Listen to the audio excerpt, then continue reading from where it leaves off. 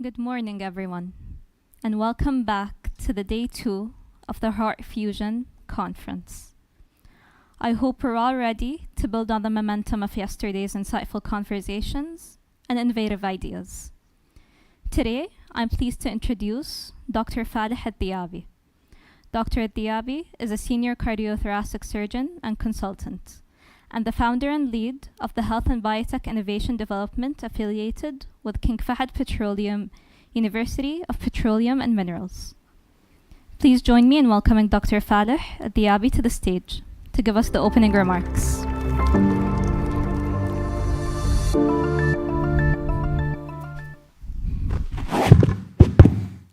Assalamu alaikum and very good morning for everyone. Today we are continuing in our second day of our programs and which is addressing one of the big challenges in cardiovascular. We are talking about today heart failure and cardiogenic shock. I'm pleased to say that today we have distinguished speakers and panelists where we can share our idea and also learn from them what's the new and the update in this field. This is a very big challenge. As you know, this is also pressing need for most of the patients that they are waiting for a heart transplant as end-stage heart failure. The unique things about also program today, this field in cardiovascular also can be addressed and actually provided solutions, which is technology solutions, one of these, of course, medical devices support.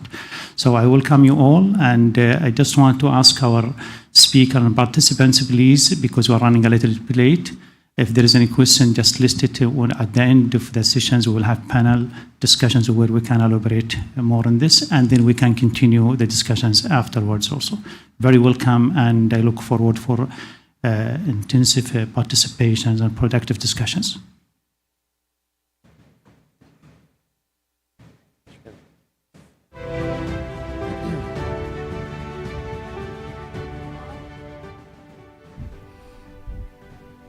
Now we'll be proceeding with the first session of the day. It'll be focused on advanced heart failure and cardiogenic shock. I'm pleased to present our moderator of this session, Dr. Fahd al-Sindi. Dr. al-Sindi is currently a senior consultant, cardiologist, and medical director of the Heart Failure Clinical Program at Johns Hopkins Aramco Healthcare. Joining him are our panelists, Dr. Fahd al-Diaby, a senior cardiothoracic surgery consultant, Professor Ilan Weinstein, the chief of cardiology and heart failure consultant at Johns Hopkins Medicine USA, Dr. Mariam Qasir, Vice President of Quality and Performance at the Eastern Health Cluster, and Dr. Ismail Raslan, Assistant Professor of Cardiology, Consultant Cardiologist at King Saud University.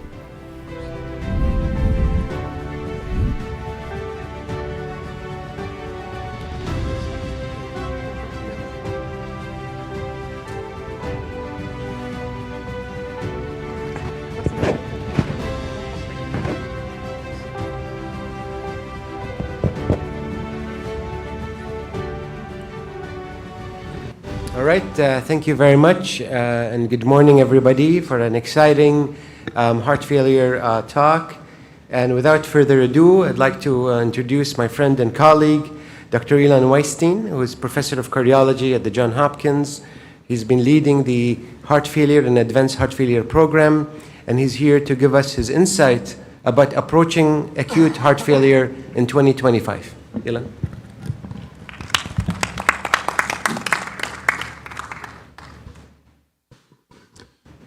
Thank you, Dr. Fahd, and thank you to the program organizers for the opportunity to speak again today. I'm going to spend the next 15 minutes speaking about acute heart failure in 2025. What do the guidelines tell us when it comes to the management of acute heart failure? No disclosures to make.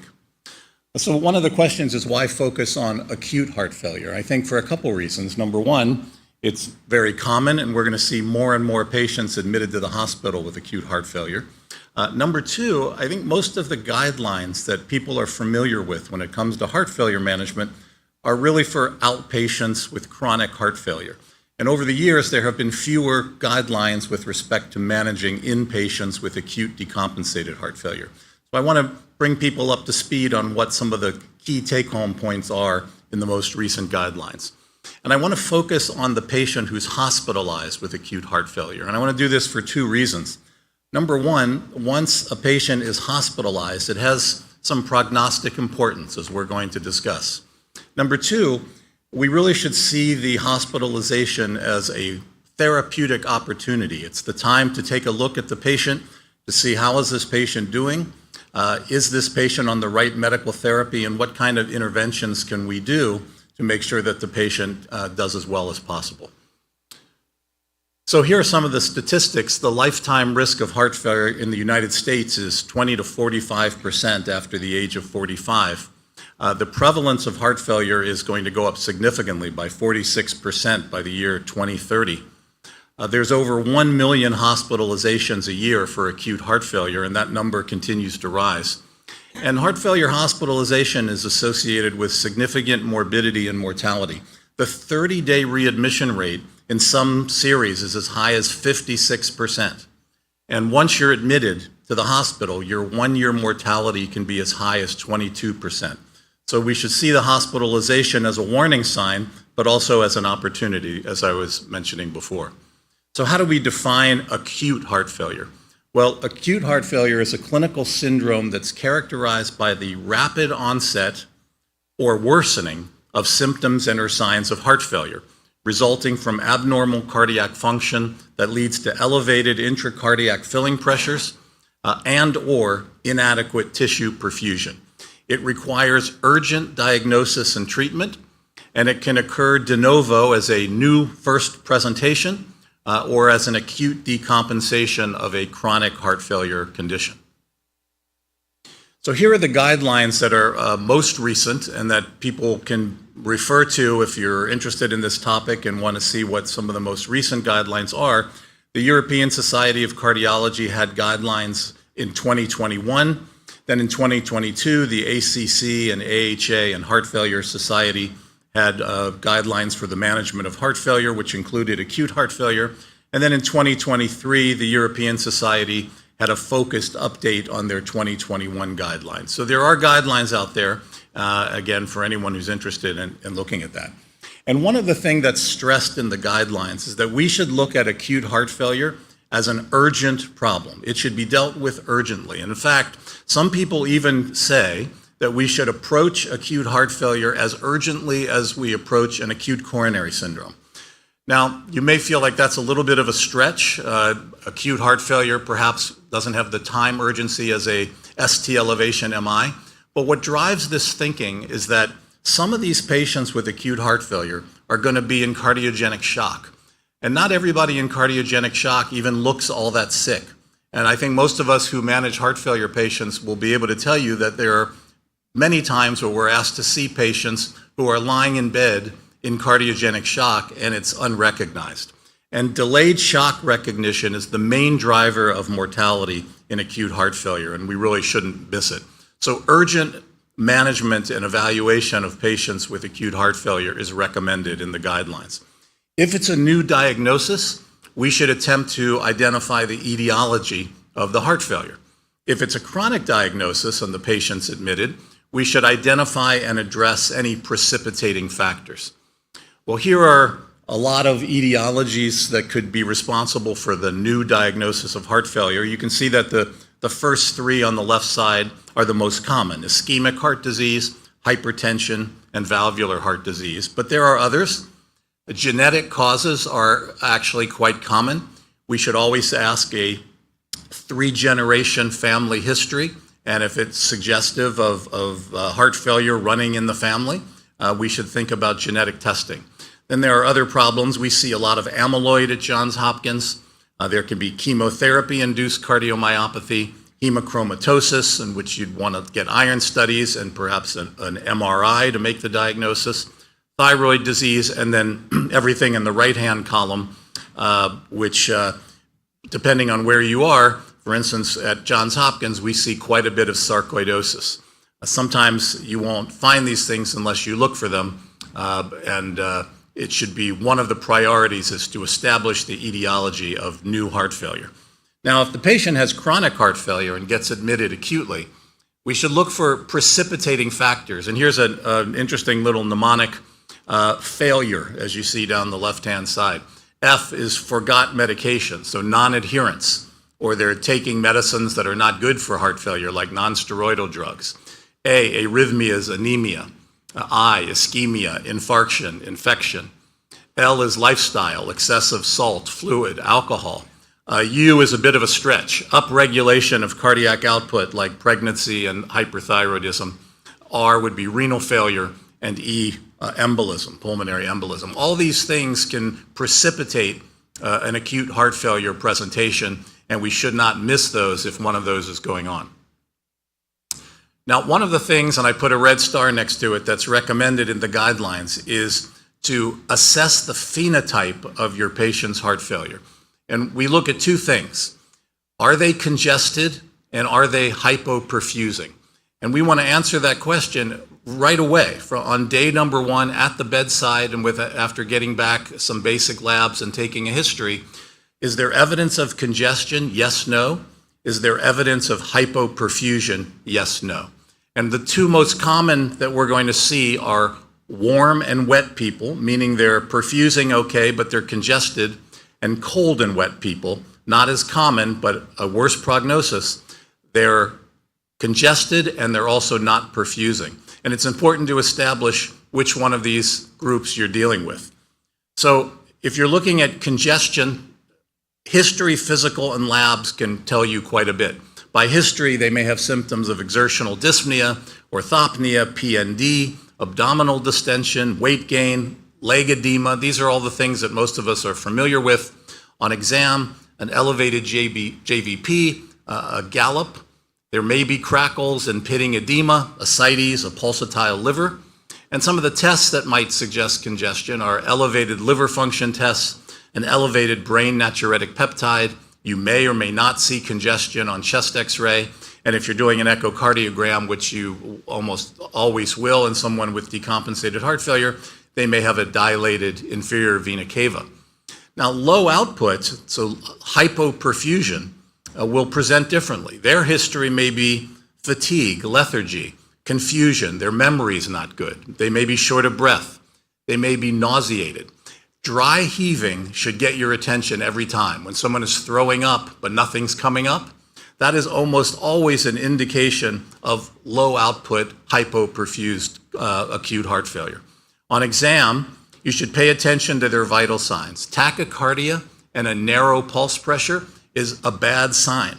When you walk into the room and the heart rate is 110 and the blood pressure is 90/75, that should get your attention right away and is always concerning. They may have cool extremities, weak pulses, and may have decreased urine output. And in their labs, they may have a rising creatinine, high liver function tests, and an elevated lactate. All those should get your attention and should enable you, should enable you to put them into one of the two categories, warm and wet or cold and wet. Well, let's talk about the warm and wet patients first and what the guidelines tell us. The first thing for warm and wet patients that the guidelines recommend is to diurese and decongest them. The data will tell us that about 30 to 50% of patients who come in with acute heart failure continue to have signs and symptoms of congestion when they get discharged from the hospital. So what the guidelines are recommending now is that we immediately start to use intravenous loop diuretics to decongest them. And that can be given as either bolus dosing or continuous dosing. Either one would work.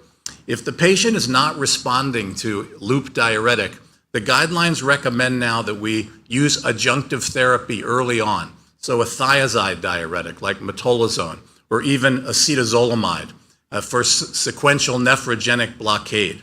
Instead of going to massive doses of loop diuretic, use adjunctive diuretic therapy earlier. The other thing they recommend, and this is something we see all the time, people get diuretics, their creatinine bumps a little bit, and everybody stops diuresing. The guidelines recommend now that we don't have to stop diuretics solely because there's a rise in serum creatinine. Now, obviously, there's a limit to how far you will push it, but what the data shows is that patients who leave with a slightly higher creatinine do just fine. They do not do fine if they leave congested. So the guidelines, and one of the main take-home points, is complete decongestion prior to discharge from the hospital. Don't do it partly, decongest them totally. The next important point in the guidelines is to use guideline-directed medical therapy. Now, everyone's familiar with beta blockers, RAS inhibitors, mineralocorticoid receptor antagonists, and SGLT2 inhibitors for chronic outpatient heart failure. But one of the questions that comes up is, how do we use these drugs for inpatients? And there are now plenty of studies that show us that we can use these drugs, and we should use these drugs. So Pioneer HF showed us that it was safe to use sacubitril valsartan in the hospital. The MPulse study showed us that we can use empagliflozin, an SGLT2 inhibitor, safely in the hospital. And one of the key studies was Strong HF. In this study, they initiated GDMT in the hospital, followed by rapid up-titration to at least 50% of target dose of the GDMT by 2 weeks after discharge. And this is different than what most people do. We see people get put on these drugs, and 6 months later, they're on the same dose.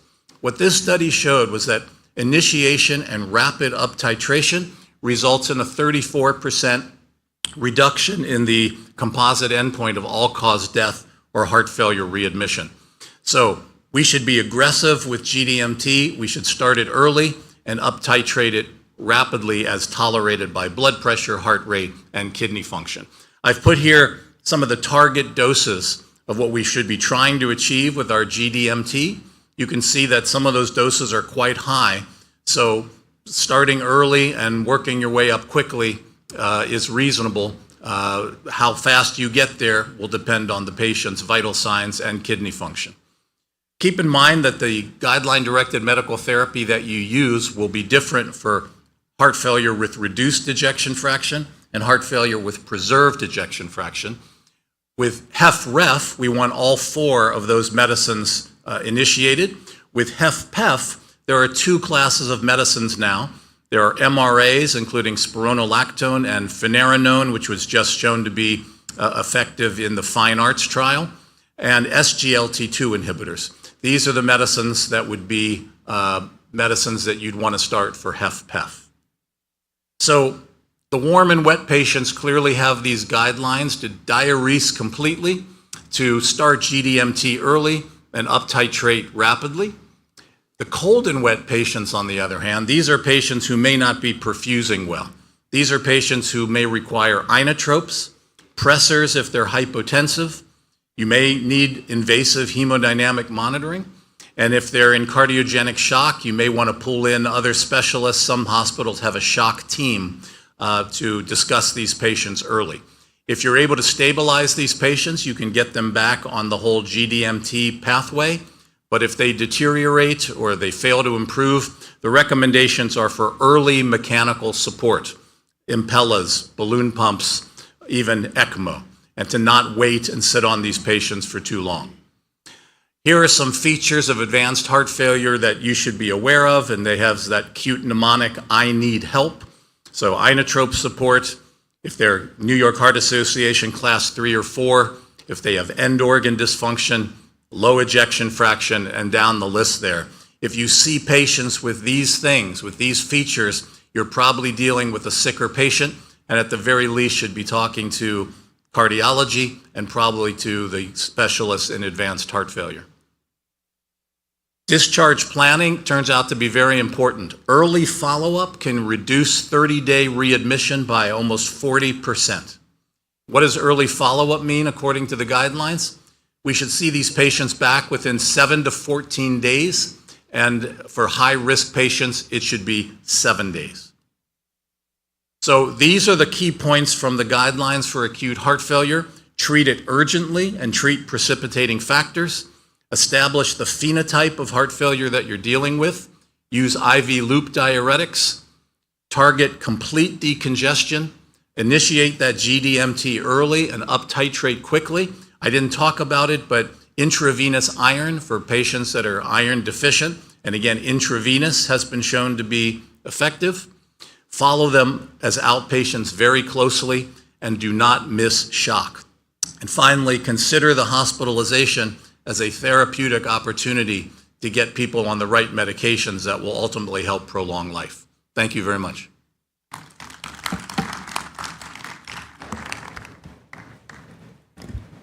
All right, thank you very much. Yolanda was a great outline of treatment of acute heart failure. As we said, we're going to keep questions to last. And I'd like to introduce next my colleague and my friend from a very long time, Dr. Maryam Al-Qasir, who's going to be talking about a very important aspect of not only diagnosing, but also thinking about prognostication when it comes to biomarkers. And with that, the floor is all yours, Maryam. Thank you. Thank you very much. Assalamu alaikum wa rahmatullahi wa barakatuh. Dear chairpersons, dear colleagues, it gives me a great deal of pleasure to be presenting to you today the topic entitled Biomarkers in Heart Failure, Natriureteric Peptides and Beyond. So these are some of my disclosures that might be pertinent to this talk. As a quick outline, in the next 15 minutes or so, I'm just going to go through these, quickly run through the applications, the medical applications of natriureteric peptides. So their role when it comes down to the diagnosis of heart failure, prognostication, and management. And then I'm going to try to tackle the beyond bit just towards the end, which is what other biomarkers do we have available today and what are their clinical applications. And beyond today, but in the very soon to become future, what's going on in the era of multi-omics and precision medicine. I'm just going to do a very high level because we've heard from Prof. Jose yesterday, and we're going to probably be hearing about it today as well. So I've been told in the past that people lose attention after the first 5 minutes of any talk. So I decided I'll bring my take-home messages right in the beginning. So with the end in mind, the take-home messages are the following. So if anything you take away from my talk, it's this. Biomarkers should never be considered as a replacement to your clinical judgment. They're merely used as an adjunct and a supportive element and additional data points that can provide insights into the diagnosis and prognosis of heart failure. Good old history and examination can never be replaced by that. So it is a supportive tool. You treat the patient and not the biomarker. So the natriureteric peptides, albeit BNP or N-terminal pro-BNP, have been very well positioned in all of the guidelines, including the Saudi Arabian guidelines as well.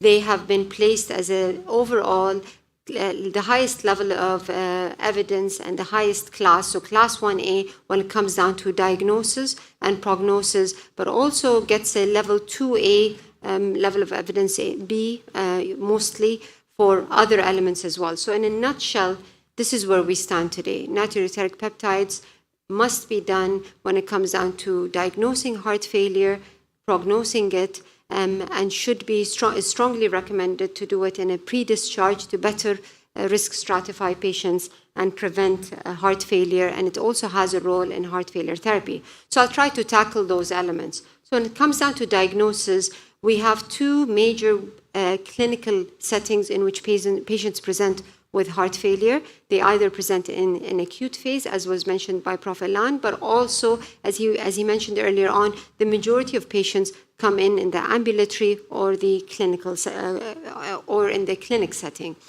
So it's important to understand what's happening in each one of these settings. So in the acute heart failure setting, these patients are usually congested, and so that's the driver of the release of the natriureteric peptide. So during stress, during congestion, the wall stress is pretty high, and so your natriureteric peptides are relatively higher in the acute setting as opposed to the chronic setting. And so it's important to understand that the role and the clinical application of natriureteric peptides in the acute setting is pretty different than the chronic setting. In the acute setting, we have what we call the rule-in and the rule-out role here. So if your N-terminal pro-BNP is less than 300 picograms, or your BNP, depending on what you have in your labs, is less than 100, then you can safely and comfortably rule out heart failure unless there is a very strong clinical index of suspicion. Now, if you do have a BNP on the other side that is more than 400, or an N-terminal proBNP more than 450, 900, or 1800 in patients in different age categories, so less than 50, 50 to 75, and more than 75 respectively, then that definitely should rule in heart failure and should prompt you to do more. And that's been positioned very well in the guidelines. So if you have a patient who has clinical signs and symptoms of heart failure, then you do those natriureteric peptides, and based on those cutoff markers, you decide whether it's ruled out or whether it's time to do more. Now, in the clinic setting, in the ambulatory setting, these patients might be symptomatic, but they might have only very mild symptoms of congestion, or mainly coming in with symptoms secondary to their cardiac and structure function abnormalities. And so because of that, their cutoffs, naturally, the degree of wall stress is relatively lower, and so the cutoffs of natriureteric peptides are totally different. They're roughly, crudely, about a third of the cutoffs that you see in the acute setting. So again, the way that we've positioned it in the guidelines are the following. If a patient comes in with symptoms suspicious of heart failure in the ambulatory setting, then you do natriureteric peptides. And if they are less than BNP of less than 35 or an NT-proBNP of less than 125, then you can safely say that this is unlikely to be heart failure. But again, going back to my first slide, the caveat is that if you still have a very high index of suspicion, you should follow your gut and really do further testing and make sure that you've excluded it. And I'll go through why in a second. So the clinical association, why do we get elevated NT-proBNP or natriureteric peptides or BNP? First one is heart failure, first and foremost. But you can imagine there's a huge amount of other causes that can cause elevation of natriureteric peptide.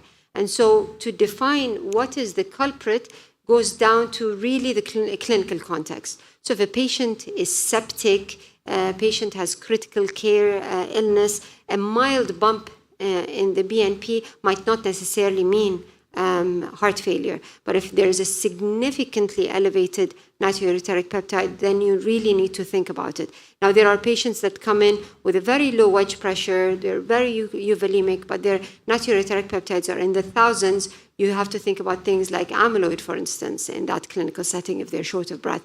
So obviously, it all depends on the clinical setting and the clinical caveat.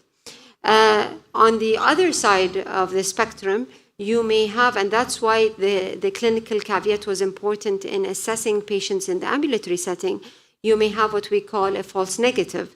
So patients who have high adiposity or heart failure with preserved ejection fraction, or for instance, an isolated right heart failure, might have a relatively low natriureteric peptide. But the caveat is the relatively low natriureteric peptide. So a patient who has, for instance, HFpEF might have an NT-proBNP that is sort of less than 100, and it might be 100. But this patient should have had an NT-proBNP that is like 20 or 30. So that relatively low, so it's low, but it's relatively higher than the normal population is the caveat. And again, you need to kind of combine it with your clinical index. Now, when it comes down to the second use of natriureteric peptide, it's the prognostication, as was mentioned by Dr. Fahd, and specifically as well, it has a good role in pre-discharge risk assessment.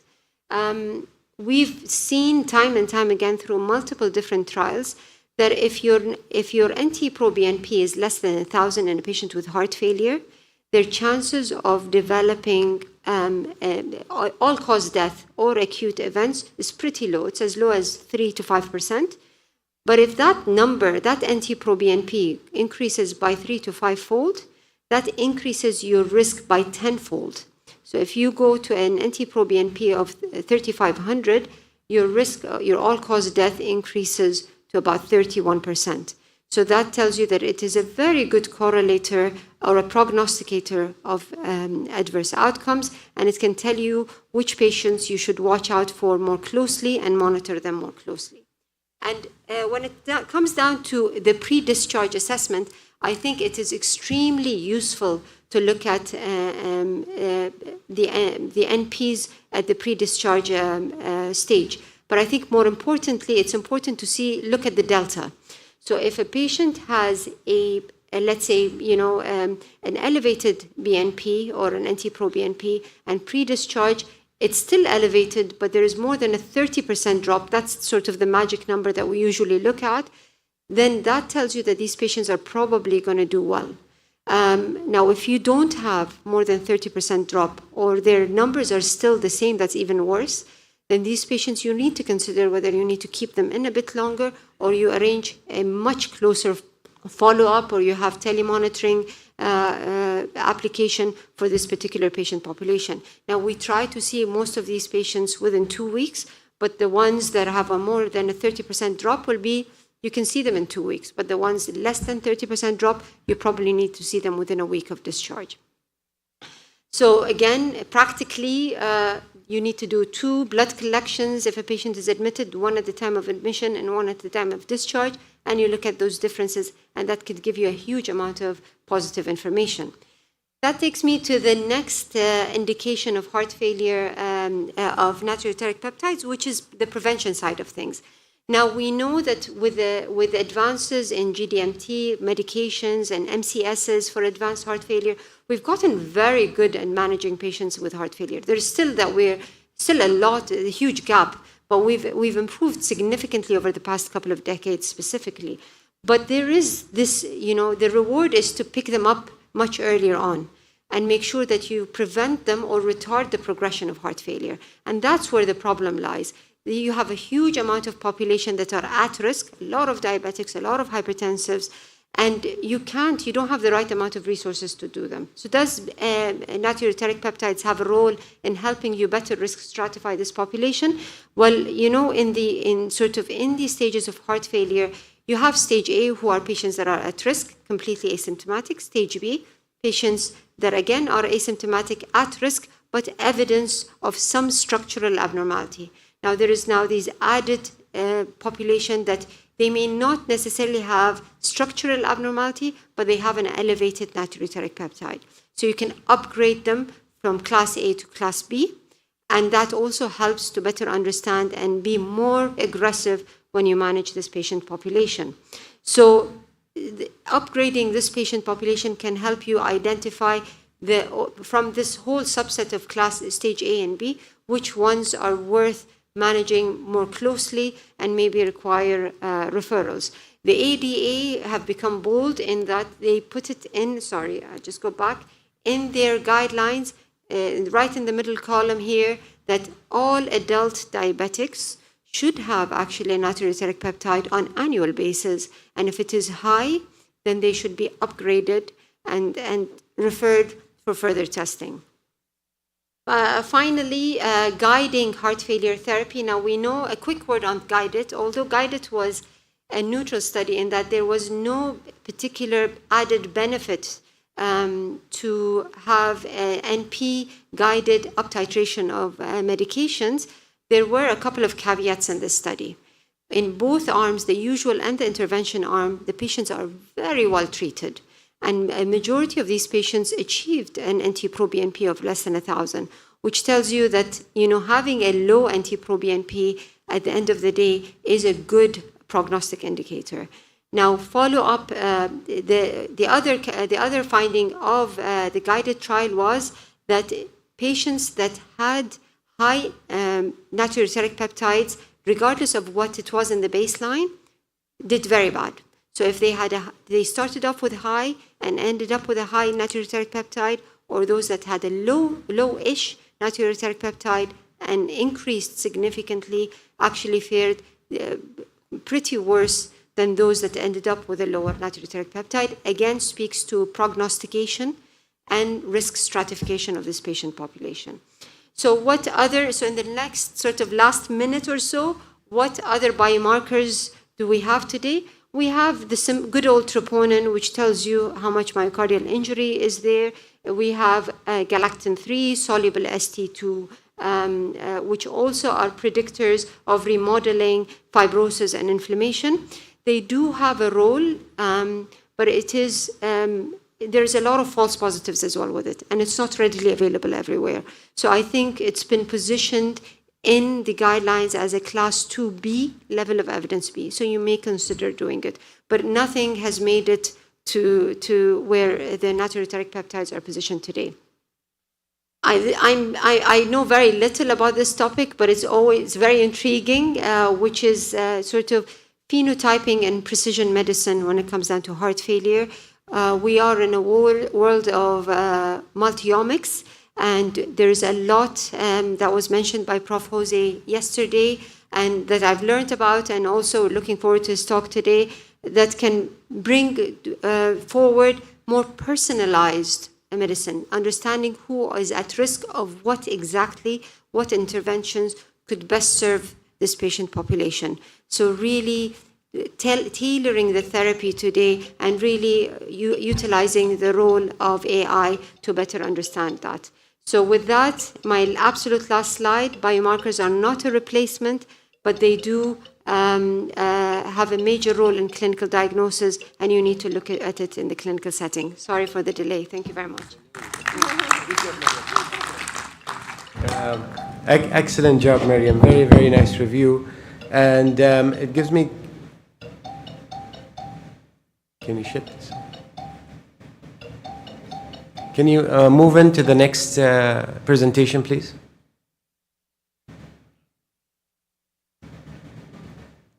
So it gives me great pleasure to introduce the next speaker, Professor Jose Krieger, University of Sao Paulo, Brazil. He's a professor of genetics and molecular cardiology, again talking beyond BNP with multi-omics signature for risk stratification and heart failure.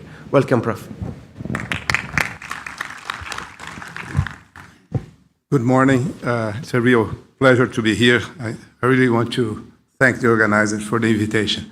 And I think Dr. Marianne really made a great job in terms of discussing the roles of BNP and also emphasizing the importance of the or defining the role of these biomarkers. They are adjunct, so they help us. They will not define. So we don't treat the biomarkers, we treat the patient.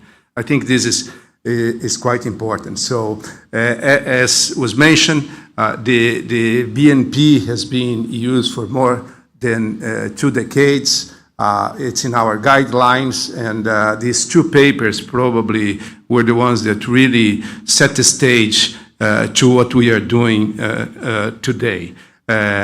It's important to keep in mind that there are limitations, and some of them were already mentioned. So they are sensitive, but not specific. I mean, within a list of disease that can have these biomarkers increase. And they reflect wall stress, not mechanism. And this is also important to have in mind. For instance, from what we know from Chagas disease and ischemic heart failure, there are different physiopathology, different means, but similar BNP increase, illustrating that this biomarker is quite important, but it does not signals the derangements that are happening in the heart, and most likely the ones that we're interested in treating the patient. So we need biological fingerprints beyond BNP, and several of them have been tested in the last years. Some of them are under study, and with the omics, it really it's increasing the capability of us trying to make progress in this area. So the genomics biomarkers, I mean, just they are the inherited ones, so they probably don't change over the lifetime. Then you have the proteomics that I will focus on today. They reflect active processes, for instance, fibrosis, inflammation, metabolic remodeling, and that may be very useful if we understand exactly what is going on in different processes of this complex syndrome. Then you have the metabolomics that also will provide you information about cellular processes, energetic shifts, and oxidative stress, for instance. And of course, we are taking advantage of integrating not only the multi-omics, but also with other biomarkers. And here I use biomarkers in a very loose fashion. It could be the ECG, could be the imaging that we have been discussing, and so on. So this is really bringing a fresh view to this field that we need progress. So as I mentioned, I will now exemplify some of the things that we are doing with the proteomics. So we applied high-throughput plasma proteomics to assess 2-year mortality risk stratification in HF from different etiologies. So although the diagnostic has been mentioned before is a very key problem and would be very important, especially if you are not in a tertiary hospital, but you are in your clinic and so on. The focus here is really to try to use this as a risk stratification for 2-year mortality. That's the setting of the example that I will provide to you. So again, we are going to be studying a cohort that we call Genius, heart failure cohort. It's about 1,200 patients. And on the left, you can see the different pathologies that, at least that we label them. I mentioned already that is often these patients have comorbidities, so it's very hard to pinpoint exactly what is the problem. And this list is very common worldwide, except perhaps for Chagas disease, that's particular from some areas of the world, for instance, in Brazil. So the idea now is to try to improve that, or ask the questions in terms of how the multi-omics assessment could help us in diagnosis, prognostication, and so on. And in this presentation, I will focus on how some of these tools can be used to provide novel insights on disease mechanisms, and of course, the outcome prediction algorithms that we will test. So again, in this top slide, you can see the way that we are currently doing our business.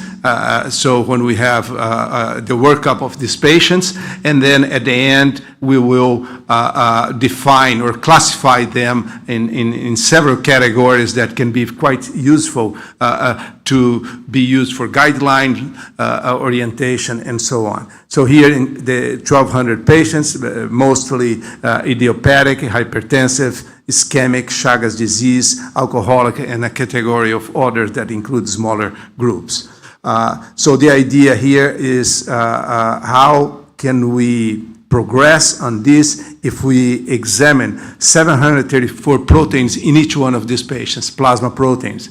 There are basically 2 or 3 platforms. The Olink is one of them. In this study, we use the Olink platform to do this assessment. And what you can see on the top panel on the left is the main data in terms of the 24-month mortality. The black line on the middle is for the whole group, illustrating that after 24 months, we have a mortality rate of about 16%. All the other pathologies or the subgroups pretty much fall into this level, even though the absolute numbers are different, but there are no statistical difference, except for the Chagas disease, which is the green line in which you have over 25% mortality rate. So this is the main point. The other panels, we just show each one of the groups compared to the rest of the cohort. So using different algorithms, we then try to identify group of proteins that eventually could be informative in terms of prognostication of cardiac death. So what mortality rate after 24 months? So what we see here in panel A illustrates how is the performance of these proteins, the whole set of proteins in green, or the 9 protein set that was the best one that we got, compared to blue, which is the BNP. And you see that the performance of this P9 set was greater than either the whole set of proteins or the BNP alone. On the panel C, on top right, it's really when you look at over time, the performance of the different tools that we have in the clinic. So in green, you see one of for instance, we use here the MAGIC score, so a clinical score that we use on a daily basis. Then in yellow, you see the BNP, the curve under the BNP, and in red, you see the P9, this protein set that we are proposing. And when you add the MAGIC score, the clinical assessment, to the P9, you don't have any chance. So that's why you have an overlap of the blue and the red line. So showing that, in fact, this set of proteins are having the best performance on this cohort. On the panel B, we just show that for the most time we are looking at death, because it was the complete set that we had, but also for the majority of patients we could also have composite data, and the performance is pretty similar. So what you see on the left side is for BNP, either death in the composite. On the right side of the B panel, you see the comparison of the death and the composite. So we use throughout this analysis mostly the death, which is the clinical data that we had. So now looking at the integrated C index across time, so the area under the curve, we can summarize some of this data also. So on the first line, you can see very clearly that you had a 10% increase when you compare the P9 with the BNP, and the performance in the different groups is not uniform. For the idiopathic, you have a gain of almost 22%, hypertensive 13%. Chagas was pretty high in both, so no difference. So that's interesting, because in Chagas, either the P9 or the BNP had a similar performance and was pretty high. In the ischemic, we had a gain of 8%. And it's interesting, when we stratify the data into the milder patients and the sicker patients, apparently the best performance are the ones that are not so sick. So these are some of the sub-analyses that were performed, illustrating how the behavior of this P9 set of proteins. Here, we're intrigued by this data with the BNP, with the Chagas, and here illustrating, again, what I just mentioned. So the performance of the BNP and the P9 is very similar for Chagas. It's not that the BNP, that the performance decreases, that the BNP was quite informative there. Perhaps it's consistent with these patients being very sick and high mortality. But the performance was quite good with the BNP across the different subgroups compared to the BNP. So to try to examine this in more detail, especially what's going on with Chagas, which is apparently is a quite different disease, we examined how these proteins were associated with each one of these subgroups: the alcoholic, Chagas, hypertensive, idiopathic, and the ischemic. And you notice here is the one in red, the activated ones, the ones that are inhibited. In blue, most of the action, if you will, is taking place in Chagas, then on ischemic, and then in hypertensive. But in the ischemic, some of the proteins are common between the Chagas groups. So the unique proteins for Chagas is the highest, 128. Then the second group is hypertensive, 41, because this 84 is a combination of Chagas and hypertensive group. So then if we try to understand or get some further insight on what's going on, what these proteins are telling us, you can do a lot of in silico analysis. And I will illustrate some of the things that we have learned from this. So if you bear with me, in blue, where most of the action is taking place, are the ones from the Chagas samples. So you see in this group of cell processes related to cell matrix, remodeling, and so on, you see that there's a lot of activation. On the other hand, there is an inactivation on the processing of proteins. So one of the ways that you did this is the ER-Golgi trafficking. And also here in yellow, the post-translational modifications. So this is all inhibited in the Chagas patients. So meaning, for some reason, there is a shutdown of these processes on these patients. Then there is an activation of some of these pathways, and exactly the opposite between Chagas and ischemic in terms of apoptosis and things like that. What is activated over here is inhibited over here, and things that we are quite familiar with.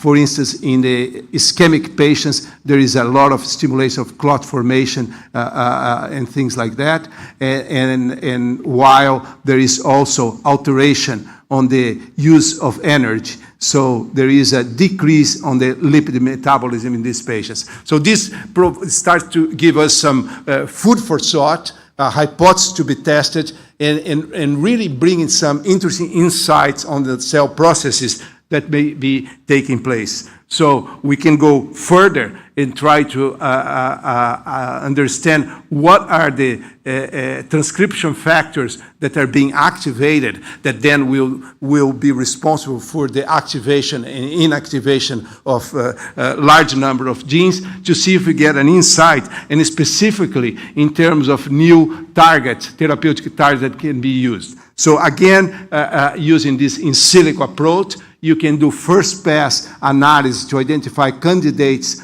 for repurposing drugs for Chagas, and here you have several possibilities. Once you narrow down a little bit more this analysis, we came up with 3 probably targets or pathways that eventually there are drugs available that can be tested. Of course, prednisone, it's probably unlikely to work because it will act several places, but there is a possibility of using some specific drugs to the EGFR, TGFA pathway, and also the ITGB2CD55 integrin signaling pathway. So these are the type of food for thought or analysis that we have to pursue in these studies. So then, to finalize, I want to say these are the 9 proteins that we identified. So, of course, BNP is part of the group, components of the renin-angiotensin system, extracellular matrix protein candidates, immunopathology remodeling processes, cellular O2 tension, and HIF signaling in the tissues, thromboinflammatory associated with ischemic injury, and altered secretory pathways. So meaning that there are some of the candidates were expected, but somehow as a group they have a performance that's quite interesting. Finally, this becomes important, how to validate this data. So we began to validate this, the P9 model, with the UK Biobank. The problem is that the UK Biobank, you all know it's 500,000 samples, but with proteomics we have 50,000. And this is not a tertiary hospital sample, it's a populational sample. That's what is very important about the UK Biobank. So within that 50,000 sample, we could identify a small number, approximately 1,500, that would qualify to heart failure patients. And here, if you stratify them on a clinical score, you will see in yellow our population, which was derived from a tertiary hospital, versus this in blue, which is the UK Biobank, so are much more mild patients, as you would expect. So in order to do this validation, we first see, since there is this broad distribution. We first did the analysis in our sample, seeing what was the performance, always the P9 versus the BNP on a low, medium, and high risk, and you see that there is a little creeping up of the data, indicating that that may be modulated by how thick are the patients. So we then did the analysis with the UK Biobank, take this into consideration. First, the comparison with the whole sample, not very big change, but when we compare then our sample with this high risk of the UK Biobank, there's a pretty good correlation, and the panel was informative. So it's quite nice to see reproduction of this data. This is not very simple. A lot of this type of data have the difficulty of being able to be reproducible. So with that, I want to finish saying that this type of approach, as was discussed before, may provide us with novel insights on disease mechanism. I try to illustrate that with the repurposing of drugs, outcome prediction algorithms that may help into our clinic. And with that, I want to thank the people from the lab that participate and you for the attention. Thank you.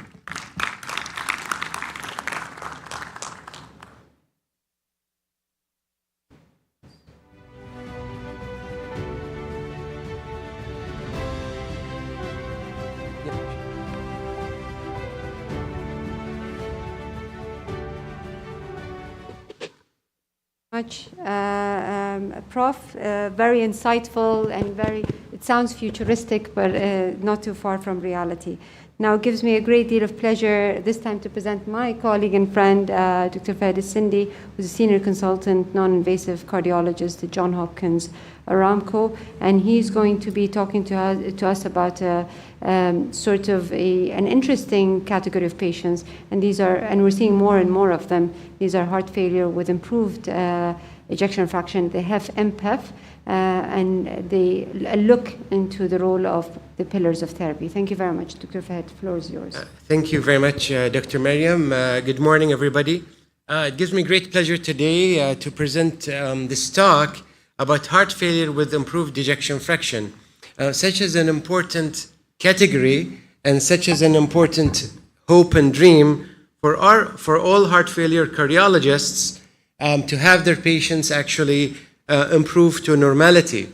I have no disclosures of note, and I'd like to start by a clinical case. And it's a 41-year-old male transferred from an outside hospital with acute chest pain, acute STEMI, with all the acute complications that can carry: ventricular fibrillation, shock, ejection fraction of 25%, and it appears from the echo that the patient has presented relatively late. With that, the patient actually presents with a high BNP. At that time, he started on guideline therapy, including ACE inhibition, and then his cardiac MRI revealed full thickness myocardial infarction. Patient presents later on to the heart failure clinic with worsening shortness of breath, and now the ejection fraction has dropped to 10%. Heart failure consult is done, and as a matter of fact, this is how the EF looks. And I have to tell you, it does not look good. Following that, the patient has significant decompensations, and the patient has multiple ICD shocks, and then he's considered for advanced therapies and transplant. Now, on the other spectrum, this is a 72-year-old gentleman who's a bit older and has been having heart failure for the last 15 years and has been labeled heart failure with reduced ejection fraction and was maintained on therapy thereafter. We learned about BNP, and his BNP coming to the clinic was around 6,000, and this is his echocardiogram. Poor ejection fraction, 20-25%. The mitral leaflet is tethered, and lo and behold, the patient has significant severe mitral regurgitation. Now, with these two cases in mind, to show the amount of thought of improvement, this slide still remains, and I really hope in 10 years' time that these numbers are going to hopefully change when hopefully we talk about the 10 years survival. And without polling the audience, the survival is around 50%, which is quite dismal. And as we've seen from Dr. Winstein's talk about acute decompensated heart failure, this 30-day readmission rate is critical, because getting readmitted in heart failure is not a simple act, but it's an act of accumulation of risk over time. The more you get admitted, the more you have risk. We have employed multiple attributes or ways to combat that with multidisciplinary team approach. But then how do you stratify your patients? How do you know which patient is going to do worse than others? And we just talked about the role of BNP being initially set the scene by our emergency room colleagues, but then more importantly, looking at data that BNP also carries high risk of prognostication. And one of my favorite, actually, BNP slides is from the ADHERE. But not only is it the amount of BNP rise that you see, but it's this slide that looks at what happens with BNP with time. When you have a low BNP versus a high BNP, and the risk of mortality and heart failure hospitalization. So it is no surprise that a lot of the guideline-directed therapy trials, such as sacubitril/valsartan, targeted BNP in their primary endpoints, thinking that this is very important. But a quick question to the group: why does the heart improve? Will it improve on its own? We talked about peripartum cardiomyopathy yesterday. Are there certain factors? Well, the prototype for myocardial injury has always been our models from our history of myocardial infarction. And we started to think what happens when a certain area of the myocardium gets infarcted, and what type of negative remodeling and global remodeling happens with time. And this is data actually looking at what happens as far as myocardial negative remodeling. This is a very busy slide, but as a matter of fact, it's a mess. So the pathophysiology of deterioration over time is very complex. So is how patients do improve with time is also very complex. And we do believe in our interventional and surgical colleagues. I opened up the vessel, but the patient is still not doing well. This is data early on, 25 years ago, looking at long-term recovery of LV dysfunction, trying to pin down which patients actually are going to do better than others, and are there any risk of predictive mortality. And from this data, 40% of patients as discharge will have very poor ejection fractions, and 6 months follow-up, they will still have high levels of heart failure with reduced ejection fraction. Improvement in ejection fraction was only 50% with those cohort of patients with ischemic contours. This is another trial looking at predictors of post-MI patients, and it makes perfect sense that patients usually who recover constitute only a quarter of those patients. So surely it's not just the act of revascularization that happens in the acute setting that changes the scene. Now I am moving back in time, and this is the treatment of patients with myocardial dysfunction, and I want you to look at the date. This is a very important date. And this is one of the pivotal therapies back then in the 80s, came and changed the guidelines. A lot of things happened in 1988, great players. But what happens is when you think about the Hall of Fame of medical therapy, which I'm not going to go into the details of, we know what happened back in the 90s with the ACE inhibitors, all the way back to 2014 with the introduction of sacubitril/valsartan and later the SGLT2 inhibitors.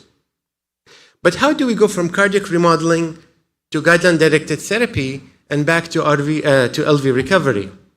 This is from the exact same paper with ACE inhibitors showing early insight and early data that captopril at that point not only improved mortality, but as a matter of fact, changed the dynamics of LV geometry by decreasing end-systolic volume and improving ejection fraction.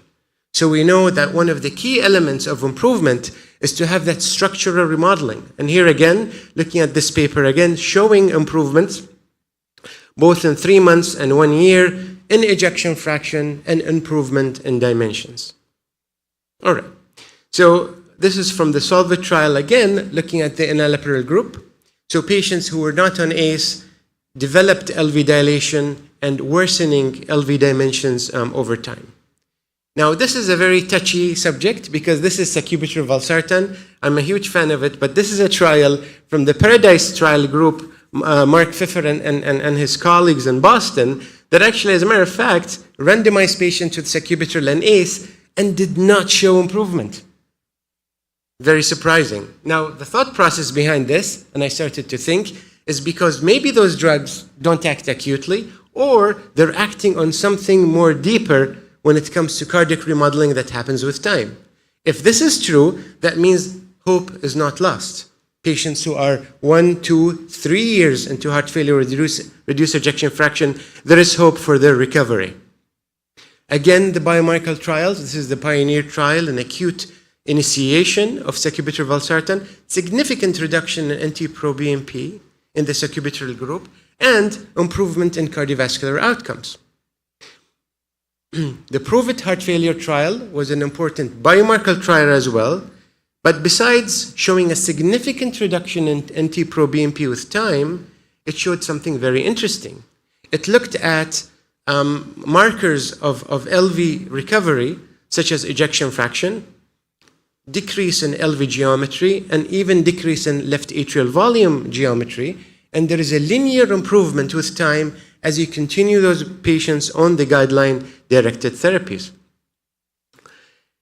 The Evaluate Heart Failure came to show the same changes, and not only did it show improvement, those improvements in geometry were actually better than the comparison, which is ACE inhibitors. And a lot of docs within the heart failure community are starting to see this improvement that's happening with time. And at times we shy away from giving our guideline therapies to patients who are borderline blood pressure, and this is data from Starling from the Cleveland Clinic, Ohio, giving those patients those medications and showing improvements in SWAN numbers and cardiac output and cardiac indices. But this trial shows the challenge that we face with a lot of our advancing patients. Also, we talked about the I need help. And it's not surprising, like 75% of those patients suffer from hypotension. And they become very challenging in a heart failure clinic outpatient is to see them very infrequently, and therefore seeing those patients frequently is key. So this is just mostly about talking about the advanced heart failure patient. Now, does the duration of heart failure recovery matters? And this is another paper actually that looked at a very cool thing. It looked at therapies within less than 12 months, 12 to 24, 24 to 60, and more than 60. Is there something about starting those medication? Is the timing important? Is it ever too late? And I'm very glad to say it's never late, because all those patients within this cohort improved. Their ejection fraction improved, their NT-proBNP reduced, and their left atrial volume index and their intracardiac parameters improved with time. Now, to remind us about the early initiation of drugs, this is empagliflozin, the Emperor pooled analysis showed that if you start these medications earlier on, you're actually beating time. And the nice thing about these drugs is that there's a once-a-day drug and you don't need to do much up-titration. We still do not understand the pathophysiology of SGLT2 inhibitors and how they really, really work, but they actually do work. And from randomized trials as well, I looked at around 9 randomized trials. Most of them, if not all, shed light on improvement in LV geometry and improvement in ejection fraction. A quick note about the mitral regurgitation story. We do see a lot of patients with dilated cardiomyopathy and functional mitral regurgitation. And usually what happens, there's a lot of thought and feeling about doing the percutaneous mitral valve approach. And we have to sometimes take a step back and think about the pathophysiology prior to thinking about just mechanical solution. Because when you look at that data, MR has been independently linked to higher morbidity and mortality. And when you look at patients followed over time who are not on medical therapy, the LV invariably dilates and MR gets worse. And here comes the PRIME study to show that when you randomize patients with valsartan versus sacubitril valsartan, there has been a significant reduction in the amount of mitral regurgitation, and we do see that very, very frequently, both in trials and in practice.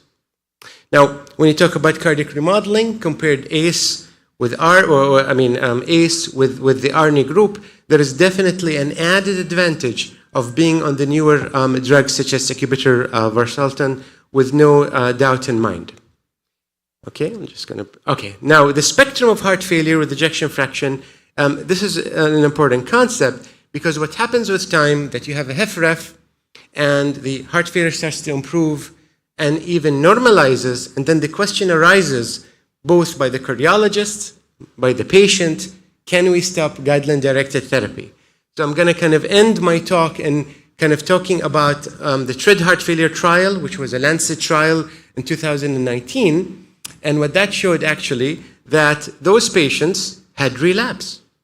So if you slowly start to peel off those heart failure medications, eventually, when you follow them up with time with serial echoes, even with no symptoms, their ejection fraction starts to drop. So the heart failure community said, you know what? We're not going to stop GDMT at all. Now, this is a recent publication from JHAH, and I really liked it because I think it's a more complex scenario than what we think. It's not just stopping or giving what medication to stop, what etiology of heart failure. I mean, would peripartum be okay? Would stress-induced, as Dr. Weinstein, be okay? So this is very important. A few recent data. Now, this is data looking at heart failure with improved ejection fraction. And this is data actually that looked at HFrEF from 2015 to 2022 with the 2 follow-up echoes. And the HF improved ejection fraction from 40 to above 40, and by at least 10% by classical definitions. And they looked at characteristics of patients who are less likely to improve. Turns out males, chronic kidney disease, ischemic cardiomyopathy. So there is a kind of a phenotype of patients who are less likely to improve. Who else is less likely to improve? Patients who have burnt out ventricle, dilated ventricle, mitral regurgitation. Those patients are less likely to improve.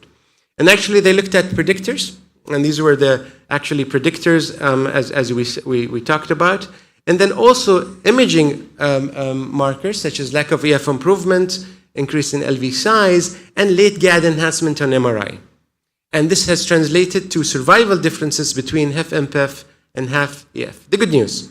The good news is that HFMP patients had better prognosis, had lower hospitalization, and lower mortality, and GDMP improved outcomes in either groups. So even if the EF did not improve, patients who are on therapy did improve.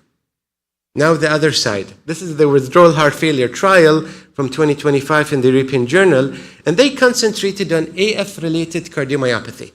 So let's cardiovert them, let's put them on antiarrhythmics, and let's observe them with time. Mind you, there were only 60 patients within the cohort, and the primary endpoint was LV maintenance, secondary endpoint was cardiac remodeling, and what's nice about this trial, that the patients who actually were cardioverted and were on rhythm control actually did fine, and their ejection fraction stabilized. Again, triggering the community that is it possible to withdraw those patients? The pre-medication weaning, 58%. The post-medication weaning was 58%. Amazing. So was not associated with any decline in LVEF in the 6 months follow-up. So this came, to the community. But then we go back to another trial, withdrawal of guideline-directed therapy, and this is actually a Swedish trial, looked at around 8,000 patients. The only thing is that it's a retrospective trial. Looked at low EFs over a 23-period follow-up. This is an amazing trial. And when they looked at patients who are on guideline therapy, 96% were on RAS, 94% were on beta blockers, and 46% were on MRA. The percentage of withdrawal was very low, was 5%, 4%, 3%, and 17%. And this was really interesting. There was lower use of heart failure medication. Patients had higher EFs who have stopped, and had a longer time gap between echo to echo, which translated to a 40% higher hospitalization in the patient who were in withdrawal, both in the RAS and MRA, although it did not translate to higher hospitalization, but patients actually who had an ejection fraction of 40 to 49% had a higher role. Now, this is the almost last slide. This is the TRID heart failure trial again, but 5 years later.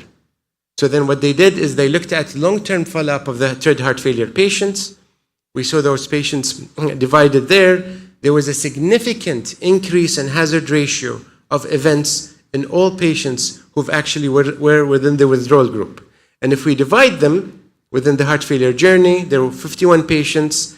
And when you look at the relapses, 5 had recurrent relapses during follow-up, 4 did not start therapy and had 2 relapses, 4 had recurrent relapses during follow-up, and 6 did not restart therapy and had 2 relapses again. So even when your heart improves, you are actually in remission, and it's very important for this time period is to continue guideline-directed therapy. And just to kind of see what happened to our patient with the poor ejection fraction, this is the young guy with the VF, 100 days later, with good meds, BNP is down, and this was her medication at that time. Ejection fraction actually before, and this is his ejection fraction after. And then our second patient, which is the elderly guy who had poor ejection fraction and significant mitral regurgitation. Again, 14 months on GDMT, echo improved, good medications, the left ventricular end-systolic dimensions reduced, and even the degree of mitral regurgitation went down. So, ladies and gentlemen, I'd like to thank you for listening today. The Heart Failure Hall of Fame of Therapy remains the same. We talk about the Fantastic Four, and we're maintaining our therapy on the Fantastic Four. We do have some therapies in the pipeline, but it's very important to regard those drugs are as irrepressible, and regarding these drugs that, as we know now, not something that we stop or discontinue. And with that, I thank you very much.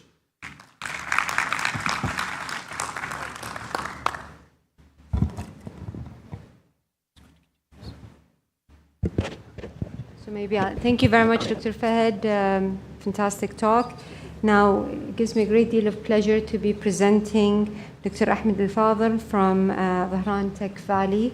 And he's going to be talking to us about accelerating health and biotech innovation from lab to market. Dr. Ahmed.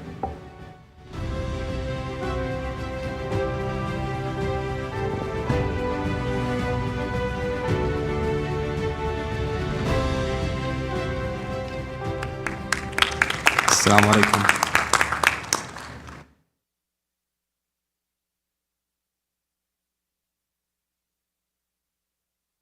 Do you have the slides? Or?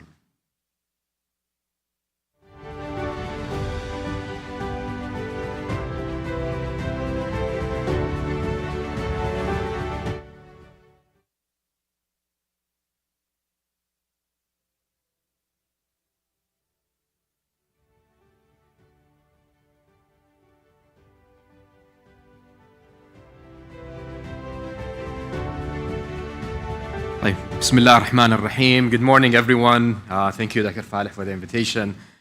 My talk is not technical. It's kind of away from the main amazing talks that we've been having today. But since we're welcoming you all in KFUPM, we really would like to give you some glimpse about the innovation ecosystem in KFUPM and in Dhahran. Myself, Ahmed Al-Fadl, I'm the Executive Director for Innovation and Technology Commercialization of Dhahran Techno Valley. And it's actually a great pleasure to be among the brilliant minds here, sharing some of the enablers that we've been creating within Dhahran Techno Valley, some of the initiatives that we've been implementing to translate research and development, translating it into products and potentially commercialize it and bringing it to the market. So Dhahran Techno Valley, we are a science park just next door. We have multinational tenants, 33 multinational tenants working across multiple verticals that are very well aligned with the research strategy of KFUPM. These tenants have been around for 14 years, doing research and development with KFUPM, working with other companies and corporates around. And these actually are complementing all of the research activities that have been happening within the university.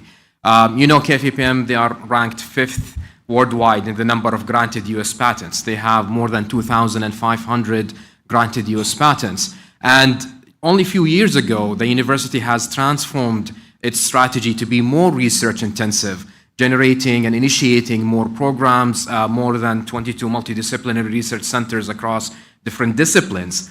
And now as Dhahran Techno Valley, we see a more pressing need on how can we really bring more meaningful activities, structures, really to be a true innovation hub, a true enabler, where we can actually help and translate those research activities into the market. Of course, the biomedical sector, biomedical devices, bioengineering, it's like one of the critical aspects. Maybe it's the most difficult alongside the energy sector.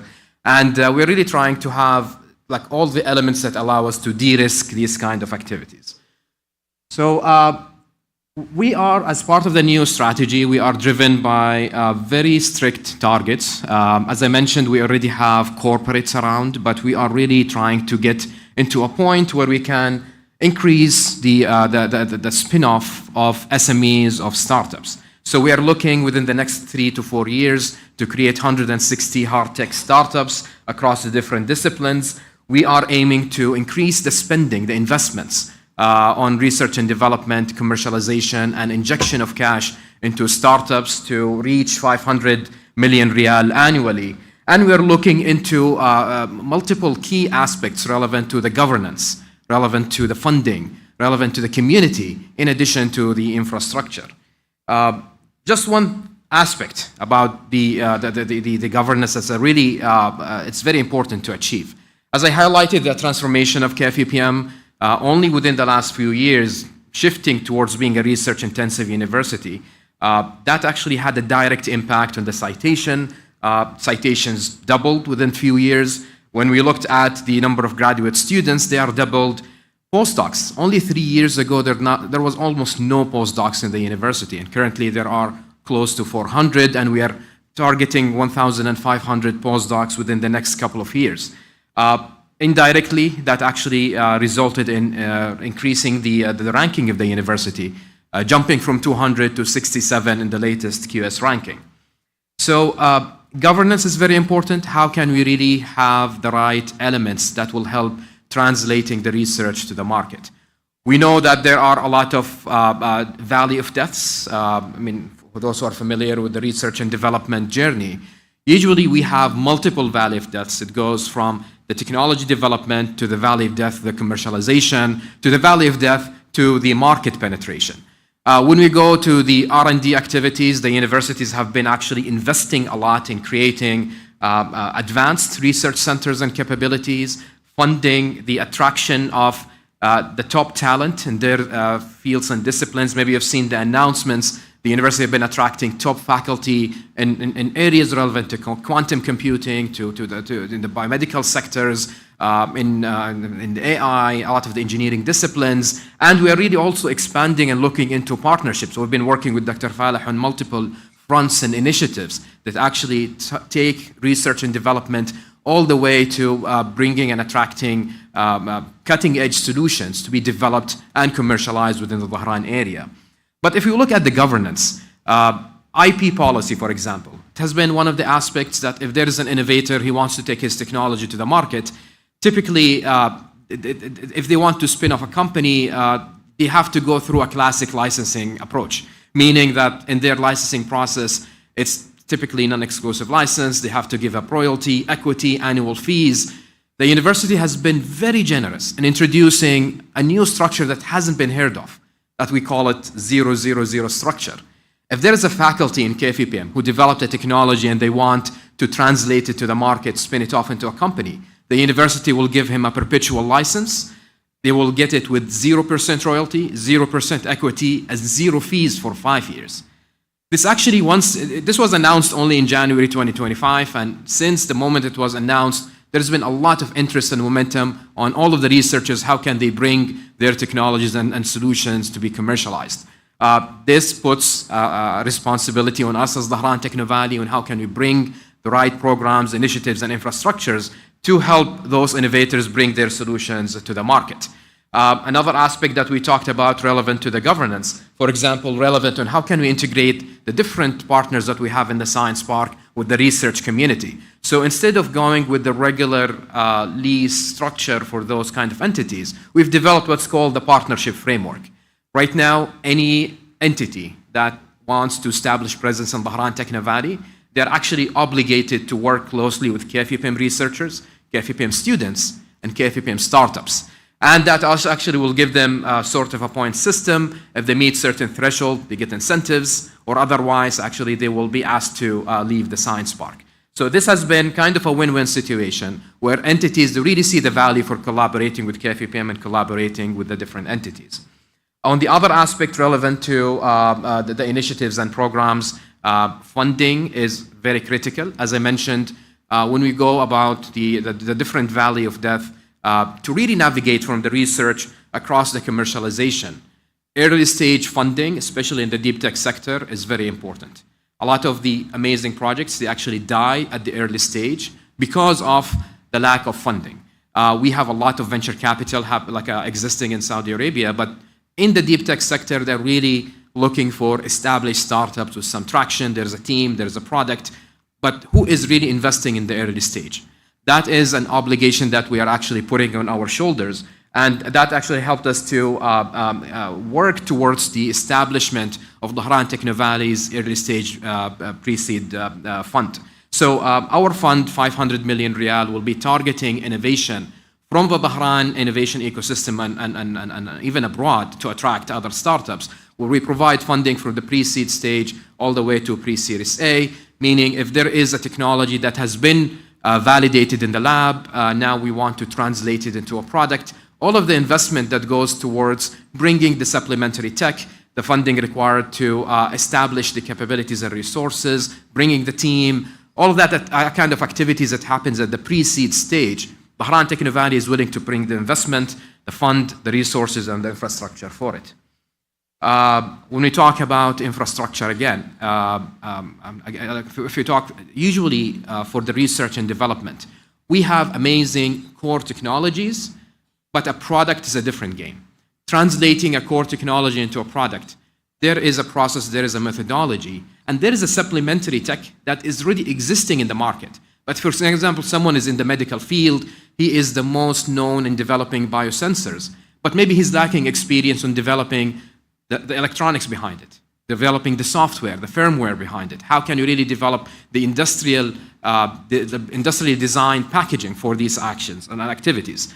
That's actually the kind of capabilities that we are bringing in our advanced product development and prototyping center, what we call the Dream Realization Lab. Currently inside the Science Park, inside the Innovation Cluster, we have the Dream Realization Lab Beta, and that's a facility that has advanced manufacturing capabilities from 3D printing, metal and polymers, CNC machining, laser cutting, and we are actually wrapping up the capabilities by Q1 2026. It's going to be a one-stop shop where innovators, they come in, they get support from a design point of view, from a manufacturing point of view, and assembly point of view. The main objective, if someone comes to us with amazing material for sensing application, we can really help them translate it into a product. Dream Realization Lab is one of the means for it. As I mentioned, this actually, the rendering, this is for the main DRL it's actually being planned inside KFUPM. It's a 30,000 square meter maker space that will be open 24/7 to innovators, students, faculty, and anyone who has a great idea who want to go in. It's highly incentivized. It's going to be actually the playground for the innovators. And we're really eager to have it launched very soon to enable the development and commercialization of technologies. Another aspect relevant to infrastructure, we believe in the network and success of our partners. So we are working with developing our own internal activities and programs, but we really want the Science Park to be a destination where we attract other innovation enablers to come in-house. As an example, Greentown Labs is actually one of the most successful climate tech incubator in the US. They have 2 branches next to Rice University and next to Harvard. And currently, we've actually been looking into their portfolio. There are, typically in the hard tech sector, the success rate for startups is less than 10%. If the venture capital backed venture builders, their success rate is less than 30%. Greentown Lab, they have a very rigorous process for selecting the opportunities, investing in these opportunities, providing the infrastructures, and they achieved an 89% startup survival rate. And the startups that they created, actually, they've raised investments more than $8 billion. So we really see value in having successful partners like them operating in Bahrain. And for them, it's actually, like all the climate tech in the US is being kind of scarce. So they see opportunity for being close to like an energy company where they can really attract startups, spin-off companies, and try to create the traction for them. What really matters to the startup is the first sale that they can get, the connection to the market and the industry. So this is just one example that we managed to attract and bring, and they're actually, this collaboration is going to be announced in a few weeks. But we are working closely with Dr. Fahd to establishing similar global incubators in the biomedical field and biomedical sectors. And we really see the value of bringing those kind of highly accomplished innovation enablers because they've been through the journey. We know that our ecosystem is different. What comes from a different ecosystem to do that. Venture building, our venture really look onto how can we attract the feed, how can we work on the validation and planning of the core technology, building the startup, pushing it all the way to the launch and the scaling. And that's where we bring the hands-on support, we bring the funding, and we bring all of the capabilities and incentives. And beyond that, we have our internal incubation services. That's actually where we can integrate that entire ecosystem enablements within the same umbrella of Bahrain Techno Valley. They always say it takes a village to raise a child. We really believe that it takes a country to raise a hard tech startup. And that's what we're trying to bring with our incubation services and capabilities. We just launched our first venture building program internally, targeting KFUPMs. Our next activities will be actually opened on a global scale. And we really managed, within a short period of time, to attract more than 70 hard tech startups that are mature and ready to go to the market. And we just started this journey 2 months ago. And the 10 startups we are working with, 2 of them already have secured traction with clients. So that's because of the positioning that we are conducting, the strategic introduction of these technologies to the market in the relevant market sectors, the generous funding that they have, and the integrated support we have from KFUPM. So we're really working towards building. All you see has been a work of less than 10 months, and we're really looking for a bright future for the whole innovation ecosystem. Last thing I want to highlight, a very exciting program that we just launched. It's called the Postdoctoral Startup Fellowship.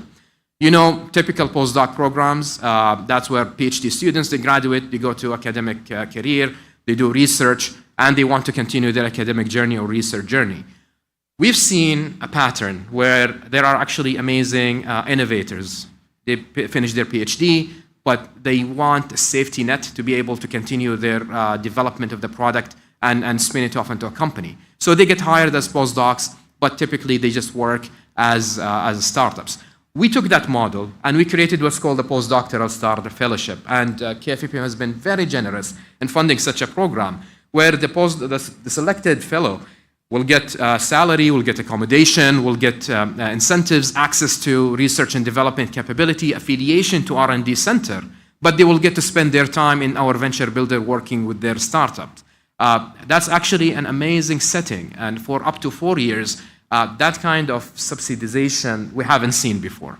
And it's an amazing de-risking layer that will help us to attract the right talent to our ecosystem, cutting-edge technologies, and we're really looking forward on how can we leverage and benefit from these kind of programs moving forward.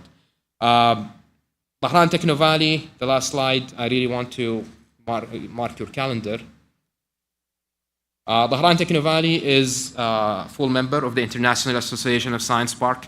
It's an association that has more than 380 global science parks affiliated to more than 1,000 universities globally. Bahrain Techno Valley recently won the bid to host the 2027 conference here in Bahrain, in this building. So we really would love to see all of you. We believe that we're actually, all of our 2030 targets, we're trying to achieve it by 2027. So really we want to show the world the potential and power of KFUPM in Bahrain. So please keep it in mind. Thank you very much for your time, and really looking forward to connecting with all of you after the event. Thank you very much, Dr. Ahmed, sharing with us this innovation.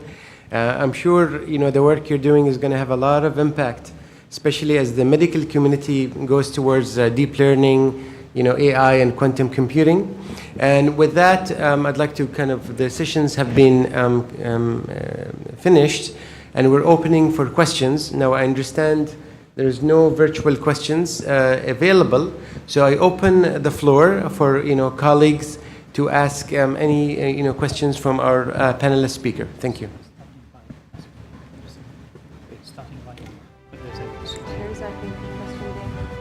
Maybe as we're getting up, can I start with a question to Dr. Maryam?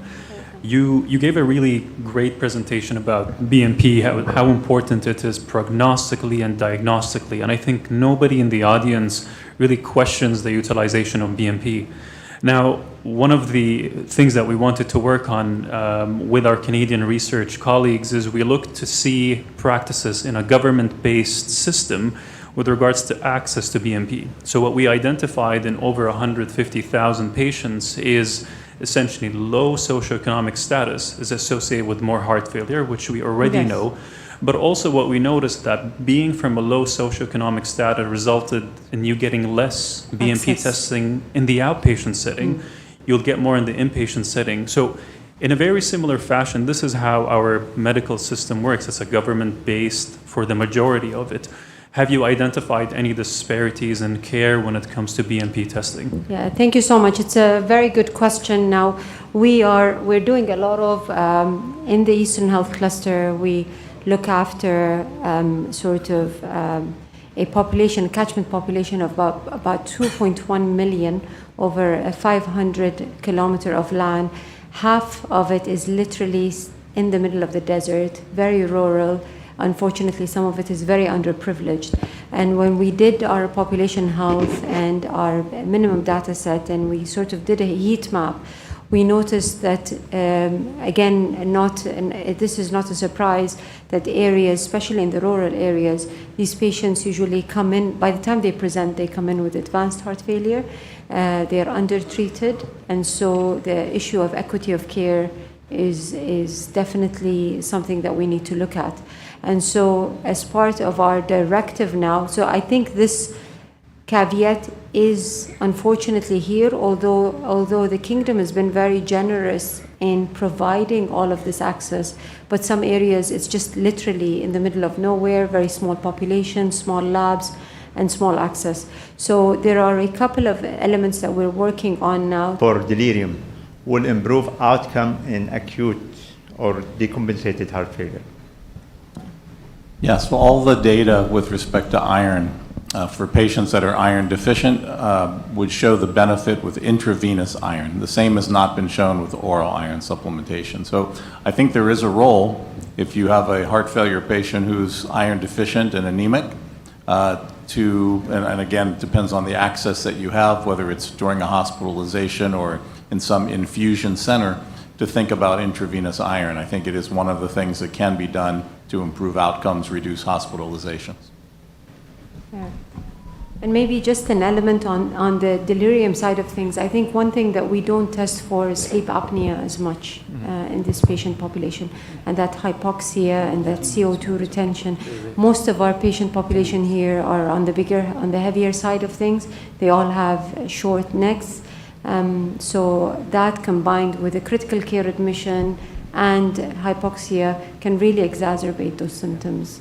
So in general, like health program, which a prevention of delirium, it has a positive outcome for older people, but in particular, I'm not sure about decompensated heart failure, which is very common in older people, but I guess there is no studies so far. I don't know, I'm not aware of any in particular. I guess I would just make sure that any kind of mental status change in your heart failure patient is not secondary to advanced heart failure.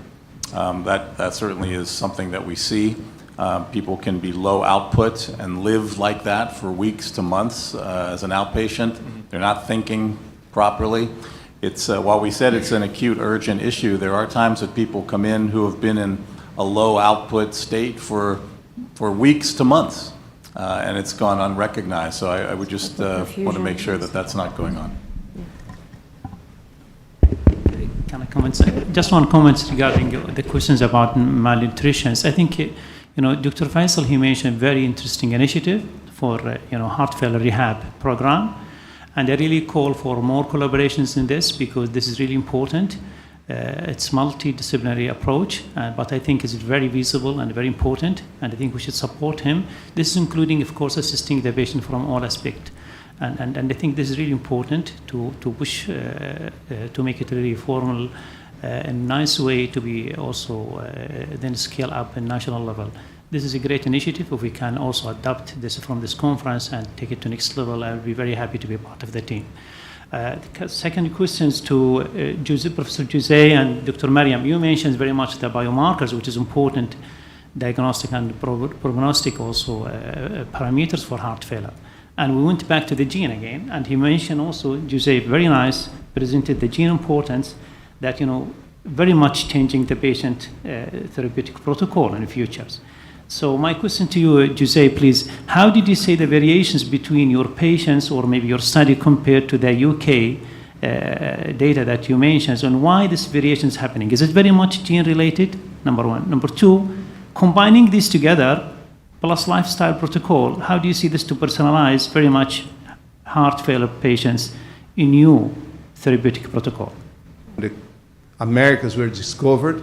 We mixed the locals, the Amerindians that live there, with the blacks that came from Africa and the whites that came from Europe initially. This has been going on for more than 20 generations. Forget about the last 100 years where Brazil has people from all over the place. I'm talking about these initial 3 groups. And if you look at skin color in Brazil, it's not very informative because really the mix is very intense. And there are some examples in which even the skin color is an operational indicator that's helpful in medicine. But more and more, we are getting in the subtleties of really the gene variants. But that requires a larger samples. So gradually, as we discuss in this conference, some of the best indicators, myself and others showed, it's when you go one gene, one disease. So we are making inroads. But when we get to the complex disease and polygenic risk scores, and that into the concept that you mentioned, the environmental, first of all, we have the time, which is a big ingredient in all this, right? Time. We all age and so on. And then where do you live? What do you do? What do you eat? And so on and so forth. Gradually we're gonna have to incorporate this in multi-omics approach, but it requires major efforts. That's why you repeated several times in this conference the effort that you are doing here in Saudi Arabia to get people together. Then we have to have people from other countries and so on, and then we're going to sort it out some of this complexity. Right now, I think we are just having some opportunity to get the lower hanging fruits, but we have to move on. Thank you very much, Prof. Maybe there's time for one more question. Yeah. Yes? Yeah, and the question is again for Professor Jose. I'm sorry that it was about yesterday's genetic presentation, but we didn't have the time to ask. So you spoke about mitochondrial dysfunction, and it plays a major role in genetically driven cardiomyopathy and other illnesses. So are there any current or emerging treatments that aim to improve mitochondrial function in genetic cardiomyopathies and in genetics and different? Because we see that a lot of talks now are about mitochondria, mitochondrial dysfunction. It causes a lot of illnesses. Hi, this is also a very important area, but I would say that right now it's really under the preclinical arena.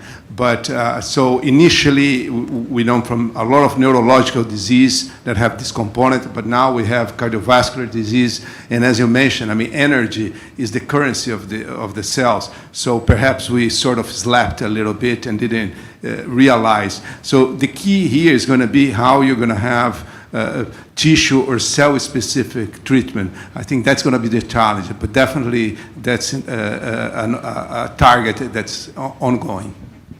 Thank Thank you very much, Prof. With that, I'd like to thank all the presenters and the panelists today for a job well done. We'll be breaking, I think, for lunch, and then we'll resume back at 1. Huh? Yeah. Thank you very much. Thanks. Thank you very much. Thank you.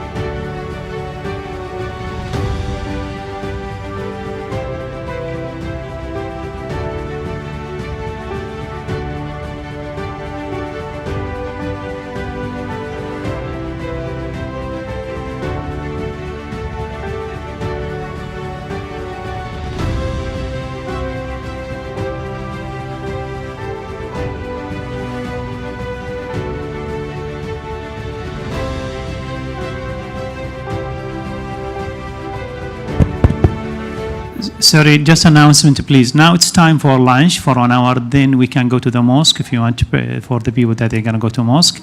And then we'll meet again after, I think, around 1 to start to resume our program. So welcome to the lunch, please. It's in the same place as today. So please go ahead there and we'll meet you there.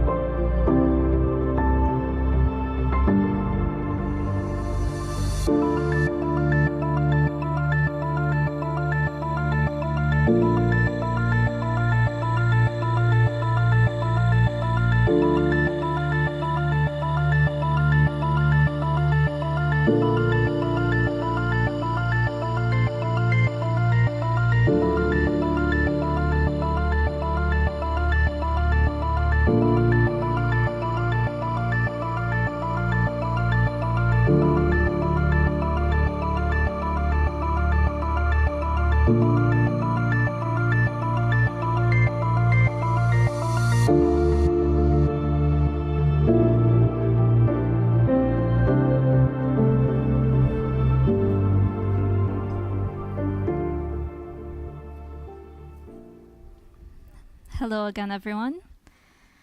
Before we... Okay, last one.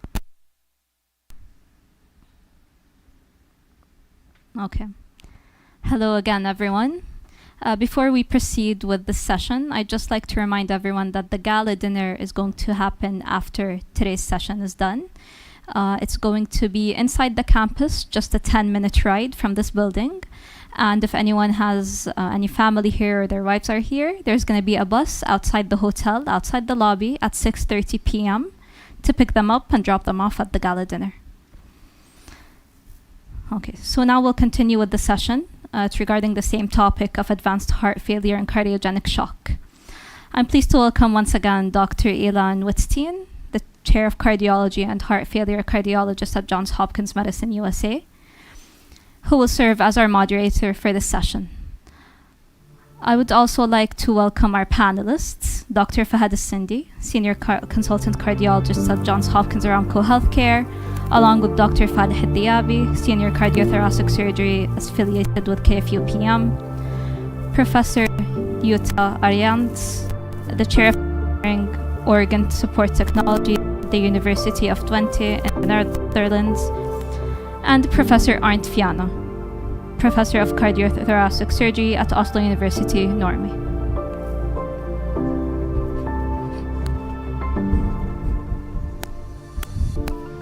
Good afternoon, everyone.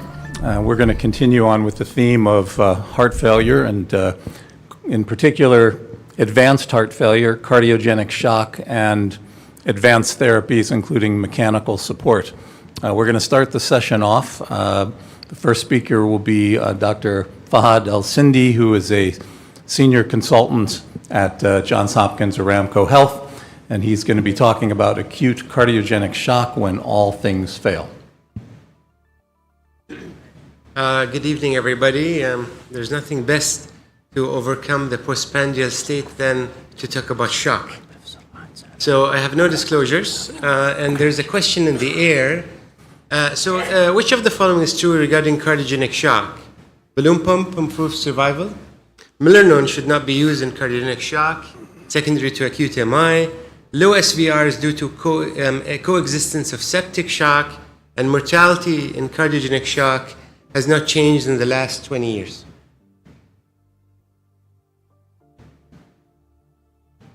Okay. Which of the following provides best hemodynamic data in cardiogenic shock? Systolic blood pressure non-invasively, MAPS with an art line, heart rate variability, PAPI index, or cardiac power output. All right. So start with the case. A 48-year-old male presents with acute chest pain, background history of smoking, diabetes, hypertension, transferred after collapsing with a VF arrest. ACLS was initiated. He was shocked 3 times, and he had a 13-minute downtime. He's hypotensive and on norepi and on dope. Now, this is the his EKG, which actually shows his tombstone pattern. And for those who don't see this very frequently, you can see extensive anterior septal SC elevation with significant Q waves. And this is the echo acutely in the ER. You can see that the anterior septal wall and the anterior wall is almost akinetic. And this is initial data showing that the patient has been tubed. He's on high oxygen requirement, FiO2 of 100, hypotensive at 88, Heart rate is 130, white cell count is elevated, and renal function shows a creatinine of 1.9, troponin of 13, and his lactic acid was 4, and his mixed venous is 56%. So what's the next step in management, and what things come to your mind when you're called actually to see this patient in the emergency room? And although a lot of these questions now seems quite rhetorical, but as a matter of fact, not all medical centers that deal with a patient who walks in with cardiogenic shock in this way has the capability of doing advanced therapies, and that's what we're going to actually dwell in and talk about today. And definitions: cardiogenic shock is defined primarily by the state of ineffective cardiac output due primarily to cardiac disorders.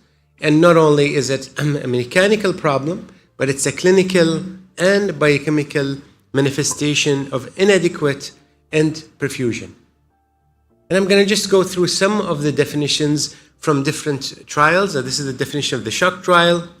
This comes from the anti-aortic balloon shock 2 trial that share very common goals of systolic blood pressure and also share common occurrences or sequelae, such as, for example, cold extremities, oliguria, change in mental status, and so on and so forth.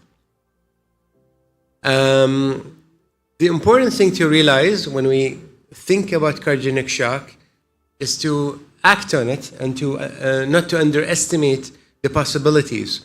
We talked this morning about the advancing patient, the I need help, and it's very important to have a realization or a feel, when is this patient presenting and when is this patient progressing? And on either end of the spectrum, we see the acute MI and cardiogenic shock, which is like 50 to 60% of our patients, and a great 30% are our heart failure patients who go from stage to stage, and that's going to be hopefully the theme of our talk today, talking about those patients who become decompensated and in cardiogenic shock. Now, the cardiogenic shock and heart failure has been something that has kept a lot of cardiologists awake at night, and has also alluded to the fact that with all the advances that we've seen, the number remains the same. You always hear about 50%, and hence the thought about when all things failed.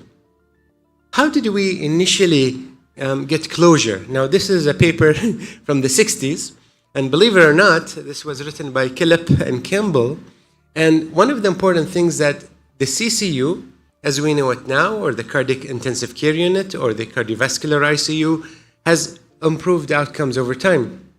But as a matter of fact, if you have a patient with Killip class 4, and I was on service a month ago, and sure and behold, anterior wall MI with septal Q waves, presenting with Killip class 4, 80% mortality. So this has not changed since the 60s. This table, my colleague, Dr. Weinstein showed earlier, and it's beautiful to understand the phenotypes of cardiogenic shock. But what I add here is to look at what happens in the different states from a cardiovascular hemodynamic standpoint. What happens to your cardiac index, to your SVR, and to your wedge pressure, and kind of the importance of thinking about putting ways of measuring those intracardiac parameters by way of SWAN. And the classical cardiogenic shock is a patient who is obviously hypotensive, tachycardic, high SVR, low cardiac index, and elevated filling pressures. And the classical thought is a wedge pressure greater than 80 and cardiac index less than 2.2, which confers a mortality of around 50%. And when you look at patients who had interventions in the acute intervention or in the shock trial, even those with intervention, their mortality was high in the initial phase, and that height of mortality followed them over time. So there's something about this initial acute presentation of cardiogenic shock that actually worries us. Now, these are the potential complication post-MI. Just put that for completeness. And we are seeing, ladies and gentlemen, less of this complication in the rapid PCI era. So much so the CCU has changed. Most real cardiac ICUs have sick patients who are on impalas, ECMO, and are intubated. When we go back in time and look at pathology of cardiogenic shock, we know that there is fulminant destruction, probably irreversible, with piecemeal necrosis that leads to pump failure, shock, and death. And this is a classical pathology, a slide, and gross pathology slide of what we see in those patients. Apologize for this busy slide, but needless to say that the pathophysiology of deterioration is like a snowfall. So what you have, disruption at multiple levels of the system, including biochemical disruption, release of interleukins and tumor necrotic factor, release of vasodilator mediated. So some patients, as in the question says, can present with a vasodilatory state, part of their cardiogenic shock presentation. Now, I wanted to make it simple. I do have a number of trials, but I wanted to make it very simple. The management of cardiogenic shock comes for 4 major elements, and I've colored them here. Medical therapy, role of revascularization, the placement of PA catheter, and mechanical support. I'm sure audience in the group would say, of course, we're going to give maximum medical therapy. It's a no-brainer to revascularize a patient. You might say, of course, we're going to put a PA catheter, but do we really address this, and do a lot of patients get their fair share of PA catheters? And when it comes to mechanical support, we heard today about the shock team. Who decides in the shock team not only whether the patient requires mechanical support, but what type of mechanical support would they get? And this is kind of the thought process about these 4 major tables as we try to approach a very difficult disease to treat and diagnose. As a matter of fact, there's a happy face. There's a happy medium where these patients are actually caught before they start to deteriorate and start to move from a compensated state to a decompensated state under the radar. And this is where there's an acute surge of byproducts. And one of the clues that tells you that the patient is going south is that there are requirements of more escalation in inotropic therapy. Now, we know that there's no randomized trials that show that inotropic therapy prolongs survival. We have some data about milrinone that actually causes increased mortality. But as a matter of fact, these are very important tools in our armamentarium in the stabilization of patients before deciding whether the patient needs to go to a more invasive strategy. Okay? Excuse me. So this is a trial looking at multiple studies. Again, coming back, this was when? Coming back, 2018, coming back telling us that there is no real strong data to support routine use of inotropic therapy or vasopressor therapy or inodilator therapies.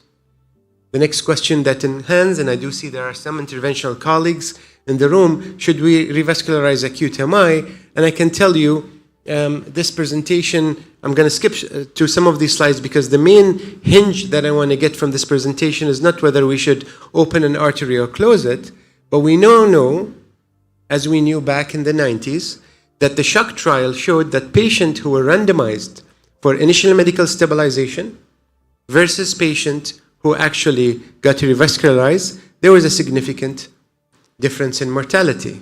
Now, even if we think that this mortality translated to results, those patients, even after 6 months, carried very high events over time, and this is looking at the baseline characteristics of what happened to patients who are in the shock trial. This is what happens when you have a TIMI risk floor. We have a patient who have a TIMI 0, TIMI 1, no reflow phenomena, CLIP class 4, those mortality rates are actually quite high. When you look at long-term survival, obviously patients who do not get revascularized carry higher risk, and we know that. So should we revascularize? Sure. Now, should we revascularize fixed and index or all vessels? Again, this is probably a bit beyond the scope, so I'm going to skip on this. And we have a couple of data trials. Just for time, I'm going to actually move beyond that. All right, let's go back to our patient. This is very important. The patient undergoes cardiac cath, and before I play the video, oh, the video is not playing, but you can see what's happening to the LAD. We've got LAD totally occluded. The patient is back to the CCU. He still remains in shock. He's in norepi, dopa, and now neo. And then the question is, would a mechanical support help or not? And a lot of our data with the mechanical support stems in the pre-PCI era. And there is a very differing practice and evidence in both sides of the Atlantic, being let's put a balloon pump versus it's a class 3, let's not put a balloon pump. But when you look at systematic review, looking at intra-balloon pump and ST elevation, you can see that when you look at multiple pooled data, the predominant of evidence, show that putting a balloon pump helps. And if you ask an interventional cardiologist who gets called at 3 o'clock in the morning with a blood pressure that is low, patient having ongoing chest pain, the LVEDP is high, putting a balloon pump to reduce the afterload to increase coronary perfusion actually helps. There's no doubt in my mind that when it comes to our strong, robust randomized data, there has been no difference between putting in a balloon pump. And when we look at this statistical model, I want you to think of one word only: unloading. So that means that the balloon pump in its glory has no ability in offloading this shocked left ventricle. And this is where this conundrum of do you treat shock early and do you offload those patients early? And here's data coming from more mechanical support devices allowing that offloading concept. When you offload the left ventricle, there are multiple good things that happen. You decrease wall stress, you decrease mechanical load, and you improve even micro circulation. These devices don't come for free. And there are a number of complications that can happen both with insertion and maintaining of a balloon pump actually over time. And we can debate which is better, balloon pump versus Impella. But we now know from I'm going to skip this, from recent data that Impella have no long-term prognosis when it comes to mortality benefit. It has been used. So the maps are 50. Heart rate is still fast. Balloon pump, no urine output. The patient is started on CVVH. This is a weekend nightmare. And anybody who's been taking care of these patients in this sequence will know what's going to happen next. Cardiac output is 2.8, index is 1.2. Lactic acid has risen to 12, and the mixed venous saturation is tanking. When we think about mortality has not changed in a very long time. And when we think about the paradigm of cardiogenic shock, there are multiple complex issues within the shock presentation itself, be it the problem with forward flow, the problem of RV involvement, the vasodilatory state, or tissue failure. Now, this is a very important slide because what you can see that initial hours after the onset of shock, the mortality steeps up, stabilizes a bit, and then goes all the way up. And when you look at this number of high mortality, you know that as you escalate inotropic therapy and as your lactic acid goes up, that actually translates to higher number of mortality. So the higher the lactic acid, the higher the mortality rate, because you have entered into tissue malperfusion. So lactate level is a function of cardiogenic shock. It and its mixed venous saturation are essential components of diagnosing and monitoring acutely patients who are within the ICU. Now, where and who treats cardiogenic shock? Again, that's a presentation on its own, but systems now have moved toward having shock teams and having cardiac ICUs with cardiac intensivists. And as a matter of fact, that makes a very big difference when you have a full team geared towards managing shock, and with that, having algorithms of managing shock. I can tell you to swan or not to swan.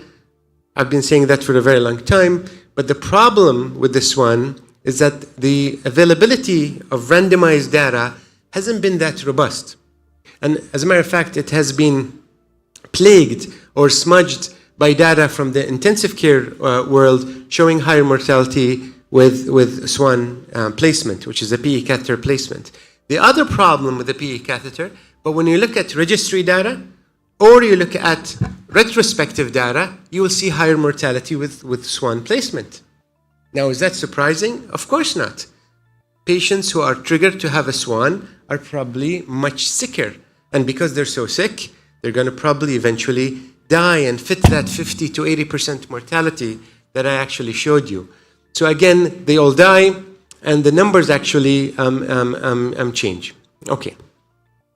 These are a bit doubts, and I call it fake news, because if you look at any advanced cardiac transplant unit, you'll see patients have swan scans. So the fact that the swan is associated mortality, we know from the law of disjunctive inference that this is not a direct correlation. Now, without prolonging further, I just want to show a couple of slides with regards to hemodynamic monitoring. There's no doubt in our mind that hemodynamic monitoring in the right hands, which what's called tailored therapy, does produce changes over time in management. And that's very important because when you have hemodynamic monitoring, the likelihood of the patients getting better improves.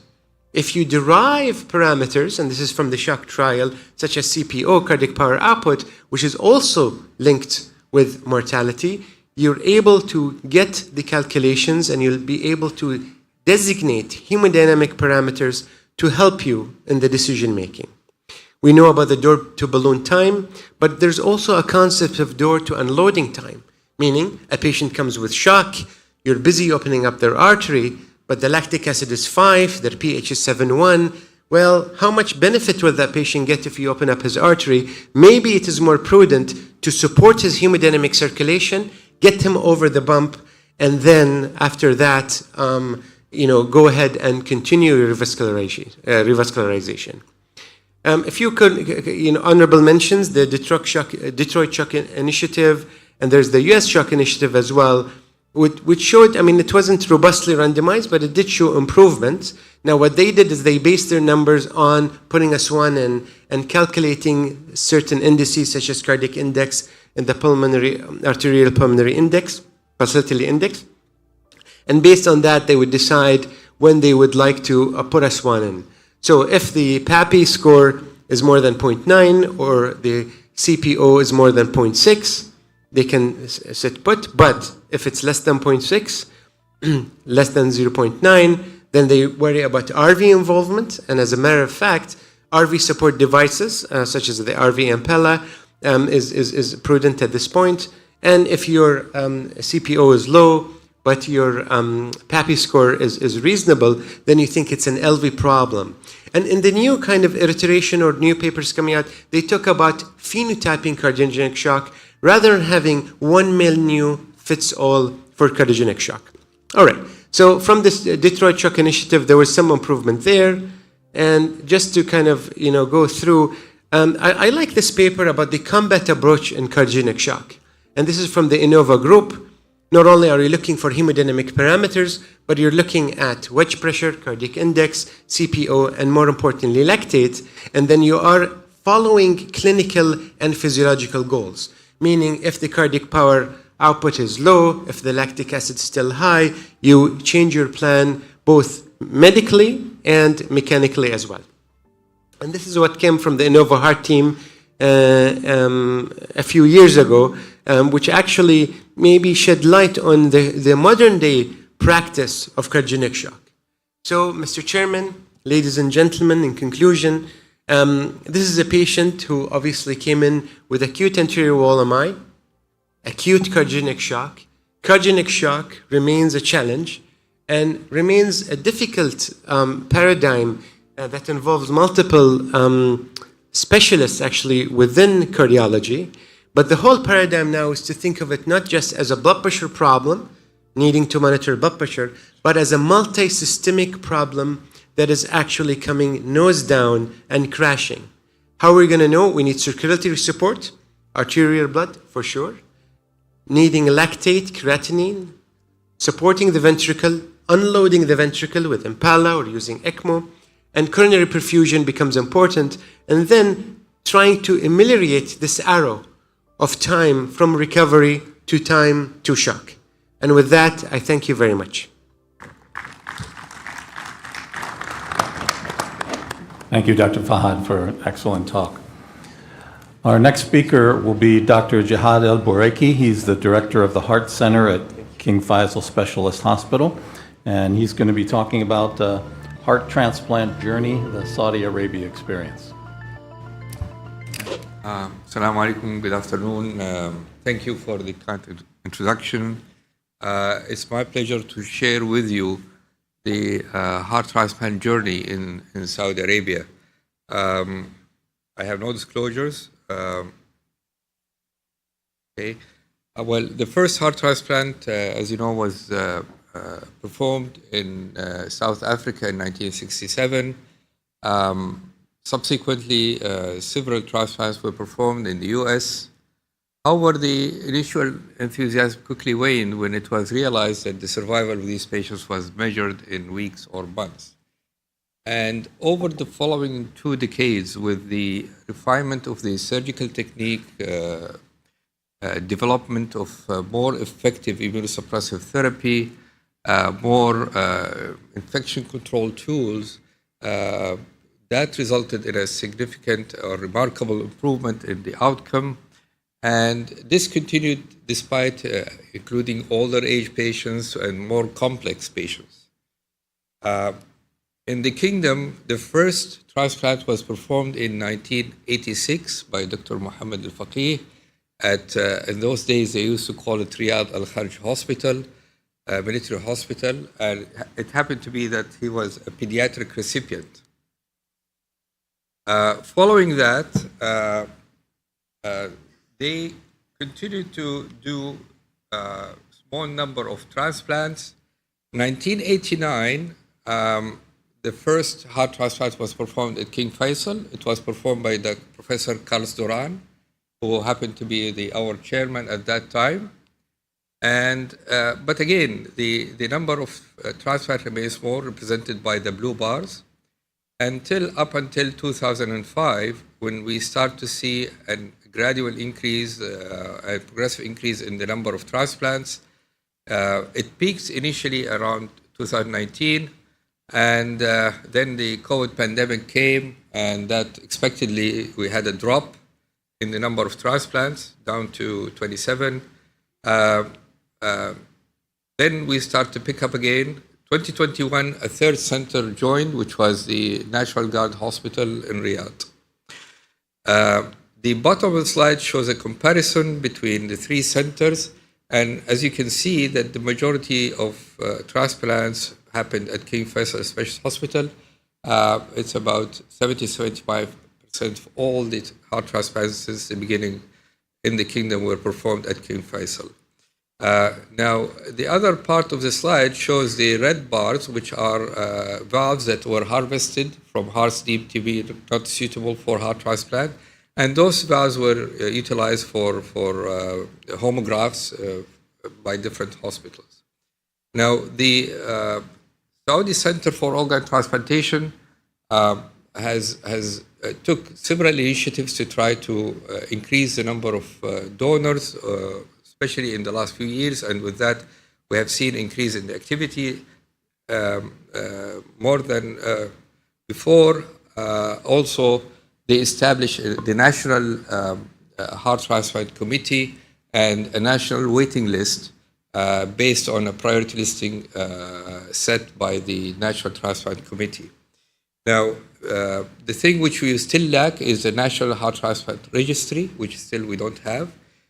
Now, for that sake, the coming slides, my presentation will be focused on the experience at King Faisal Specialist Hospital. Now, as I said, the first heart transplant was performed in 1989. Small number of transplants were performed. The green represent adult, and the orange represent pediatric heart transplants. This continued until 2005. 2005, there was a major sort of restructuring of the program and recruitment of more staff, and with that, we start to see an increase, a progressive increase in the number of transplants. I think we peaked around 2019. At that time, we did 38 heart transplants, which is considered a relatively large volume center, only 10% of the centers do more than 30 transplants a year.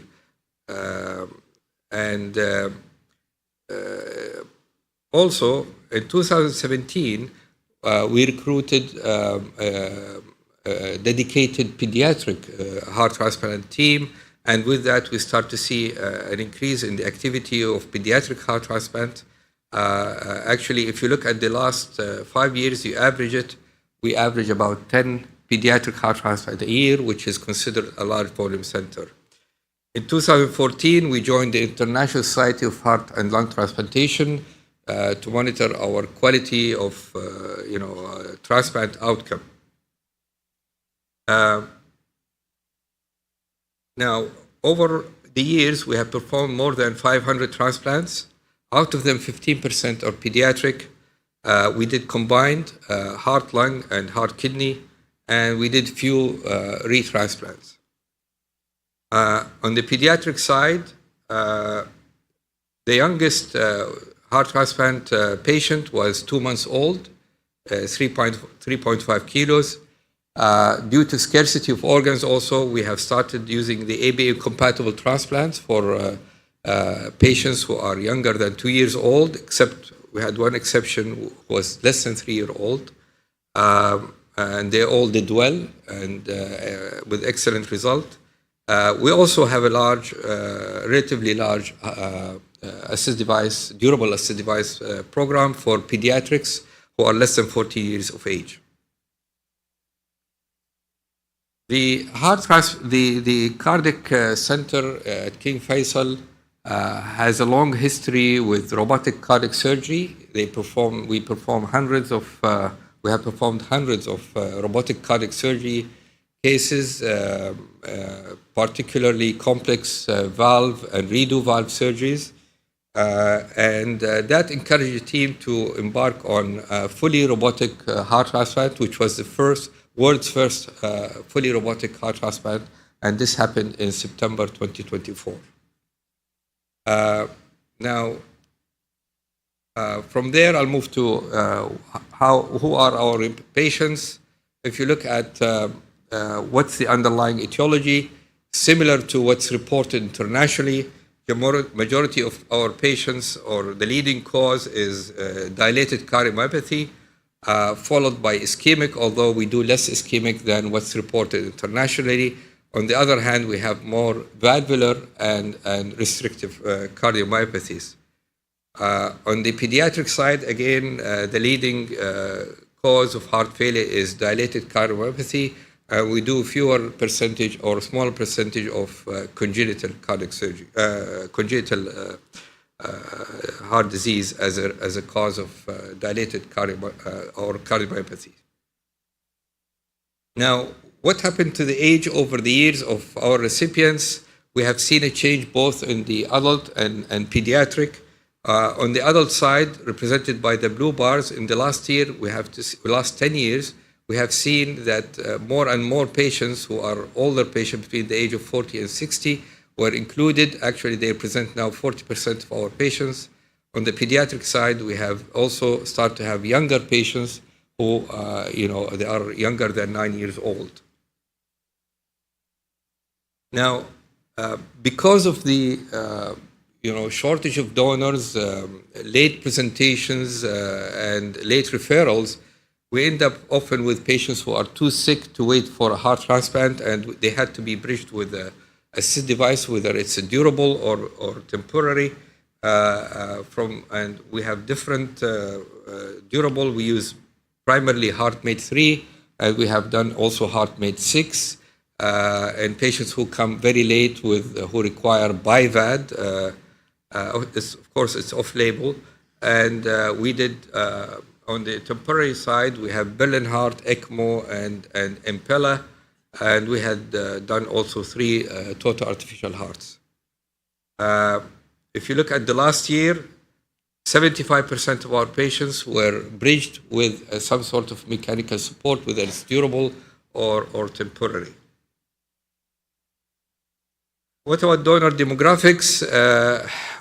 Majority of our patients, and this is a change that happened over the last 10 years. In the past, our donors were much younger. They were always below the age of 30, and the most common cause of death was RTAs. However, in the last 10 years, we have seen a shift, and majority of our donors are between the age of 35 and 49, with fewer above the age of 49. And of course, it goes with that if you look at the etiology of brain death, is you will see that 55% of those are CVAs. And of course, this has an impact on the outcome and the hazard ratio. Transplant, where is the source of donors? Majority of our donors come from outside Riyadh. 40% come from other cities other than Riyadh, and 20% come from GCC countries. And of course, this has an impact on our ischemia time, which is a time from cross-clamp time to reperfusion. And the reason I used 4 hours, because we know that once you exceed 4 hours, the hazard ratios of mortality start to increase. So more than 55%, in 55% of the patient, the ischemia time is more than 4 hours. Now, to overcome this problem and to overcome issues with availability of cath for our donors, we have started utilizing 2019 the Transmedics, which is basically a portable warm perfusion system that keeps the heart. Unfortunately, here there was a video, but I could not use it. That keeps the heart at a human-like metabolically active state. It monitors key parameters, including coronary perfusion. Also, availability of cath is not always there, and at times we had. One time I had to do a cath on the machine. This was a donor that was a 50-year-old diabetic, and I think I cathed him on the machine, and he unfortunately had coronary disease, mainly affecting the left side in the left coronary arteries, which I could not show here. From there, I'll show you the outcome, and here I'll talk about the survival, whether it's on the adult and pediatric side, and look at morbidities, specifically coronary vasculopathy and malignancy. And then I'll talk about pregnancy and functional status. Similar to what's reported internationally, on the adult side, our 5-year survival is around 72%, and our 10-year survival is around 55%. On the pediatric side, our 5-year survival is around 78%, and it's about 65% at 10 years. Now, what about morbidities? 30% almost of our patients suffer from coronary vasculopathy at 5 years. It could be from, it has an immune and non-immune reasons for that. Unfortunately, it's basically it's bad news. It means that the patient is heading towards retransplantation. But we have similar sort of outcome like to what is reported internationally. Now, what about malignancy? In terms of post-PTLD or post-transplant lymphoproliferative disorder, we averaged around 2%, which is close to what's reported internationally. Other malignancies, actually, we have less compared with the rest of the world. What's remarkable is the incidence of skin cancer is quite low. Our incidence of skin cancer is 0.4%. Where it is 18% at 10 years in Europe and North America. And this is actually, those numbers are similar to what's reported in Asia, in many Asian countries. The 2 cases what we had were actually Kaposi sarcoma. We never had any squamous cell carcinoma or melanomas. What about pregnancy?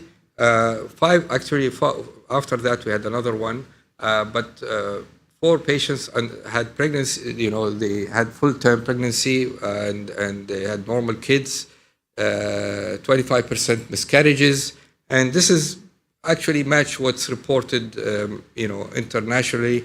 The last is what about the factual status? At 5 years, about 70% of our patients are back to work, and this is higher than what's reported internationally, and this is basically reflects our younger population. And with that, I conclude my presentation. Thank you.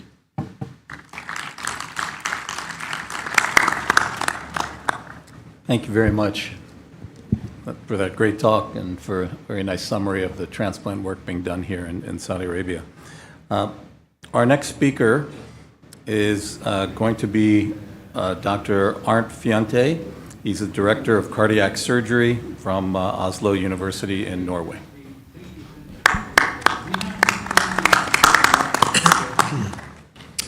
Chairman, ladies and gentlemen, thank you very much for the opportunity to present this paper. I will talk about durable mechanical circulatory support in advanced failure. Is that a true alternative to heart transplantation? Today, we have 2 clinical situations in a broad manner. That's patients with heart failure with reduced ejection fraction. We have available pumps like HeartMate 3 in the market, and I will tell more about that. And we have a clinical situation with patients having preserved ejection fraction. And I will present a research and development project from our institution in Oslo together with KFUPM. So I have one disclosure. I'm the CMO of Northern Research, doing research with this Fahd pump. So as most of you know, there are 3 types of heart failure, and it's shown here, and it has been commented earlier in the convention. So the HFrEF population with systolic heart failure have reduced pump function. They have dilated left ventricle, reduction of ejection fraction, low output, backward congestion, while patients having preserved ejection fraction, which also means diastolic heart failure, have reduced filling of left ventricle, usually no dilatation of left ventricle, normal contraction, stiff cardiac muscle, reduced relaxation, normal or nearly normal ejection fraction, low output, high left atrial pressure, and not at least congestion. So this is the clinical cause of heart failure, here represented by heart failure with reduced ejection fraction over time. And when advanced refractory terminal heart failure shows up, there is a rapid decline. However, with HFpEF patients, symptoms may show up later, but they have another curve, and much steeper curve according to functional status and sudden death than the other population.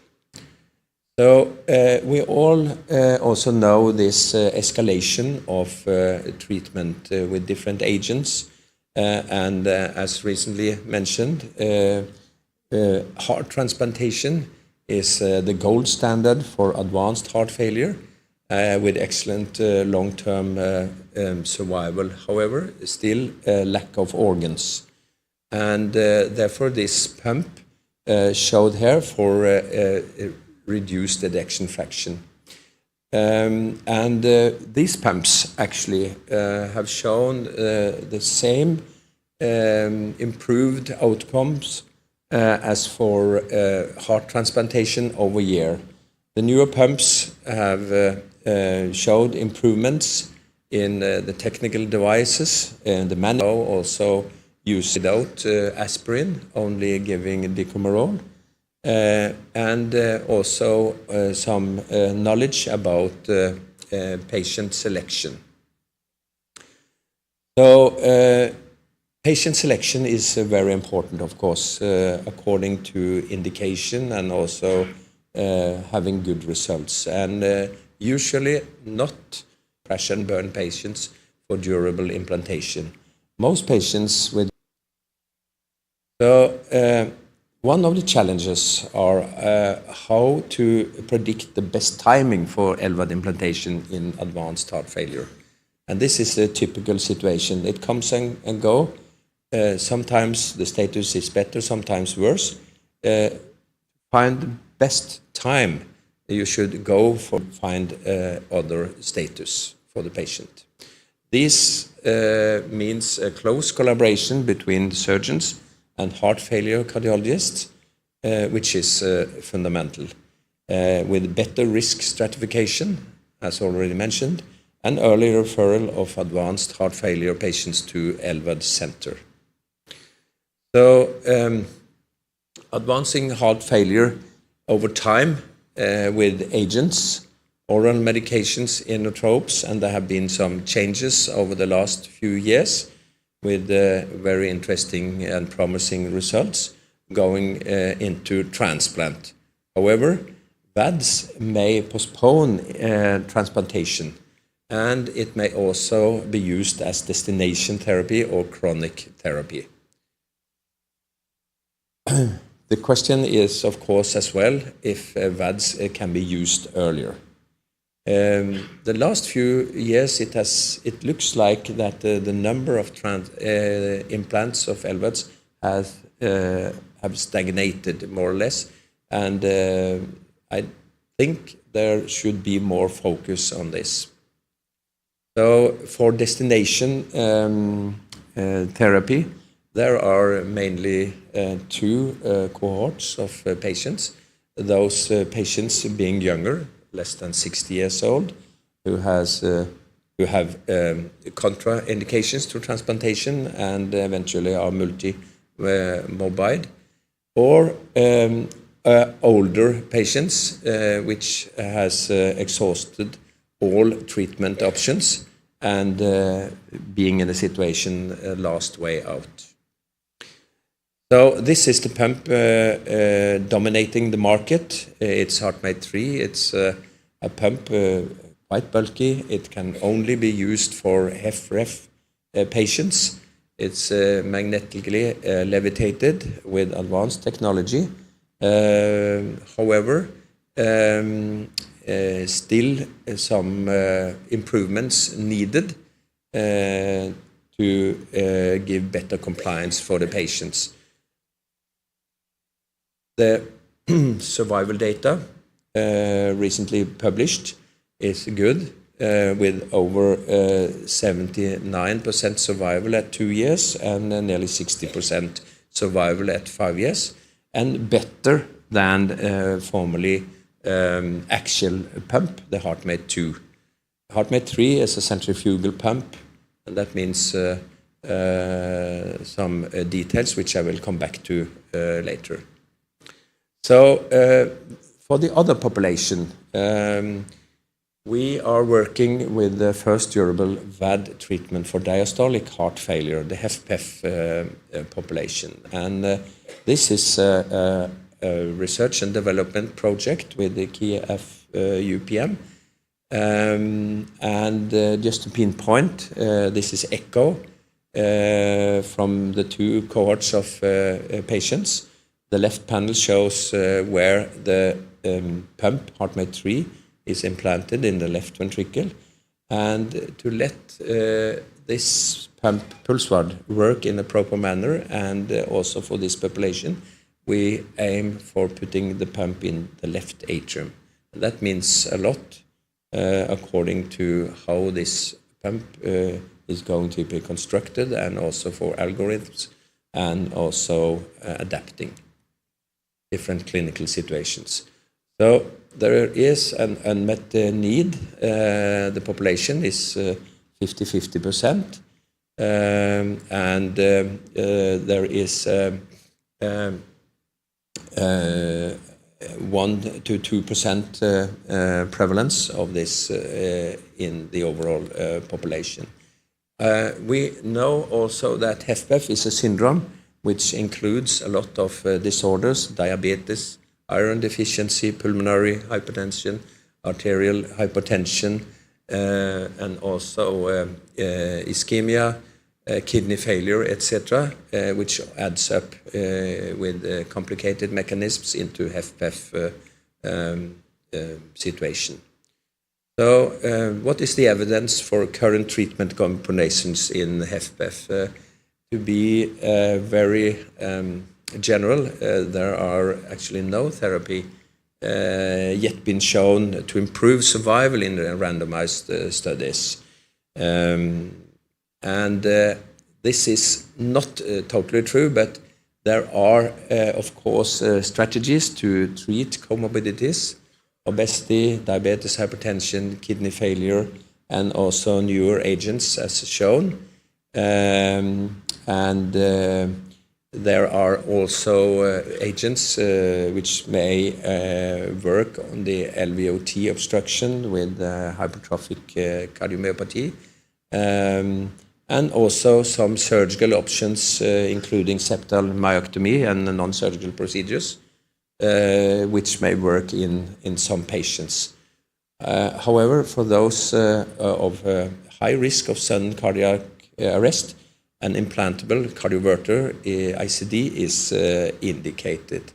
We have published this topic in a paper in 2021, which adds up anatomical, physiological, and possible tentative hypothesis taking care of these patients. So the main problem in HFpEF patients is that ejection fraction is usually good, contractions are okay, at least looks okay, but the relaxation and compliance of the heart is reduced. So higher filling pressures gives a backwards transmission of congestion, and a reduced relaxation gives a low volume in the ventricles before next heartbeat is initiated, and thereby low stroke volume. And this is different from HFrEF patients. So the technological challenges, developing a device for HFpEF patients, we think we need a pump for partial unloading of the congested left atrium to the systemic circulation. Maintain adequate aortic flow to secure coronary and cerebral flow, and as well build in safety algorithms, not at least take care of arrhythmia. A lot of these patients, they have, for example, atrial fibrillation, to avoid suck down, posture, activity, etc., which may influence the function of the pump.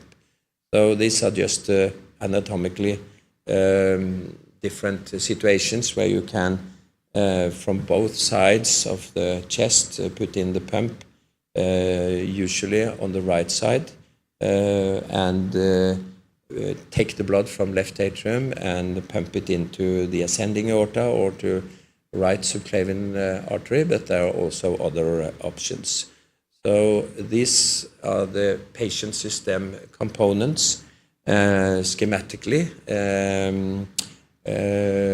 with the percutaneous lead, having also sensors, different kinds of ECG, maybe accelerometers, maybe pressure sensors, and the system also is built for TETs, a so-called transcutaneous electrical transmission, without having a percutaneous lead, which sometimes create adverse events with, for example, infection.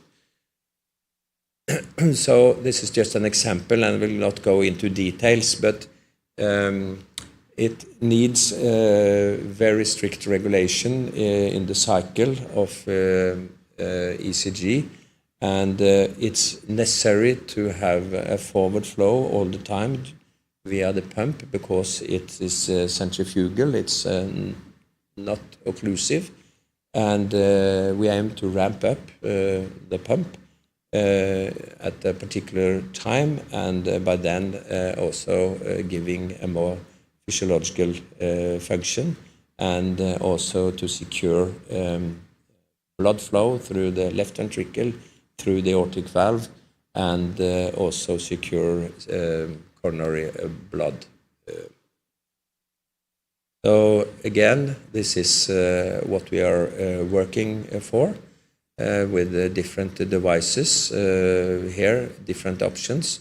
This is for the future. At the moment, we have different projects, and we are very happy that KFUPM also have specialists in different aspects giving good input to the project. So we have up to now in Oslo, in Leuven, Belgium, in Australia, but also advancing in Saudi, done mock loop studies, we have performed the hemolysis studies, we have short and long-term animal testing, and of course autopsy are very important, and even though this is a surgical procedure, it's performed without heart-lung machine, minimal invasive, one port, and we are working with different devices also to make it easy with click on, click off.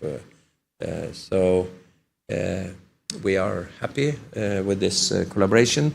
We need more animal studies, more mock loop simulations, and all components and hypotheses need to be documented as well with the advanced algorithms to be finalized. So thank you very much for the ability to present this paper. Thank you.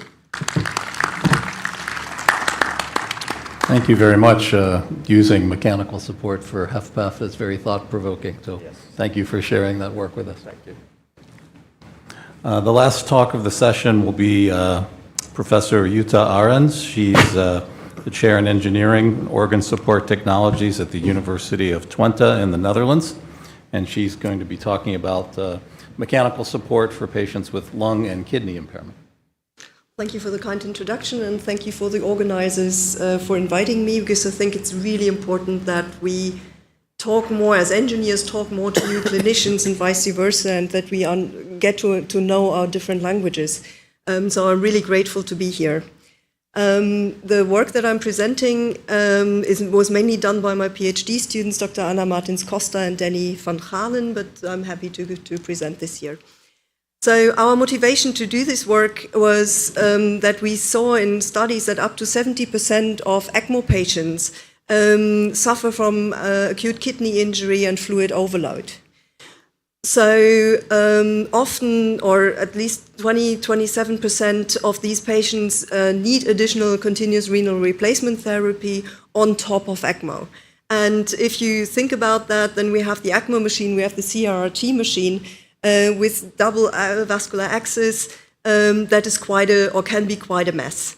So what we see here is we have two membrane devices, we have two pumps in the circuit, we have a lot of tubing filled with blood, and we have quite a high workload for the caregivers. So and that of course increases the risk of making mistakes because of the high workload, but also for hemolysis, for thrombus formation, for inflammation, etc., etc. So our idea was to combine lung and kidney support in a single device. And so that we would get rid of the dialysis machine and really integrate the kidney support into the artificial lung. So how do we do that? We looked at user requirements. We of course talked to clinicians. And of course, we need sufficient O2 and CO2 transfer in our artificial lung because we have lung patients in front of us. We use hollow fiber membranes for that. But if we then look at the kidney support, we wanted to use also dialysis hollow fibers. we need a CRRT dose of above 20 milliliters per kilogram body weight per hour and filtration rates of above 2 milliliters per kilogram body weight per hour. And in general, we wanted to design this device for adult support, wanted to have a compact device with low priming volume and optimized blood flow distribution. And of course, we first had to find out how could this happen? How could we make this happen? How could it work? So what proportion of gas exchange fibers we could replace by dialysis fibers in an artificial lung without losing gas exchange capacity. And we tried that with different combinations, different fiber arrangements, and in the end it turned out that we can replace every fourth layer of fibers in an oxygenator without losing gas exchange capacity. We were we had some ideas about why that is, because we need the fibers for mixing of the blood, but that allows us to really replace every fourth layer in an oxygenator with dialysis fibers and still having the full support for the lungs. And the beauty of this idea is that we do not increase the priming volume of the artificial lung, we do not increase the resistance of the artificial lung, but we add a second function to it. So that are all published studies, so if you're interested in these studies, we have the QR codes that you can scan for finding those studies. We then need to look into the fiber arrangement, because with the classical squared oxygenator, this fiber arrangement having also leading the dialysis fluid through the oxygenator didn't work. So we came up with a hexagonal shape for the membranes and started designing a device. And but on the other hand, then when we are doing it like this, we are going to use dialysis fibers outside in. So we will have the blood outside of the dialysis fibers and not inside, as the classical dialyzers are working today. So we had to find out if that works in principle. So we did a study with classical dialyzers, used them with blood flowing outside of the fibers, and by that could really show that the clearance of urea and creatinine during dialysis functions in a similar way with the same kind of clearance as inside out and outside in. However, what we saw with the classical dialyzers that are on the market, that the filtration rate went down fourfold. So our conclusion from that was that we need dedicated new dialysis fibers with a selective layer on the outside of the membrane to really work in our principle. So we then started with the design for supporting an 80-kilogram patient. You would usually take an artificial lung with about 2 square meters of gas exchange fiber area. As we are replacing some of this, we use 1.5 square meters of gas exchange fiber area and 0.5 square meters for dialysis. We looked into the design of the device, and of course we want low blood flow stagnation, low blood cell damage in the device, so we did some numerical studies with our colleagues from RWTH Aachen University in Germany, who did a numerical study for us. So that we got a design in the end that has very uniform flow across the fiber bundle, very low stagnation volume in some of the areas, which will lead to reduced blood coagulation and blood cell damage in the device. And what we also wanted, but that's more a research topic, that we can take the fiber bundle out of the housing in a very easy way to analyze the membranes and the membrane surfaces after testing in vitro or in vivo to really have good access to it. So we also designed the device in that way.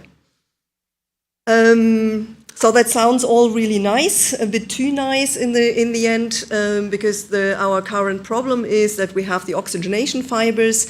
But it turned out that coming up with outside-in dialysis fibers is not as easy as we thought. Because dialysis fibers are much more porous than oxygenation fibers, and therefore not as mechanical stable as the oxygenation fibers. And when we want to weave them into the same kind of mats as we have for the oxygenation fibers to feed them into the production process. This is what comes out of it. You see that they look very broken and very irregular. We are still in the process of developing these new dialysis fibers for outside-in use. However, we already have some coming up. We're on a good way there. They are still a little bit too soft, so we see these indentations in the fiber where the warp thread is in contact with the fibers, but we are on a good way in my eyes. But we still do some further research there. How can we use this device? So I told you that we want to use them for classical ECMO patients, so for adult patients. That was mainly funded by the German Research Foundation, and we are going hopefully to test the device next year in vivo.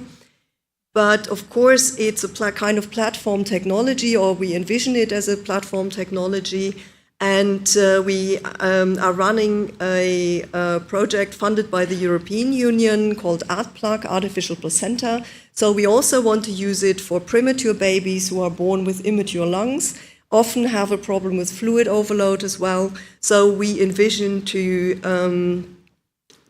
turn this Renox device, this combined device, into a really small one with a priming volume of around 10 milliliters.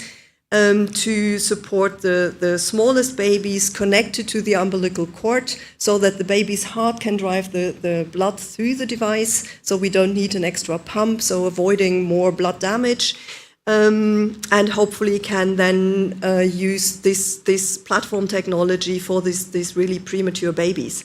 That will be tested next year in a premature lamb model at the University of Maastricht in the Netherlands. But there's a third topic that we would like to cover with this platform technology, and that is organ transport and repair. And we've just heard the beautiful talk about transplantation and transporting organs within Saudi Arabia. I mean, most countries still use cold storage, but of course we know that if we want to match an organ perfectly to a donor, we need more time. If we need to transport an organ over longer distances, we need more time. And sometimes organs are not as good in quality as we would like to have them, but we know, for instance, from livers and also from lungs, that if we have time, we can remodel them.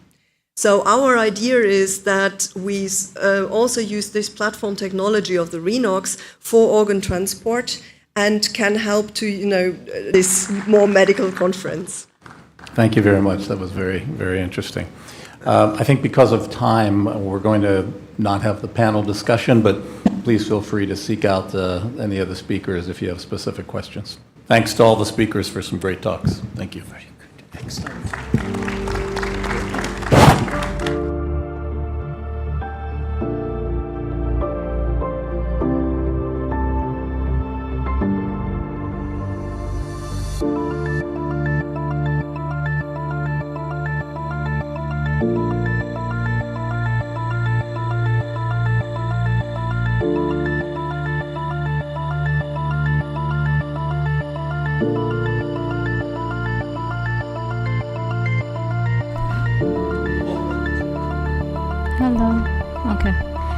Hi everyone, we're gonna have a 15-minute break right now, so please come back in 15 minutes. I'd just like to also remind everyone to scan the QR code to log in your CME hours.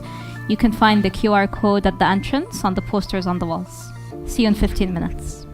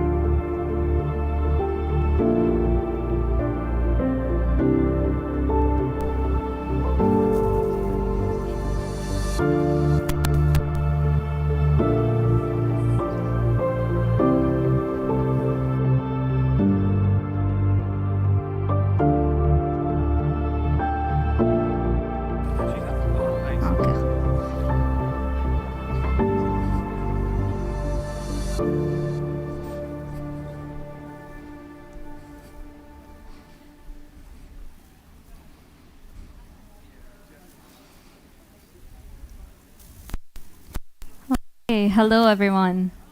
Now we'll be resuming our next session. It'll be focused on cardiac arrhythmias and device therapies. It'll be moderated by Dr. Saad Al-Hassania, consultant cardiologist and cardiac electrophysiologist at Johns Hopkins Aramco Healthcare. Our panelists for this session, could they please come on the stage? Dr. Musa Al-Harbi, a consultant cardiology and echocardiograph at King Fahd Specialist Hospital. Professor John Felipe, he's a research assistant professor of medicine in the cardiology department of the University of Rochester. And Dr. Fahd Nizami, professor of surgery at Harvard Medical School. Thank you.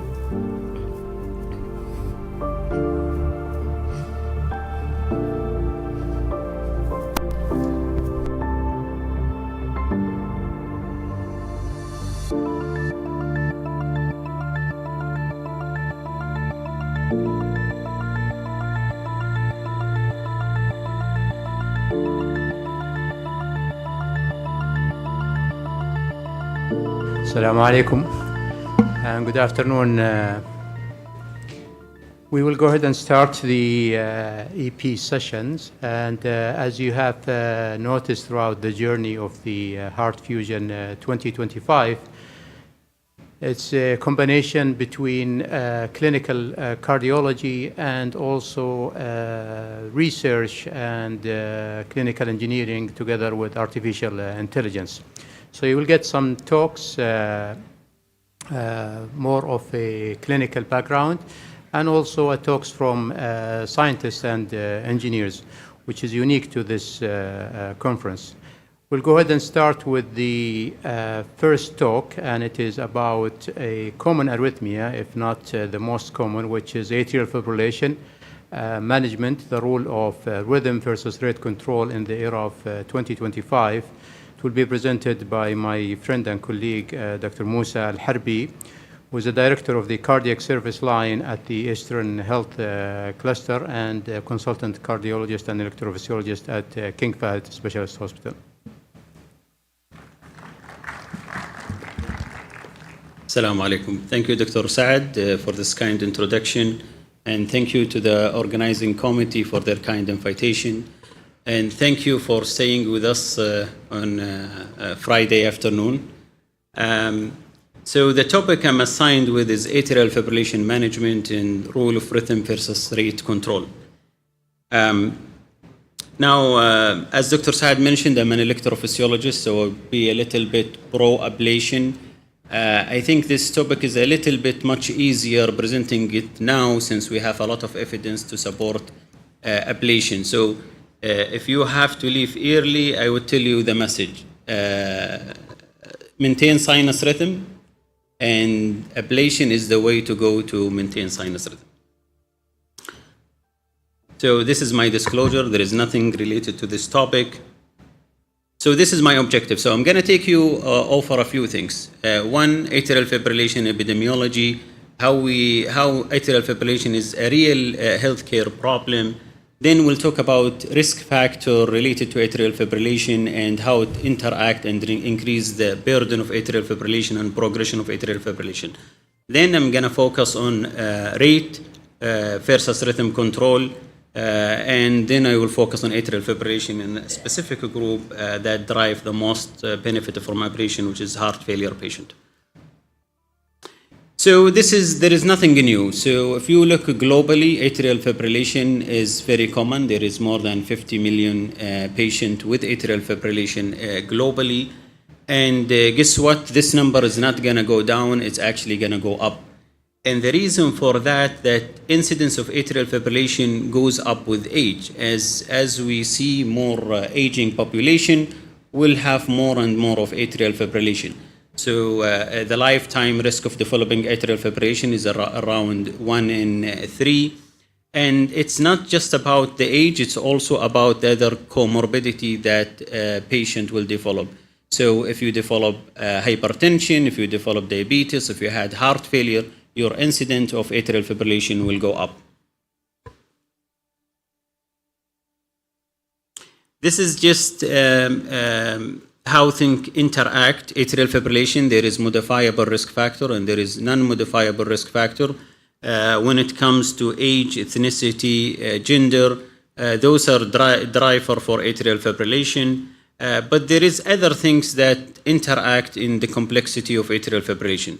Presence of structural heart disease, presence of inflammation, presence of obstructive sleep apnea, heart failure, all these factors will interact together and increase your risk of atrial fibrillation. Now pay attention that there is modifiable risk factor that the guideline now focus on, which is basically things that you can control early on to prevent atrial fibrillation.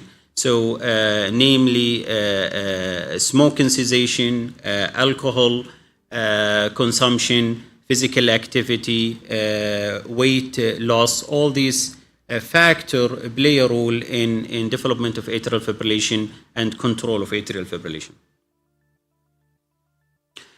So how this impact patient? Atrial fibrillation has a big impact on patient, especially when it comes to quality of life. So patients start with symptom, they have poor exercise capacity, it increases your depression, it increases your anxiety, and also this link to adverse outcome. So patient with atrial fibrillation, they have 5-fold increase of heart failure, they have 2% or 2-fold increase of stroke, which is a major health issue. It also increases your cognitive decline, it's linked to dementia. So it's also, atrial fibrillation has a very unfavorable outcome. What about healthcare, impact on healthcare? It's very clear. If you have more heart failure, atrial fibrillation patient, you will have more visits to the emergency department. This will drive the cost up. So we are expecting that, at least 2% of healthcare expenditure will be related to treatment of atrial fibrillation. Now, just keep in mind that we are expected to have a doubling in the incidence of atrial fibrillation in the next decade or so. Here is this is just to elaborate more on the outcome of atrial fibrillation. This is looking to patient and the Medicare beneficiary when they early diagnosed with atrial fibrillation, what happened to them. Mortality is one of these. It's 20% in the first year, almost 50% in 5 years. So atrial fibrillation comes with morbidity and comes with mortality. And this is just to tell you more about healthcare utilization.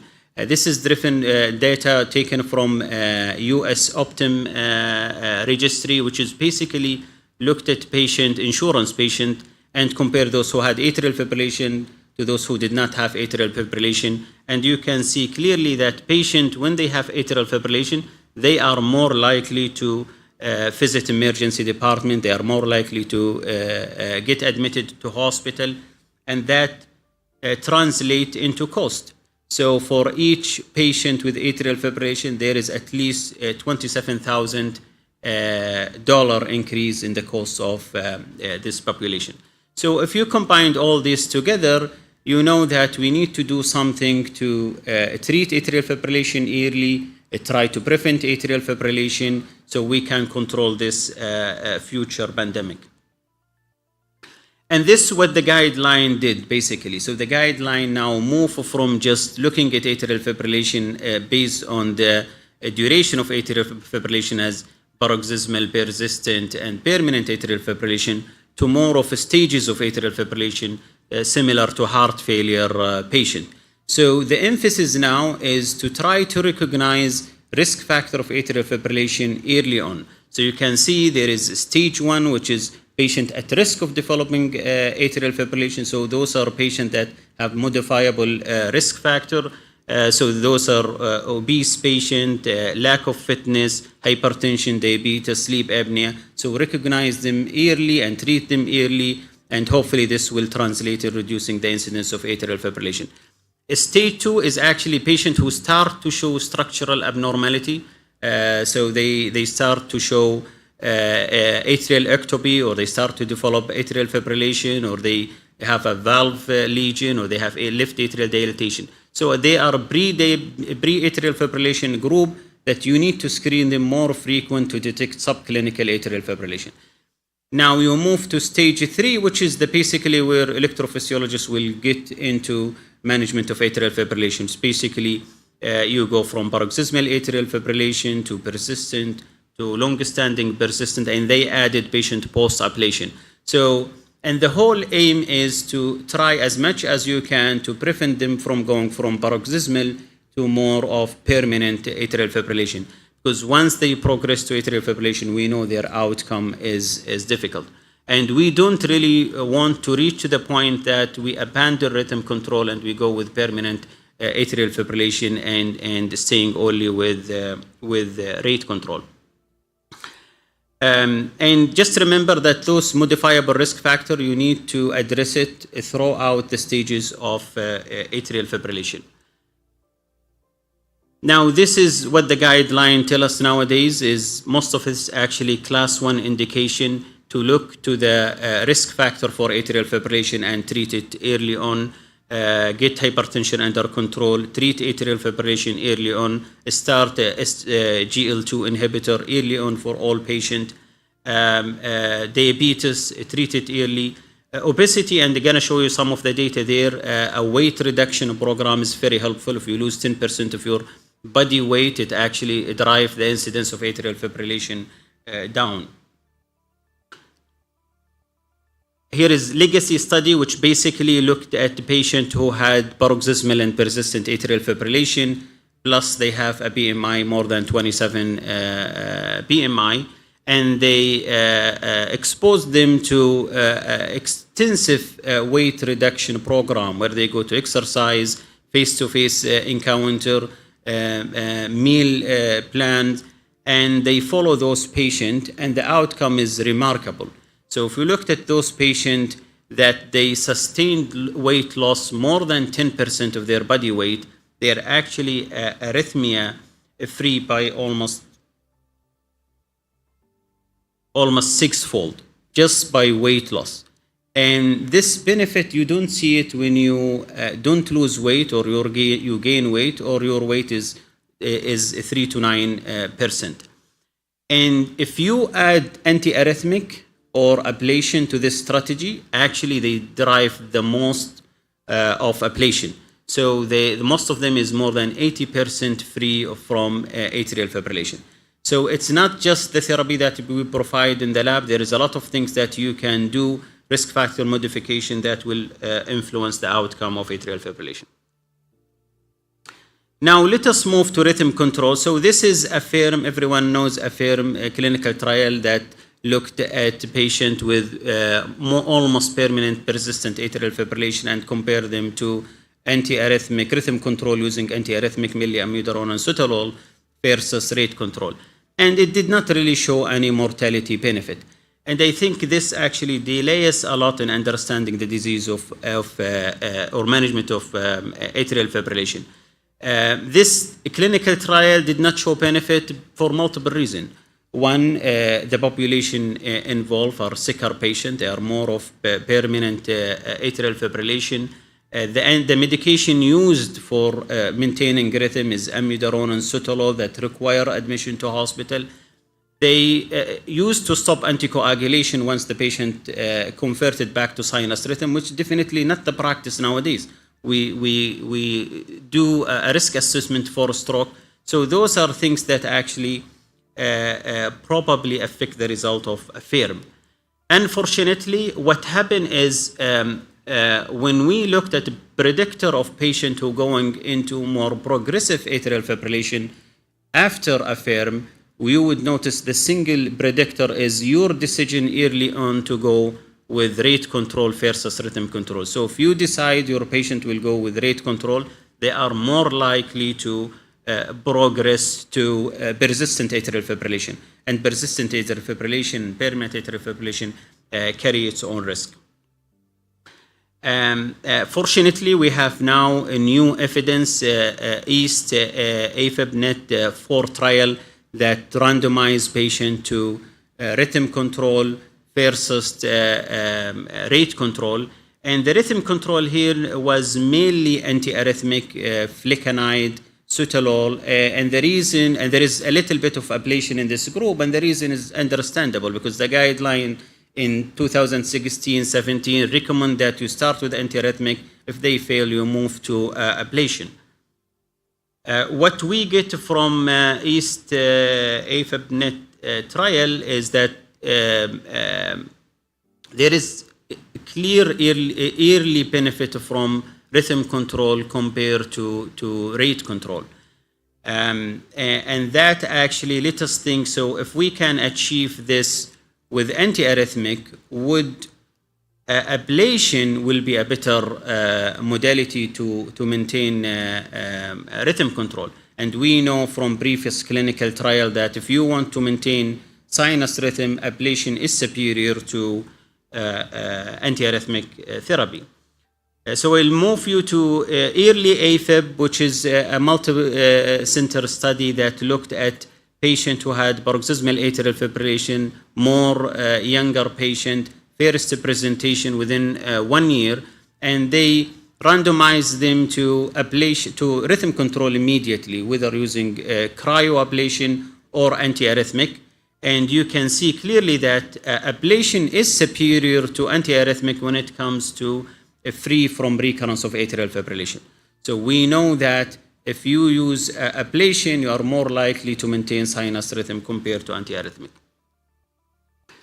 And the most important things in this clinical trial that they use loop recorder. So we know for sure what is the burden of atrial fibrillation on daily basis. And you can see clearly that patients with atrial fibrillation, they have less recurrence of their atrial fibrillation compared to antiarrhythmic therapy. And is that important? Yes, because when they follow those patients, this is a 3 years follow-up for the same study, they noticed that patients who actually treated with ablation, they are less likely to progress into a more permanent atrial fibrillation. So those data also replicated from a tested clinical trial that if you use radiofrequency ablation in paroxysmal atrial fibrillation and you compare it to antiarrhythmic therapy, you will notice that progression to more persistent atrial fibrillation is less with ablation. So that to conclude, if you want to treat a patient with atrial fibrillation, rhythm control is the best way to go, and the way to achieve it is with catheter ablation. Now, just briefly about heart failure, we know heart failure and AFib coexist, and from clinical data of heart failure, we know that if you go to more functional class 4, you will have more chance of developing atrial fibrillation. And the combination of heart failure and atrial fibrillation is not good. Mortality goes up if you combine both clinical disease together. The process is complex, whether you start with tachycardia that end up with fibrosis or start with structural changes that lead to electrical changes. So it is difficult sometimes to understand which started first. But we know when we try early on to look at permanent atrial fibrillation with heart failure, which is the AF congestive heart failure trial, if you use antiarrhythmic therapy, you are unlikely to reach rhythm control, so there is no benefit seen. But recent study like ATTACK AFib, which looked at patients with heart failure, AF below 35, they have more persistent atrial fibrillation. They already had a device. They randomized them to antiarrhythmic therapy versus catheter ablation. Catheter ablation is superior to antiarrhythmic therapy in terms of free from atrial fibrillation, so 70% versus 34%. And interesting in this study, if you look to the secondary endpoint, which is sometimes we ignore, but it showed a mortality benefit if you use catheter ablation compared to antiarrhythmic. And the rate of rehospitalization, it's again significant. So that led to the famous Castle AFib clinical trial that looked at symptomatic paroxysmal or persistent atrial fibrillation who failed or was intolerant to antiarrhythmic or unwilling to take antiarrhythmic, and they randomized them to ablation versus conventional therapy. And again, those patients had devices, so we can look at their AF burden. And it's clearly showed that death and rehospitalization in this group of patient is better if you go with ablation. Risk reduction is 38%. So that's very significant. And if you look to the subgroup analysis, the only things that will tell you might not derive a benefit from an ablation in this heart failure patient if you actually waited longer. So those with EF below 25, they don't seem to get the benefit from ablation. So the message is consider ablation early on. And this is basically what the guidelines tell us nowadays. So catheter ablation is recommended in patients with AFib and reduced ejection fraction. It's a class 1 indication, especially if you think it's tachy-induced cardiomyopathy. AFib ablation is recommended in patients with paroxysmal or persistent AFib who's resistant to antiarrhythmic therapy. And now first-line therapy is catheter ablation should be considered or recommended for first-line option with shared decision-making rhythm control strategy in patients with paroxysmal atrial fibrillation to reduce symptom recurrence and progression of atrial fibrillation. So with this, I want to conclude that atrial fibrillation is a very common cardiac arrhythmia. Rhythm control is superior to rate control, and this is what the data tell us. And ablation should be considered early on, especially with younger patient, highly symptomatic, and patient with heart failure. Thank you. Thank you, Dr. Al-Harbi, for a nice, concise overview for a common condition. We will leave the questions at the end. The next speaker came all the way from Brazil, Professor Marco Antonio Guterres. He's actually a clinical engineer background. He's director of informatics and associate professor from University of Sao Paulo Medical Center. And he will talk about clinical assessment of an AI model for real-time atrial fibrillation prediction and continuous wearable monitoring. Dr. Guterres. Thank you for the kind introduction. Thank you also the organizing committee to invite me for this talk. It's an honor and a pleasure to be here. Thank you, Dr. Harbi, for the introduction about atrial fibrillation. Dr. Harbi covered the epidemiology and the treatment, and I will try to cover some real applications to detect atrial fibrillation in a continuous mode. So the title of my talk is Clinical Assessment of an AI Model for Real-Time Fibrillation Prediction in Continuous Wearable Monitoring. As mentioned before by Dr. Hard, atrial fibrillation is the most prevalent cardiac rhythm disorder worldwide. In 10 years, it doubled. It's expected that more than 60 million people live with AFib. Traditional diagnostic methods such as 12-lead ECG and Holter monitor are highly effective for detecting AFib. However, ECG are not continuous, and Holter monitors are limited to 24 hours. That this limits paroxystic AFib, for instance. So this kind of equipment also works in a store and forward manner. So it's impossible to detect in real time. So early detection of appropriate treatment of atrial fibrillation can reduce the frequency of associated complications, as mentioned before. And international atrial fibrillation management guidelines recommend opportunistic and systematic screening for atrial fibrillation. But we also need other data. So innovative approaches such as automatic detection of atrial fibrillation for instance, using wearable ECG device that works in an autonomous way, independent of the patient or the action from the patient, offers a promising alternative for accessible and continuous monitoring. What we are working at our institution is to develop a system that can monitor continuously the ECG and detect atrial fibrillation or the events automatically. To do this, we developed a convolutional neural network, a kind of artificial intelligence method to detect AFib in a continuous monitoring, but using a wearable device.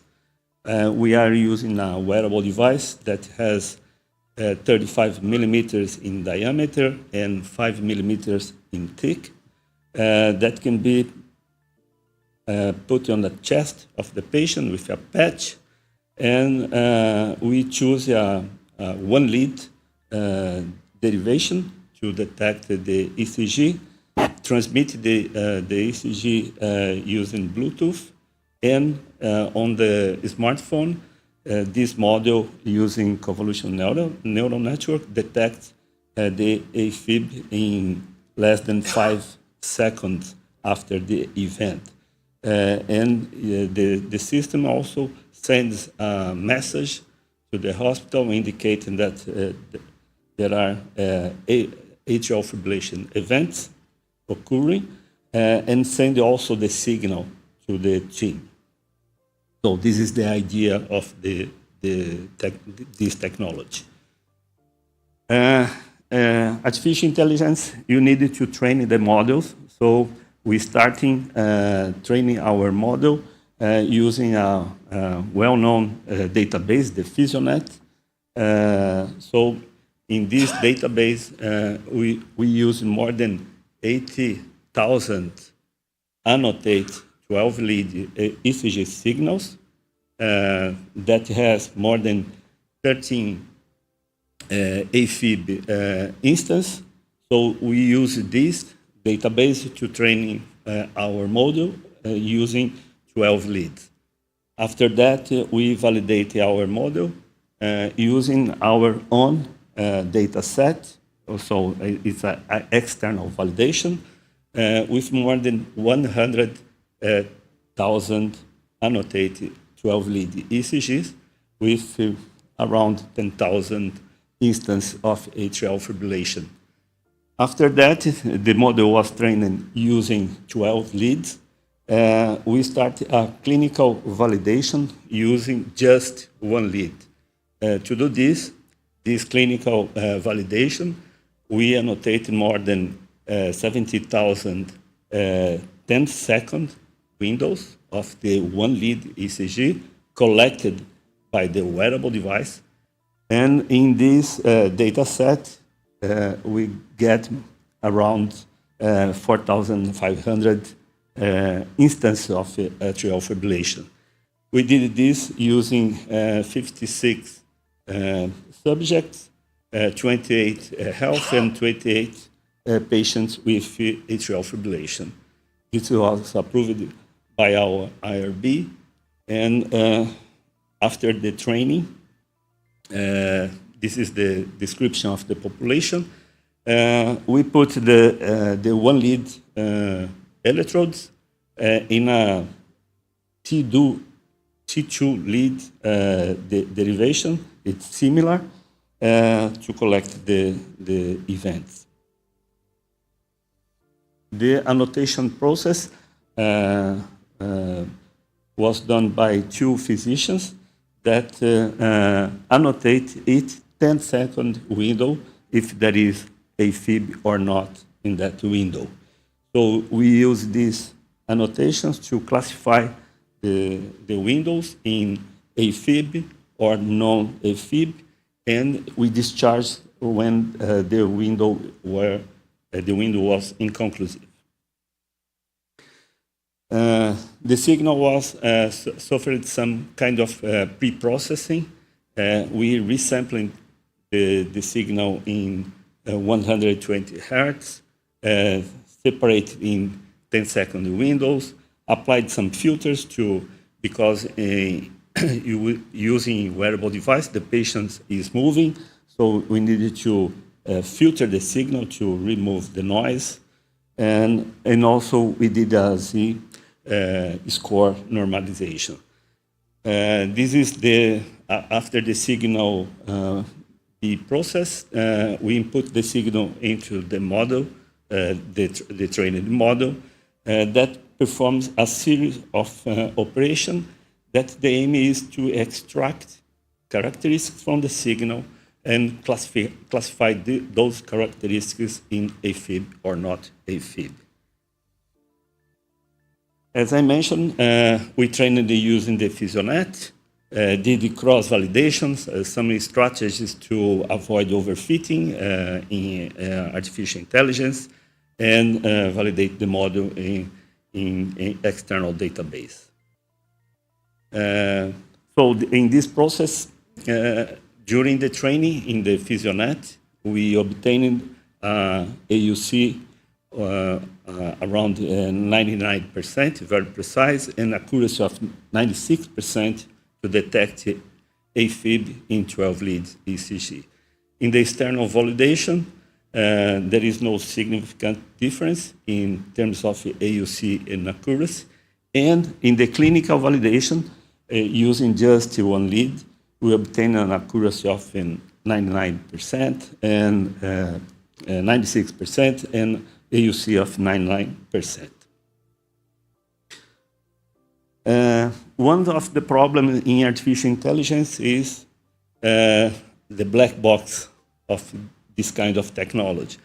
So we did an extensive work that tried to explain what the network or the convolutional neural network is doing to classify the event. So this is a signal with a fib, and below you have the same signal with these annotations in light green. These annotations indicate the segment of the signal where the characteristics were used to detect the AFib. As you can see, in this annotation, the system indicates that there is no P wave, and there is noise or oscillation in terms of a low amplitude between the RR intervals, and also the RR intervals are different. So this is the kind of characteristics you have on the ECG when the AFib occurs. So you can see how the model is working to detect the AFib. So to conclude, we implemented, and we are using this now, a model that has an accuracy that we need to detect AFib. The model also is a reduced model to work on a smartphone, so the process works in real time, it's not post-processing. And to do this, we reduce the complexity of the model to be running in a very low computer, that is the smartphone. The clinical validation using ECG devices reinforces the model's utility and in continuous mode, and it's also generalized. So you can use this model in 12 lead ECG and 1 lead ECG. This work also has the potential to meet the international AFib management guidelines. So you can detect AFib in opportunistic or continuous mode, and systematize the AFib screening. We are planning to use this in patients, in post-cardiac surgery patients that develop AFib in the next 30 days after discharge. So we needed to monitor these patients with this kind of technology. So, thank you. Thank you, Professor Guteric. We will move to the third talk, then we'll leave the question and answer after the fourth one.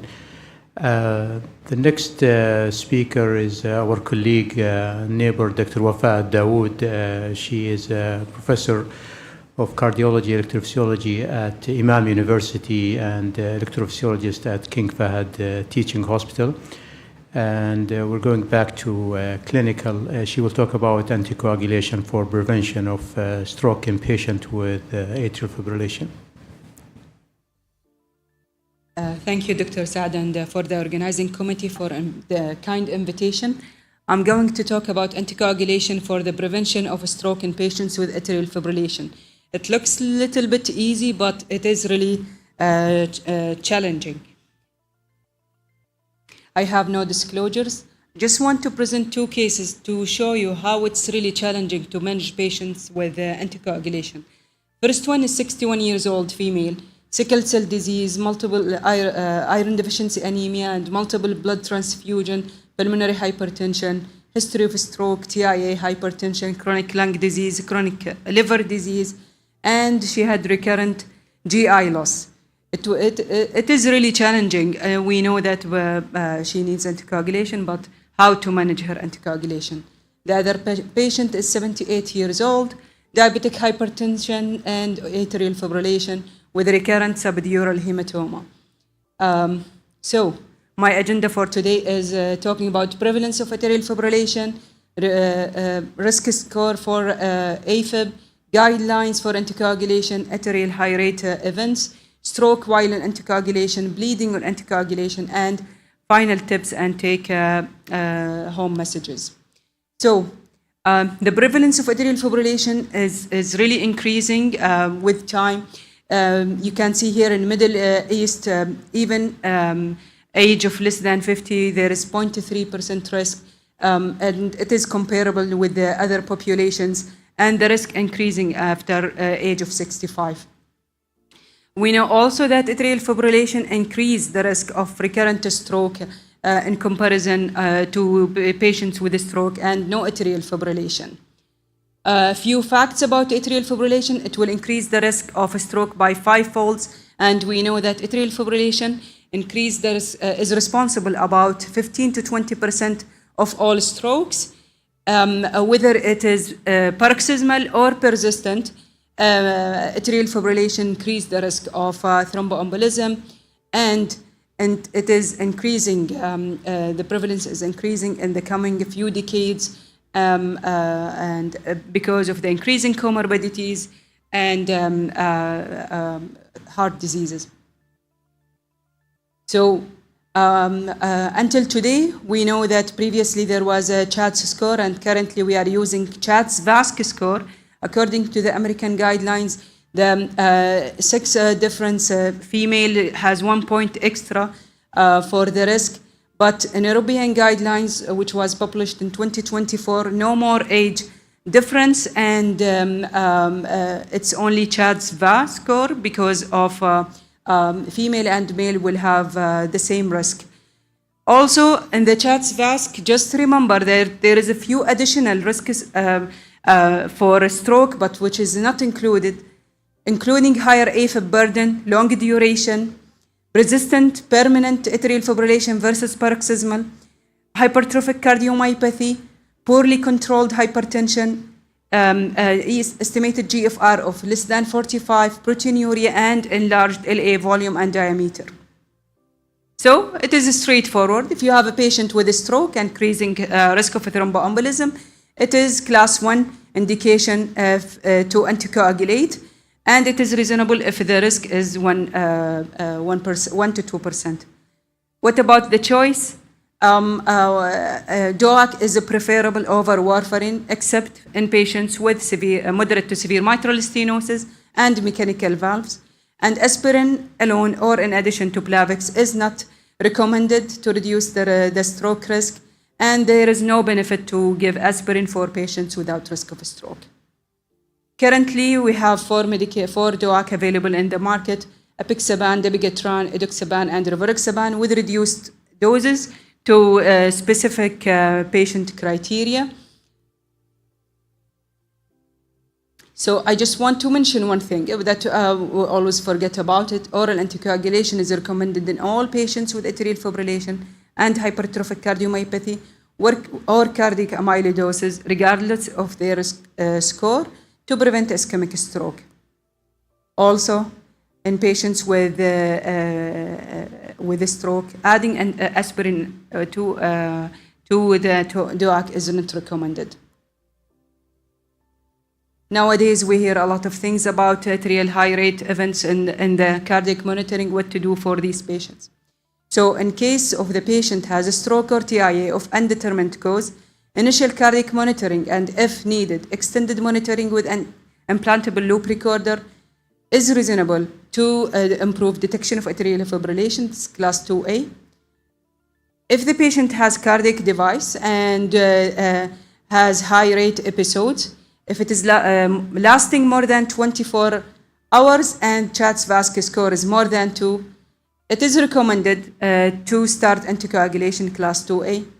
If it is between 5 minutes to 24 hours and JHAH score more than 3, it is recommended to start anticoagulation class 2B. And if it is less than 5 minutes or the patient has no risk of a stroke, there is no benefit to start anticoagulation. If you have a patient with ischemic stroke while on anticoagulation, remember action, etiology of a stroke, compliance to anticoagulation, therapeutic options for stroke made personal, and intake interaction of medication to be checked, other risk factors for stroke and death, novel prevention strategies, for example, left atrial appendage occlusion.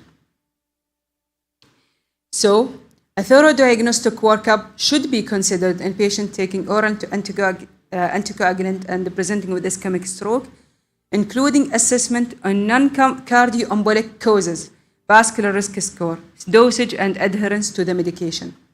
Adding antiplatelet is not recommended, and switching from DOAC to another or switching to warfarin is not recommended. If you are assessing a patient with anticoagulation, remember to assess for HAS blood scoring system just to find who's the patient who's at risk of having more bleeding, and they will require more frequent monitoring and follow-up. HAS blood for hypertension, abnormal renal function, stroke, bleeding, labile INR, elderly, more than 65 years old, drugs and alcohol. More than 3, it's considered high risk.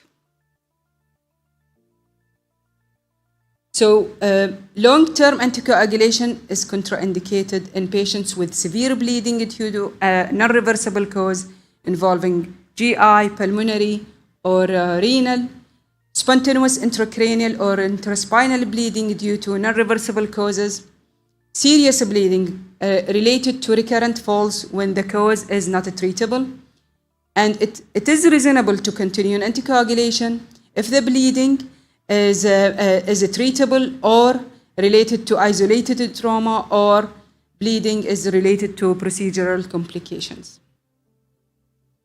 So what to do if your patient has bleeding? Compression if possible, then assess hemodynamic status, coagulation profile, CBC, and kidney function. Then determine the dose and time of the last DOAC and all comorbidities. Then assess the bleeding. If it is minor bleeding, maybe it's you need to interrupt the anticoagulation. If it is non-life-threatening, major bleed or life-threatening bleed, you need multidisciplinary team to decide about what to do next. You need to delay the DOAC dose in case if it is minor. In patients with major bleed, you remember fluid resuscitation, reversal agents, and also consider, even after resolving, appropriate monitoring of DOAC level after that, and when to resume the anticoagulation. Always discuss the benefit and the risk of restarting oral anticoagulation.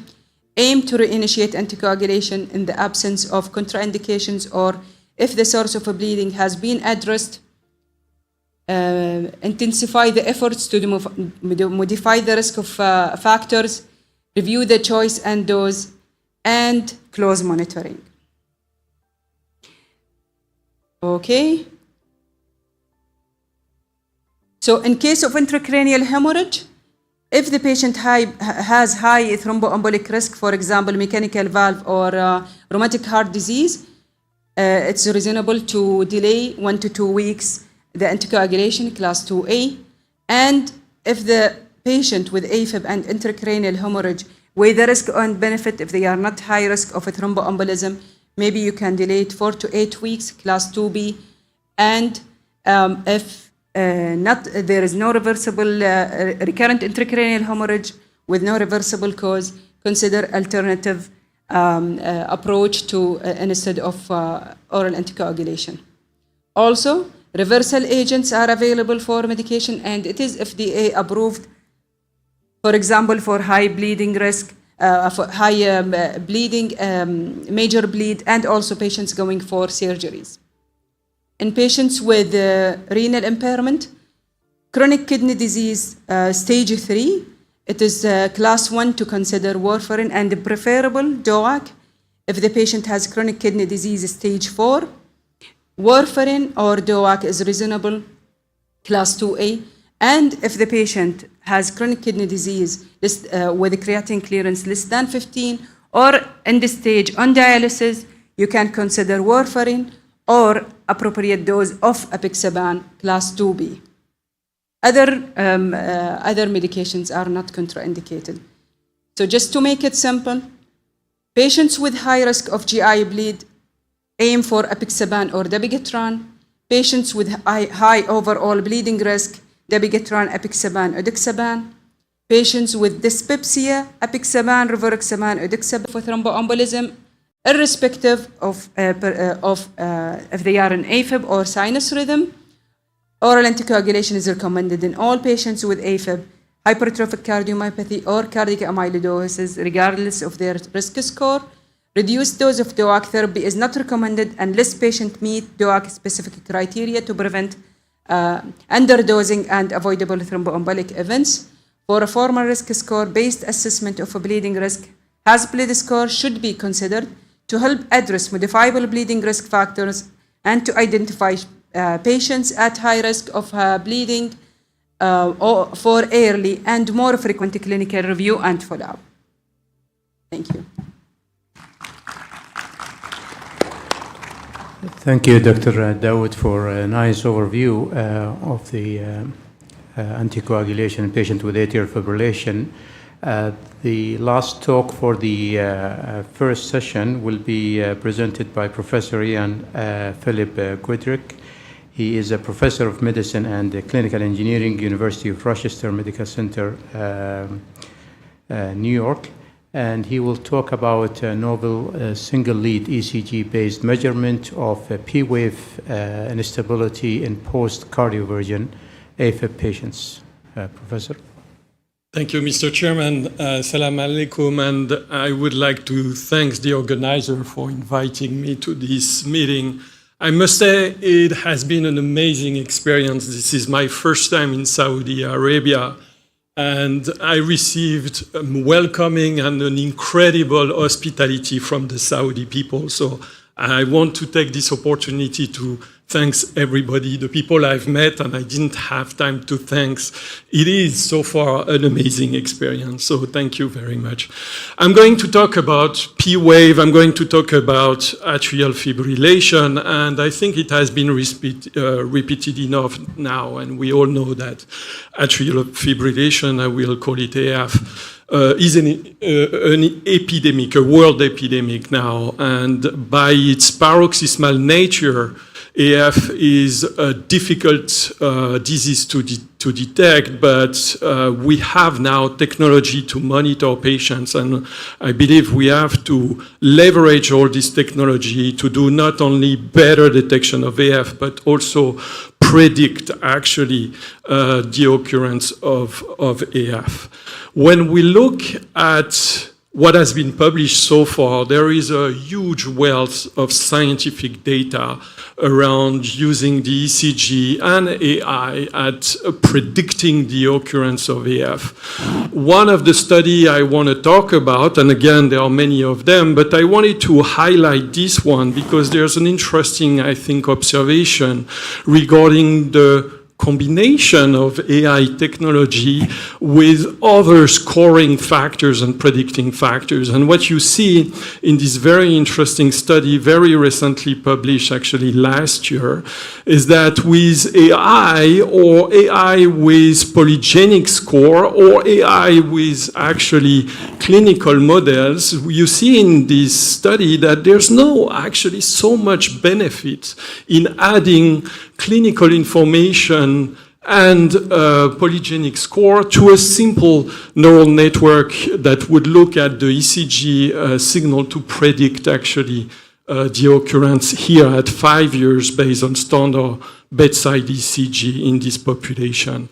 And one of the things which is important now and really makes the field going forward is really going into interpretability of those models. And Dr. Gutierrez presented something very similar in his presentation, the so-called saliency map of the AI model. What does it mean? It means that with this model now we have the ability to identify in ECG what is the portion of the signal that is actually relevant to the objective of the model.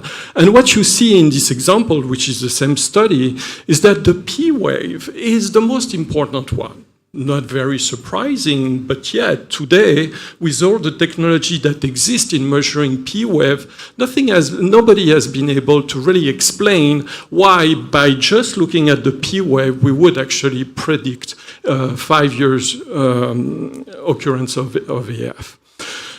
Today we have many types of technologies that are almost worldwide available, but there are some that are getting more and more popularity, that are actually getting used more by clinicians, and I'm actually referring to ECG patches. For many reasons that I'm sure everybody understands in this room, they are easy to use, they are single lead, very easy to put on the patients. In general, patients are very compliant with this kind of monitoring technology. I put the Zio patch here on the right. There are many others, but the data I'm going to show you was based on this specific patch. I have no interest in this company or any disclosure to say about iRhythm. The interesting aspect of those ECG patches is that they are able to actually record ECG for very long time and in a continuous fashion, meaning that those patches can give you data on the patients for sometimes 15 days, 14, 15 days of continuous single lead beat-to-beat electrical activity of your patients, which is an amazing amount of data that you can really capture from this data. What can you do with this data? And there is one publication that has been done with ECG patch that I think is remarkable, where they showed that actually the sooner you put this kind of technology on the patients, the better you are at really get your AF diagnosis. So the main message was, let's use this ECG monitoring technology, let's use it as soon as possible because they really deliver the information that is clinically significant. This group also look at predicting AF, and there's less wealth in the literature around the ability of this technology to predict AF. And really in this study what they showed is that, again, by using this 14 days continuous monitoring, they were able to somehow better identify the patients that would benefit from additional monitoring. And you can see that on this figure, that using a neural networks in which you feed with a certain period of the ECG, you can have some prediction of the events. And here the company obviously used these results to push people to use more of these monitoring technologies. I'm going to talk about the F1 score very quickly, and I know that most of the people in the room are physicians, and the F1 score is not very well used currently in, I would say, medical publication. It's more an engineering concept, but I think it's important to understand why engineers use the F1 score rather than basically sensitivity, specificity. The F1 score is an harmonic mean of the precision and recall, meaning that it's a better metrics to actually measure the accuracy of a predicting model or classifying model. You need in the F1 good score that there is actually a good balance between your true positive, false positive. So there is actually, this is a better way to really measure how efficient and performant a model is. And when we look at what these people have published in a sense with their model, and you look at the F1 score, that usually needs to be around above 0.6, 0.7 to be really significant or at least clinically relevant, let's say, and it's a personal statement. You see that their model is pretty bad, and that the F1 score is rarely going above 0.2. So in a sense, what you see is that if this model seems to provide good sensitivity with low specificity, altogether it doesn't seem to be at the right place for doing what they wanted to do. So really we need today a way of having new predictor of AF that are actually compatible with single lead patch ECG. This technology is going forward and is going to be used more and more. So it needs to be in this, embedded into this patch. The patch, most of the patch today, not all of them, but most of the patch are really dumb device. They are just passively monitoring the patients without providing any information, or I would say timely fashion information. The reports are created by ECG technicians. They are reviewed by cardiologists, usually many days or weeks after the monitoring, while the collection of data is done in a very efficient way. The analytics associated with this technology needs to be a little bit better. So it's what we are trying to work on and develop for the future. So in terms of the method we have done, and again, I want to highlight that here what I'm going to present is basic signal processing. There's no AI yet in this. Why? Because simply those recording, which are 14 days continuous, are extremely difficult to be used and fed in neural networks that has limited number of inputs. So you need to do a certain type of assumption when you develop your model on what kind of information you want to feed the neural network with. And what we are trying to do in this work is really do feature extraction from the ECG of the patch that will in the future feed the model. But we want something obviously that is meaningful, and we want data that shows that this feature extraction might be one way of looking at these long ECGs in the future. So we use signal averaging techniques, meaning that we, instead of looking at bit-to-bit value, bit-to-bit cardiac value, we do an average of the signals. So we use representative bits of a certain period. Okay, that permits to do many things, including a noise reduction that are usually very high in these patches. If these patches measure long ECG, unfortunately, they are very actually polluted by movement of the patients, and the ECG signal is usually lower quality than the one that is captured by Holter system that have multi-lead and more data to clean the data, to clean the signal. We used 2-minute signal average, and we did that on 2 hours, and we looked at what was going on in P-wave, sorry, in the P-wave for those period on a long term, on 14 days in a population I'm going to describe. We look at classical way of looking at P-wave duration, PR interval, P surface, and we develop actually what we call the P-wave cross-correlation index, which look at how much variation there is in the P-wave morphology across time. So this is an example of presenting the ECG. This is not a clinical standard presentation of the signal, but I'm sure everybody recognizes here the PQRS features, and each line represents a signal average ECG, and you see the variation across time. So this is basically what we call the ECGs. Each of them is a signal, and we see that over time, this is for a 2-hour period that is selected during sinus rhythm.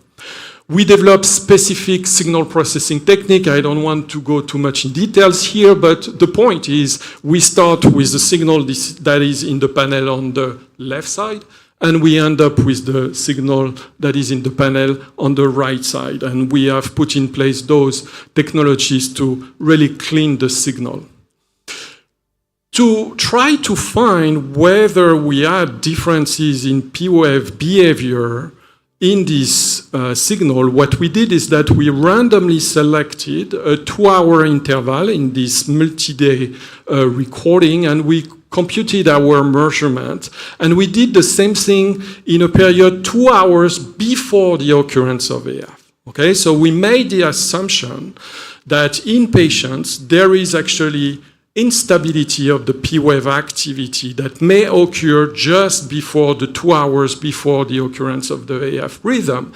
And then we compare in the same patient what happened without the occurrence of the AF and when the AF occurs in this 2 hours. We use a population that is called the CAMAFI population that was collected in an NIH-funded R01 grant at University of Rochester. I was the PI, and in this data that was collected for video-based detection of AF that I will present tomorrow in the afternoon session. But we did in this study collect data from 256 patients that came to the hospital for either ablation or cardioversion. We put a patch on these patients, and we had video technology on their phone. And again, I'll present this very innovative technology tomorrow. But here we use simply all the ECG that were collected in this population. We limited our analysis to the cardioversion because we wanted stability in a sense and not having a bias due to the scar that would have been created during ablation. So we wanted example of patients that were more electrophysiologically stable, I would call them. And we look at the ECG patch, and we look at those who had ARAF, so early recurrence of AF versus no ARAF. As you see here, this is the demographic of the population. There were no surprises in this population. I hope the physician and clinician agree with that. That was a pretty representative type of people with paroxysmal AF that came to the hospital. So this is an example of what we found very quickly. You have a matrix of plots where actually at the top you have the subject ID, and you have actually the representation of the P-wave, the way we look at it during the 2 hours during sinus rhythm without upcoming atrial fibrillation. And at the bottom you have, for the same patients, the representation of the P-wave during the 2 hours just before the onset of AF. And as you can see, we put the PCC value, which is our instability metrics in these patients. And you see clearly that in all these patients, there is an instability of the P-wave that can be actually measured from this single lead ECG signal. And when we looked at how this measurement perform in terms of group, either by measuring the difference inside the same patients, or so intra-subject, I would say, measurement, or intra-population, neither the heart rate neither the P duration, PR duration, or P area show any differences between this interval. The only parameters that was significantly different between these patients that experienced ERAF versus non-ERAF was the method that helped us detect actually this instability. So this is very preliminary results, but again, what we want to try to understand is how much data from the event we have to consider in our development of the prediction model. And as you can see on this graph, we do the p-value for the differentiation between ERAF, non-ERAF population. And as you can see, we need at least 75 minutes of data, of continuous data, to be able to predict actually the presence of AF, which in general are very difficult to put in a neural network. We need to come up with other method to do that, or consider actually feature extraction, meaning really what I presented today with this PCC. I'm a little bit late, but let me conclude in saying that we develop a single lead ECG patch method for measuring P-wave instability. We observe significant increase in P-wave instability before onset of AF using simple technology that could be embedded into the hardware of ECG patches. And our next step are really to integrate that to AI system and obviously try that in independent data set. I would like to thank you for your attention. Thank you very much for the nice talk, and the floor is open for questions.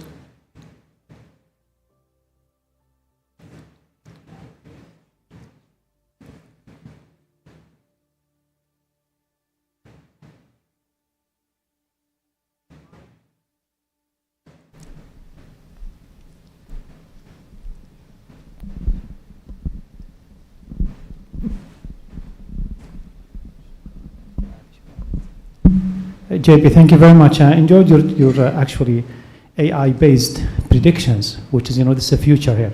My question to you, how far are you taking this to clinical practice? And has it been validated already with the normal practice or not? No, thank you for this question. It's a very valid question. And no, it has not been validated yet. And we still have to develop the model.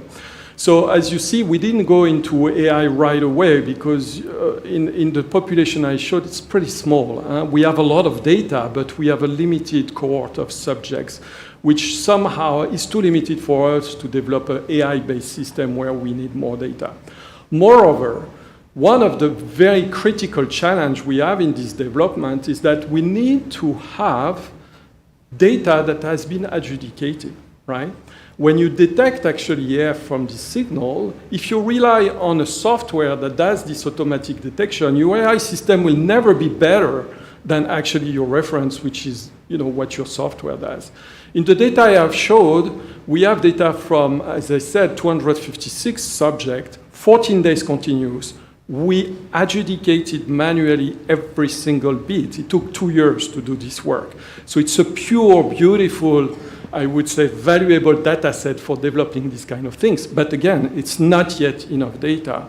And we have projects to collect more. We hope to develop partnership with ECG patch technology, where they would be interested enough to share data with us where we can go forward with neural networks development. So is it validated? Is it ready for clinical application? Not. It's not. Professor Ian, this is a very interesting early return of atrial fibrillation or immediate return of atrial fibrillation for the general audience is usually not a good sign. That means the success to maintain sinus rhythm is not as high as the other people who remain in sinus rhythm. So detecting those group of population is important. And I think the next step is to see after atrial fibrillation ablation, will that change or not? I think this will be the next research question to be answered. Question to Dr. Fahd Dawood regarding patients with high risk of stroke who prefer not to be in anticoagulation and they want a device like the left atrial appendage closure device. How do you counsel them?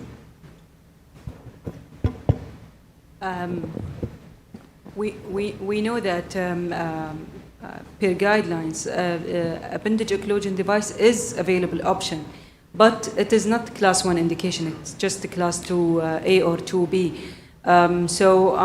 We need to discuss all the options of what's their concern, why they don't want anticoagulation, if there is anything that we can manage, if there is bleeding risk what's their percentage of a stroke per year. But overall, at the end, it's the patient choice, but preferable it's anticoagulation because the evidence on anticoagulation is more. And the other thing, even if they have the device, for the first period in general, whatever the device, they will need anticoagulation. Dr. Amir?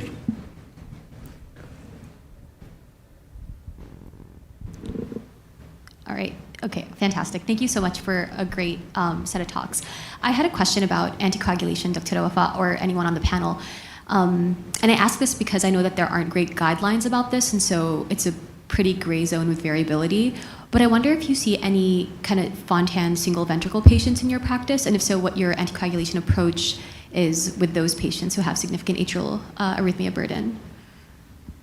High atrial rate in patients with devices?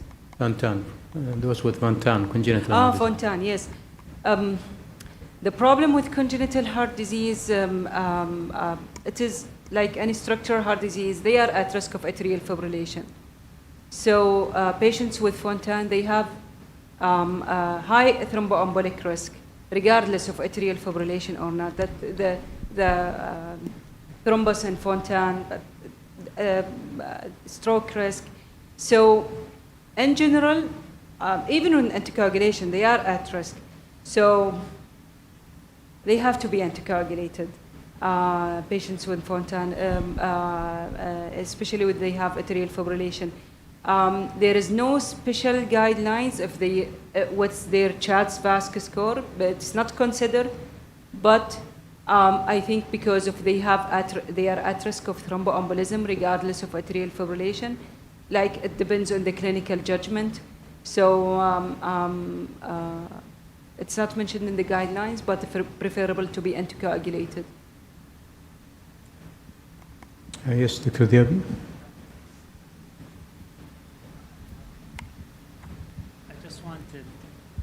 I just want to comment in Fontan procedure. You know, most of the patient now, extracardiac conduit, it's not a problem anymore now. Very much lower arrhythmia problem, honestly. You know, it's surgical technique that's improved the situations a lot. Thank you. Professor Gutierrez, regarding the patients who come to our clinic with palpitation or patient post-AFib ablation, we feel as a clinician comfortable when they have smart devices, watches that can record fibrillation. What will be the difference of the system you're working in from the smartwatch without mentioning names? The difference is that our system works independent of any action from the patient. The smartwatch, if the patient feels better, they need to touch the watch to acquire the signal. Yes. In our case, the signal is transmitted independent of the patient. Thank you. I wanted to make a quick comment, Professor Gutierrez. We use prediction and diagnosis interchangeably, and that's a little bit of a mix-up. So the tool you have developed fantastically is a diagnostic tool. It is not a prediction tool, because the prediction tool requires to foresee something before happening, right? So it would be a diagnostic tool, real-time diagnostics. Yes, but I need to stress that we need 5 to 6 seconds to detect the AFib. It's not really in real time. So there is a delay because it's the time to process the signal on the smartphone. But After that, we signalize the team that there is a sustainable amphibial curve. So that 5-6 seconds will affect the real timeness. Yeah. Still, it's a diagnostics. It's Yeah. not prediction. But what Jean-Philippe said, Yes, that before. is a prediction. Yeah. Yeah. Okay, any more questions? Okay, we'll move to the second session of our EP sessions, and it's about device therapy for patients with cardiomyopathy. We heard in the morning about cardiomyopathy, and now we talk about the device therapy. And it will be presented by Dr. Nasser Al-Hamad. Dr. Nasser is a consultant cardiologist. He is a consultant cardiologist and electrophysiologist in Al Musa Hospital. Welcome, Nasser, and the floor is yours. Thank you.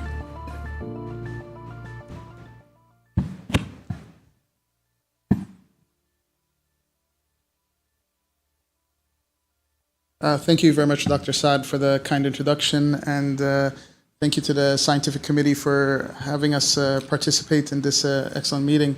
I've enjoyed so far all of the talks. My name is Dr. Nasser Al-Hamad. I'm a cardiac electrophysiologist at Al Musa Health. And just before I start, I just wanted to get a feel for the room. How many non-general cardiologists are in the room? Okay, good. Interventional cardiologists? Any surgeons still here? Cardiac surgeons? No? Fellows, residents? The rest of you are non-internal medicine or non-allied health physicians? Excellent, excellent. So we've got a good balance in the room. I've been given a tough topic of talking about device therapy for patients with cardiomyopathy, which is a very broad topic to go through, but I've selected a few certain areas and clinical scenarios that we'll go through to help guide a few of the, give us a practical guide on how to think about approaching some of these patients. So to start with, let me take the big chunk of the patient groups, which is the ischemic cardiomyopathy, and let's go through a few scenarios involving secondary prevention. So let's start off with a case. The first case is a patient with 65-year-old male presented to the ER with an acute anterior STEMI. Prior to the transfer to the cath lab, goes into ventricular fibrillation, and is successfully resuscitated and fully revascularized, receives 2 stents to the LAD. Echocardiogram shows anterior walls hypokinetic, LV function is about 40%, narrow complex QRS. They contact the electrophysiologist, asking them for consultation regarding implantation of an ICD because of the ventricular fibrillation event. So who in the crowd would, show of hands, who would implant an ICD in this scenario? Good, thank God. Okay, I'm just testing if you guys needs an extra dose of caffeine or not. Okay, so thankfully no one raised their hands. And I'm going to be taking us through a few of the basis of this recommendation. This is a document that was developed by multiple groups, including looking at the guidelines from North America, the European Society, the HRS involved, and all of them looking at basically the appropriate use for implantable devices such as ICDs, CRTs, and pacing devices. And what we mean when I go through some of this, the data that they presented, appropriate use criteria, they put a scoring system reflecting what the guidelines would recommend. 7 to 9 being appropriate care, 4 to 6 may be appropriate, 1 to 3 rarely appropriate. So what we're really looking at is a risk-benefit ratio for every scenario. Does the benefit outweigh the risk? If yes, we should proceed, is essentially the method that they implemented. So looking at our, I'm going to try to use the pointer here. Yes. Okay, no, I have to point there. Okay, looking at this flow chart, essentially this is looking at patients with coronary artery disease, hemodynamically unstable VF or VT event in the acute setting within the first 48 hours of presenting to hospital. Now, this does not reflect their LV function, does not, as this is a new presentation. So this patient could have a normal LV function, and we need to determine whether they need to proceed to an implantation of a device, yes or no. So our patient, if you recall in this scenario, was totally revascularized, ejection fraction 40%. So they would fall into this category here, where it would be not recommended for them to have an ICD implanted. Now, the more complicated scenario would be the one that's, and we're frequently having to deal with, is the patient that has a not amenable revascularization strategy, and their ejection fraction is either above 35, or let's say even for argument's sake, less than 35%. This patient now has had an arrhythmia. They've demonstrated that they're prone to going into dangerous rhythms that are hemodynamically unstable, and we still have the potential for that to reoccur. So these scenarios, they do actually recommend implanting a device. And this is just another reflection of our initial example, where you would have to, our patient falls into the 36 to 49% within the acute setting of their presentation, so they would not be recommended for an implantation. Now, is there data to support this recommendations? Lots of meta-analysis. This is one from Connolly and his group, where they compared the efficacy of ICD therapy versus amiodarone, gathered multiple studies, the AVID study, the data from the CASH study, the cardiac arrest study group from Hamburg, the Canadian implantable defibrillator study, and all of them consistently showed that as a secondary prevention, ICD's group compared to antiarrhythmic therapy had a significant reduction, including a 28% relative risk reduction, which is quite significant. So preventing arrhythmic deaths. Now, if you pay attention, this is a paper that's 25 years ago now, published back in 2000. Is there any supportive data that is more current that would support that this evidence is still valid? Yes, multiple studies, observational and registries across the last 20 plus years have continuously shown that the secondary prevention usage of ICDs to help reduce arrhythmic deaths has consistently been a strategy that's yielded reduced mortality. So this is one from the mortality reduction implantable effectiveness registry. There's the NCDR ICD registry, which was published in 2017 in a JHAH paper. European data as well, showing the incidence and predictors of appropriate implantable cardiac defibrillators showing improved mortality benefits. So there's no arguments for us to say that the secondary prevention group, that the data there is well and truly supporting. Now, what about the patients that have had no recent MI within this recent presentation to hospital, but they've come to you now with VT, VF to the presentation to hospital? These patients now have shown us that they've got a substrate. This is a different scenario. They're still within a 40 days window, but they have not had any intervention within 3 months. And these patients, generally, we will put an implantable device unless you have something that's clearly reversible. The reason for this is because they have now demonstrated that they're outside the acute reversible event. They also have the potential for substrate to occur, hence the recommendation for implantation. Now, the initial scenarios we've talked about have shown us arrhythmic events that have been documented, VT, VF. What about syncope? And I know my colleague, Dr. Fahd, is about to talk about syncope, so I'm not going to go into too much details, but syncope in a patient that has known coronary artery disease or structural heart disease for that matter, and I'll talk you through in a few slides, is a different situation where we need to take it more seriously, take a history that's more in detailed and assess whether this patient will potentially need, did they have the potential of an arrhythmic event, or was this a vasovagal syncope? Now, a lot of the new clinical trials out there are talking about or data recommending electrophysiology studies. I'm not sure how the electrophysiologists in the room feel about this, because there's really, this is maybe a point of contention a little bit, because there's not one protocol for VT stimulation that we've all agreed upon, first of all. So if we wanted to induce VF, I can guarantee you I can induce VF in anyone, okay, if we are aggressive enough. Now, that's where it needs to be taken, we need to be quite sensible, and I think the EP group as a whole needs to unify a protocol, because now they're recommending these in a lot of the guidelines, stating that, if you reproduce VT, which is what the standard should look for, monomorphic VT, then that's more of a signal of substrate. VF is a very gray zone. Okay, but here they recommend utilizing it, especially in the above 35 group, if you have undifferentiated syncope and you're still concerned that this could be a potential arrhythmic event. Under 35, they already have a primary prevention indication potentially, and they've had a syncope, so this patient appropriately so should proceed to have an ICD. Now, let's shift gears to primary prevention. Let's go through another scenario. So, 55-year-old male that has presented now with an acute anterior STEMI, fully revascularized as well, 2 stents in the LAD. This is the theme of the day, 2 stents in the LAD, okay?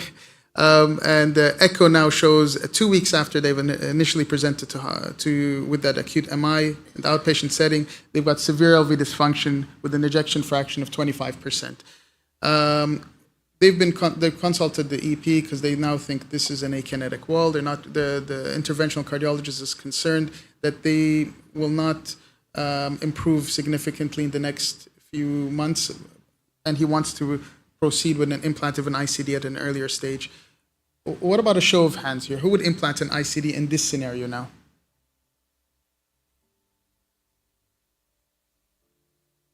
Okay, so no one in the crowd is going for that one. Okay. So, and appropriately so, because there is, okay, so this is the data from the Dynamite study, which has been out for several years now, showed us that early intervention implantation of ICDs at an early stage did not yield benefit. And it wasn't because that this patient group wasn't high risk, they were high risk. But what they found was that the cause of death due to non-arrhythmic mechanism was as high as the arrhythmic, so their risk benefit was not in the favor of implanting an ICD device, because the chances of them dying from the severe LV dysfunction due to mechanical failure or something else causing death in the acute setting under 40 days was as high. So for that reason, it is not recommended. And this is essentially just showing us what our patient is. Our patient, if you recall, severe LV dysfunction, however, no arrhythmias, and as a result, it is not recommending. Now, if the patient, what I would do in this situation is just wait on them to complete the 40 days, repeat the echocardiogram, assess the LV function. Has it improved? Yes, no. If it hasn't, then they would qualify for a primary prevention ICD, and they would then fall into this category here, where they've post-MI more than 40 days, they've had the intervention, their LV function remains severely impaired, and they would be it would be appropriate to implant. If you waited 3 months, it would change to green, and that would be because you've given them an extended period of time, guideline-directed therapies, and it demonstrated the LV function still hasn't improved. Just for the purpose of time, I want to touch on the non-ischemic group as well. And here, this is another scenario. We have a 45-year-old male that has been diagnosed with non-ischemic cardiomyopathy. He's been put on maximally tolerated guideline-directed medical therapy for 3 months. LV function remains severely impaired, EF of 30%, narrow complex ECG showing normal QRS under 120 milliseconds. And he's been consulted this time for implantation of an ICD. Who in the group in the crowd would go for an ICD? Okay, I believe you guys are awake. Half the group said yes. Okay, I was getting worried. Yes, I agree with you guys. This is a straightforward scenario. Yes, they have had the appropriate duration. I find patients have extended amounts of time waiting until the patients are referred to us, 3 months is what the guidelines are recommending. On, of course, regular close follow-up where you're constantly up-titrating the doses at a quick stage. If your clinic is very busy and you're not able to maximally up-titrate at a quick manner, then maybe extending the duration for 3 months would be appropriate. But it shouldn't be extended significantly, as without protecting these patients, they are at risk later on for arrhythmic events. So this patient here would fall into this category. Under 3 months, there's no role by all of the guidelines unless they've had a secondary prevention indication. And here, this is, again, just talking about if there is another competing issue, such as pacing indication, would there be a need, if a patient post-valve surgery in this scenario has to have a need for pacing in this situation with severe LV dysfunction, we would recommend implanting an ICD as well. For the purpose of time, I want to just go to the final scenario, which is a 50-year-old male that has had a prior history of late presentation anterior MI, fully revascularized, LAD stents, past medical history of severe schizophrenia that is resistant to medical therapy and requiring frequent hospitalizations. His outpatient echo shows an akinetic anterior wall, LV function of ejection fraction 25% with Q waves across the precordial leads. Now, who in the crowd would implant an ICD for this situation? Show of hands. He's got severe LV dysfunction, been on medical therapy appropriately, and is more than the 3 month window, 6 months down the track. Okay, there's a few people saying yes, majority no. And I would side with the no. The reason is, and I just want to end on this slide here, but there's a group of patients that we need to be very careful about implanting. Patients that have had a potential life expectancy that's less than 1 year, for instance. Our patient fell into the group of significant psychiatric illnesses that may be aggravated by implantation. If the patient cannot cognitively consent to an implantation, understand what they're having it runs a very high risk. Patients that have a life expectancy, advanced cancer, for instance, and their life expectancy is under a year, that again is not an appropriate decision. I'll end. I remember one case. This patient was actually had a subcutaneous ICD, severe schizophrenia, implanted in an external center, and brought to us. The ER calls me saying he's got a device on view. We think there's a bit of an infection. Can you come and review him? I come down to see, which was one of the most gruesome images I've seen in my life. The patient had multiple shocks, actually taken a scissor and opened his wound, and you could see the whole device on view. So this patient clearly, the physicians that implanted the initial device did not appreciate how severe his schizophrenia was, that he could not comprehend what was happening to him, especially when he had received appropriate shocks when we reviewed the device. We, of course, recommend that any of these cases, you have a heart team, multidisciplinary team to really dig deeper and assess the appropriateness of this. Thank you so much again for your time.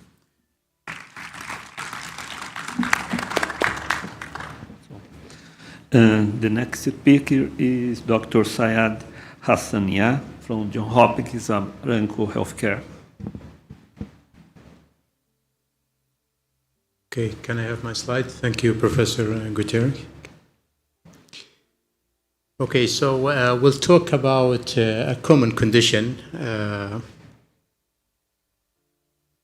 syncope, but we will, for the sake of time, we'll focus more about the reflex syncope. Okay, which one?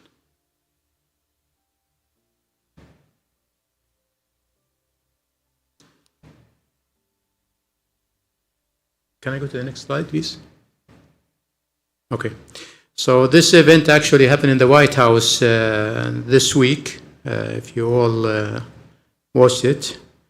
So he felt dizzy after a long standing. Then they raised his legs, no CPR. It seems that he woke up quickly.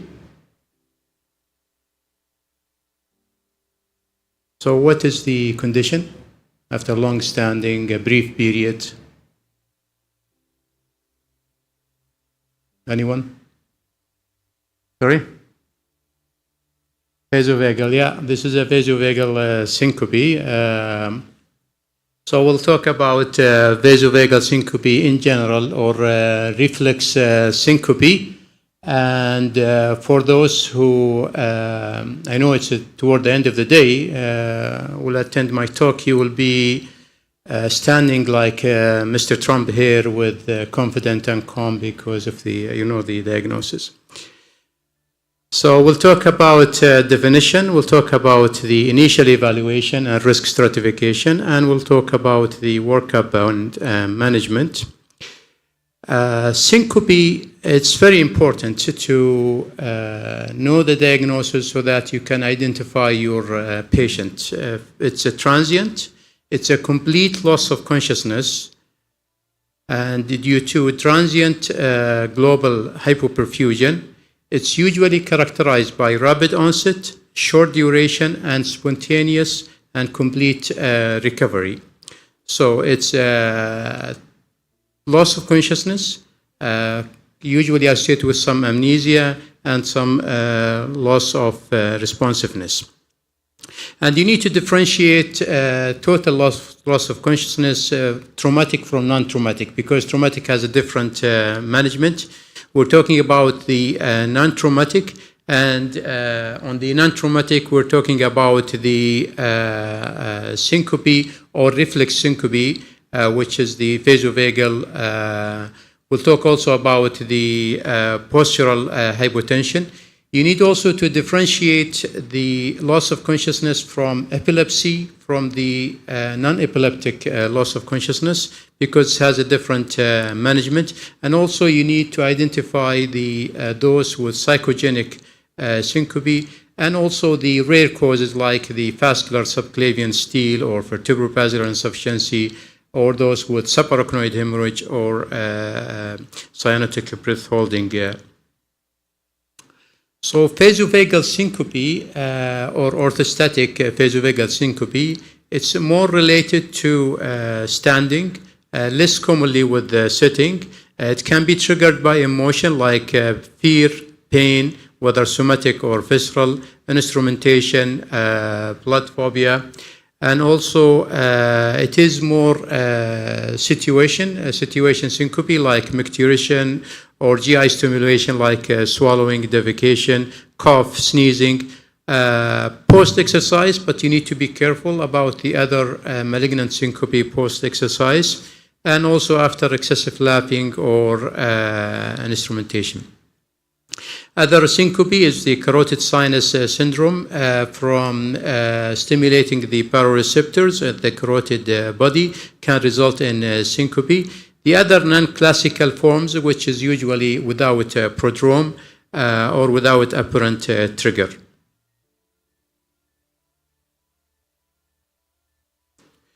Orthostatic hypotension is not uncommon, and it's usually related to either vasodilators, diuretics, phenothiazine, or some antidepressant. Syncope from depletion, vascular depletion like hemorrhage, diarrhea, vomiting. Also a syncope from autonomic failure like a neurogenic orthostatic hypotension from either autonomic failure, multiple system atrophy, Parkinson's disease, advanced dementia with Lewy bodies. Secondary autonomic failure like neurogenic orthostatic hypotension from amyloid or spinal cord injury, autoimmune autonomic neuropathy, also paraneoplastic autonomic neuropathy, and kidney failure.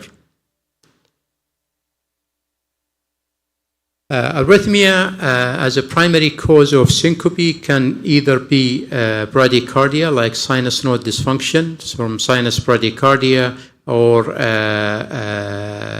tachycardia syndrome, AV node conduction disease like a complete heart block, and even from tachycardia like supraventricular tachycardia, rarely or commonly from ventricular tachycardia. Structural heart disease also can present with syncope, like left-sided obstruction, either aortic stenosis, massive myocardial infarction, hypertrophic cardiomyopathy, either from arrhythmia or from hypovolemia and hypotension. Cardiac masses, when obstructing the left atrium, like atrial myxoma or a tumor, pericardial disease with tamponade, also congenital anomaly of the coronaries or prosthetic valve dysfunction can present with syncope. Massive PE, acute aortic dissection, and pulmonary hypertension is in the differential of syncope. Syncope is one of the conditions that with exhausting detailed history, physical, and investigation, you can reach diagnosis in up to 60% of the time. Up to 40 or 35% of the time remain undiagnosed.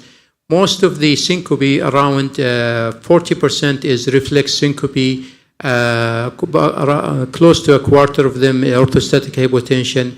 Cardiac syncope contribute from 5 to 20%, and non-syncopal transient loss of consciousness around 8 to 20%.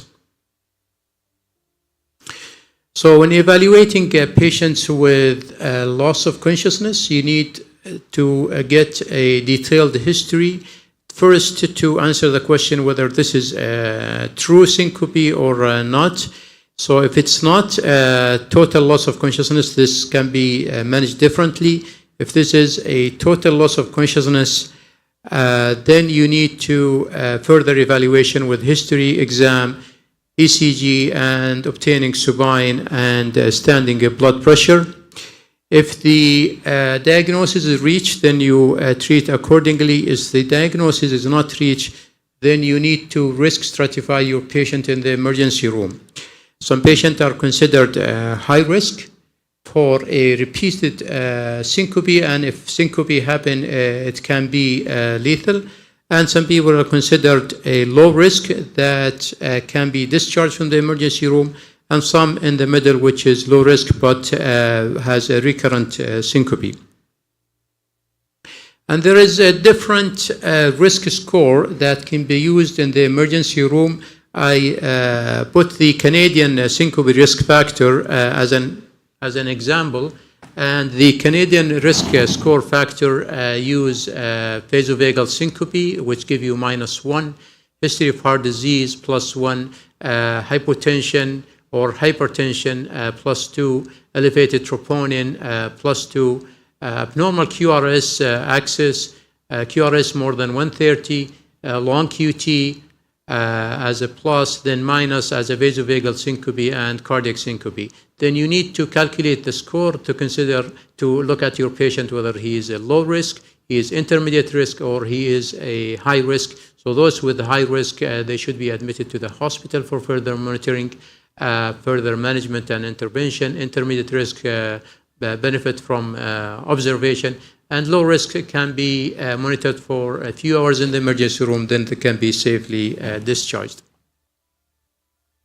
So the low risk group from history is the syncope that is associated with a prodrome, usually reflex syncope, a patient lightheaded, feeling warm, sweaty, some nausea and vomiting, after sudden unexpected or unpleasant sight or sound or smell, or after prolonged standing like the clip we showed, or during a meal or postprandial related to vasovagal syncope triggered by cough or defecation or micturition, which is situation syncope, or with head rotation with a pressure in the carotid, either from a tumor or from shaping, which is related to carotid sinus hypersensitivity.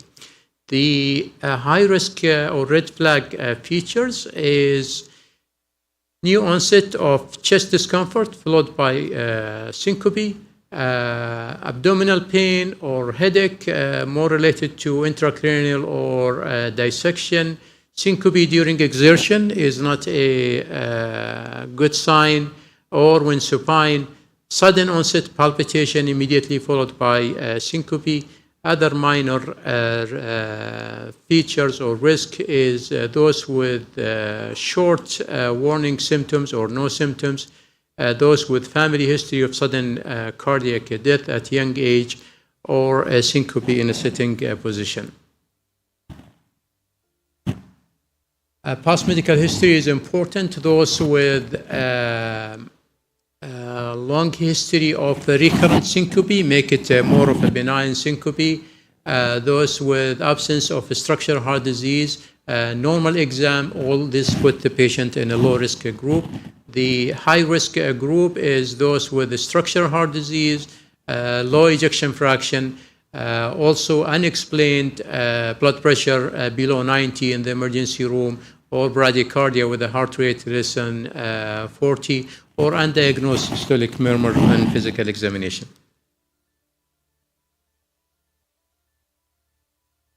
ECG is very important, and having a normal, completely normal ECG in the emergency room put the patient in a low-risk category. Those with ECG with ischemia or advanced AV block, Mobitz 2 or third-degree AV block, slow atrial fibrillation, persistent sinus bradycardia, bundle branch block, or Q wave on the ECG, on monitor sustained or not sustained arrhythmia. Those with devices, they need to be checked to rule out any device malfunction. Brugada type 1 pattern on the ECG or long QT, all put the patient on a high-risk category.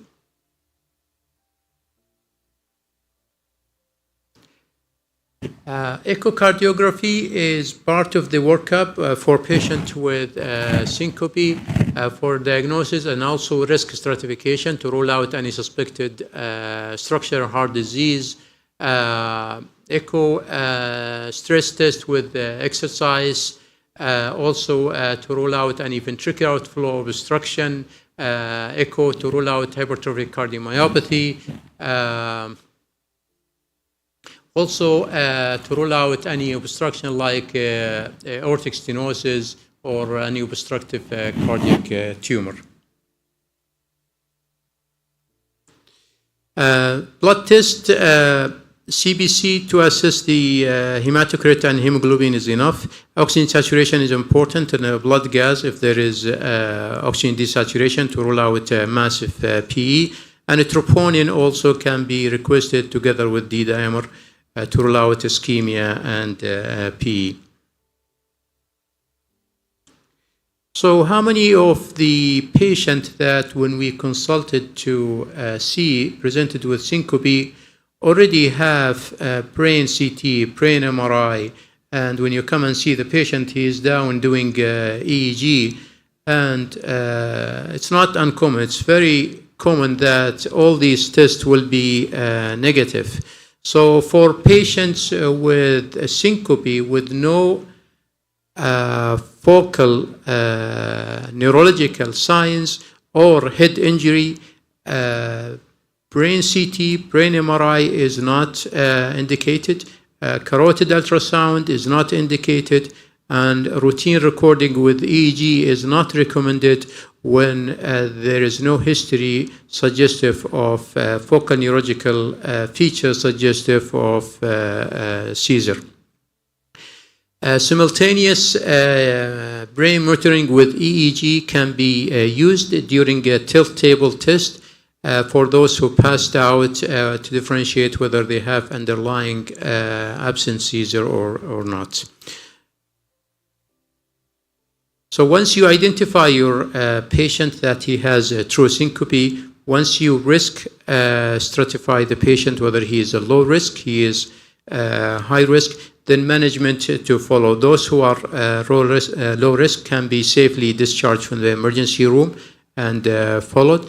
Those with high-risk features, they need to be admitted to the hospital, either observation units or syncope units, but they need to be monitored all the time to complete their workup.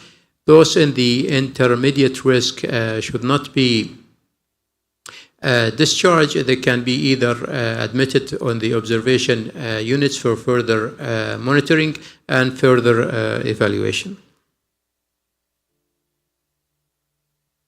So for the electrophysiology study per se on patient with syncope, it's indicated for those with previous myocardial infarction who have scar to see if they have triggered sustained ventricular arrhythmia, especially if they have left ventricular dysfunction.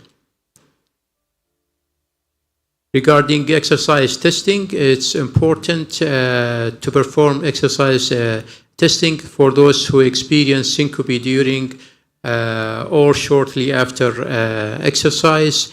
Also, syncope can be related to second or third degree heart block and can only manifest with exercise. When reflex syncope is confirmed and it's reproducible with exercise, then exercise test can be used for diagnosis. Extended monitoring is important. The longer you monitor your patients, the higher the yield to reach the diagnosis for syncope. And several studies has shown the longer the monitoring, the more diagnosis that we can reach for patients with syncope, up to 12%. So what's the management of vasovagal syncope? It's a benign condition. That's what I tell my patients. It's a benign condition, but unfortunately there is no single medicine or intervention that we can do to prevent it. There are some behavior that patients can do, which is counter pressure maneuvers by crossing legs, by sitting, increase their salt and water intake. But most of the recommended medication as a second line are class 2A or 2B, like the midodrine, fludrocortisone, beta blocker. We're shying away from beta blocker, orthostatic training, SSRIs. Dual chamber pacemaker has been used initially for cardioinhibitory vasovagal syncope, but the subsequent study, when they implanted pacemaker on patients, they turn it on in one group, turn it off in the other group, and there was no difference in terms of the outcome. Orthostatic hypotension, explaining the diagnosis, reassurance, explaining the risk of recurrence, and trying to avoid triggers. Adequate hydration is helpful, and also trying to discontinue the hypotensive drugs like peripheral vasodilators might help. Others like the abdominal binders or tit stocking can also be used. On extreme cases, head up tilt during sleep more than 10 minutes in order to increase the blood volume can be considered.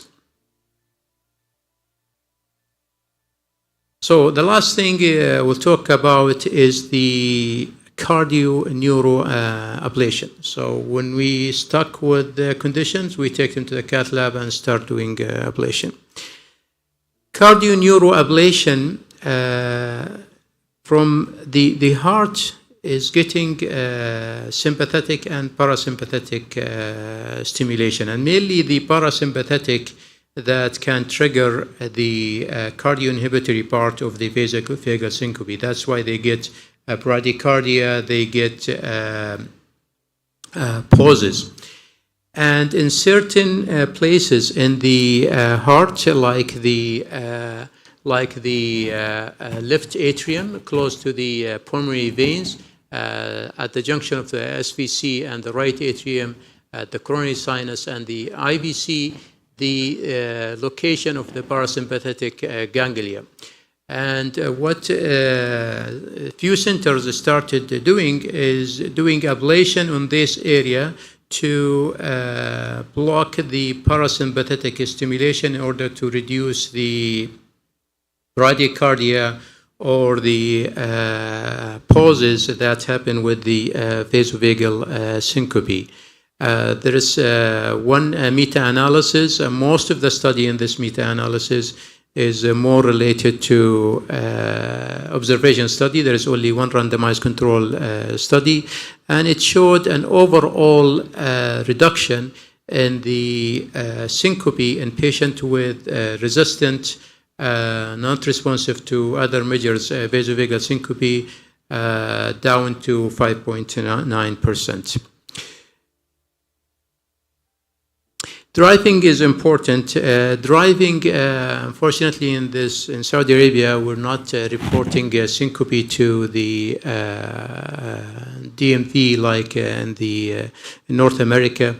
But those with reflex syncope, single and mild, there is no restriction. Those with recurrent and severe syncope, they should not drive until successful treatment is established. And those with unexplained syncope, they usually no restriction unless there is no prodrome.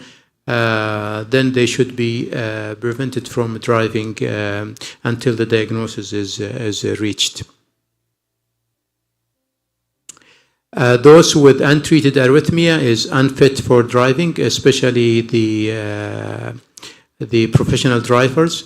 Cardiac arrhythmia, not life-threatening. They can go back driving a private vehicle after successful treatment, also professional drivers. Cardiac arrhythmia that's life-threatening, like inherited disorders or medical disorder, can go back driving after successful treatment is established. But for professional drivers, it's a permanent restriction. After pacemaker implant, usually 1 week. For professional drivers, after appropriate function is established. So in summary, the syncope is a total and a transient loss of consciousness due to transient global hypoperfusion. It's usually characterized by rapid onset, short duration, and spontaneous recovery. History is very important. If you cannot reach a diagnosis by obtaining a history, your chance of getting the diagnosis with all the diagnostic workup is small. So history-focused exam, initial workup are essential for reaching the diagnosis and also for risk stratification and management. With that, I will end my talk and thank you for the listening. Thank you, Dr. Fahd. Next speaker is Dr. Fahd Nazami from Harvard Medical School, MIT, United States.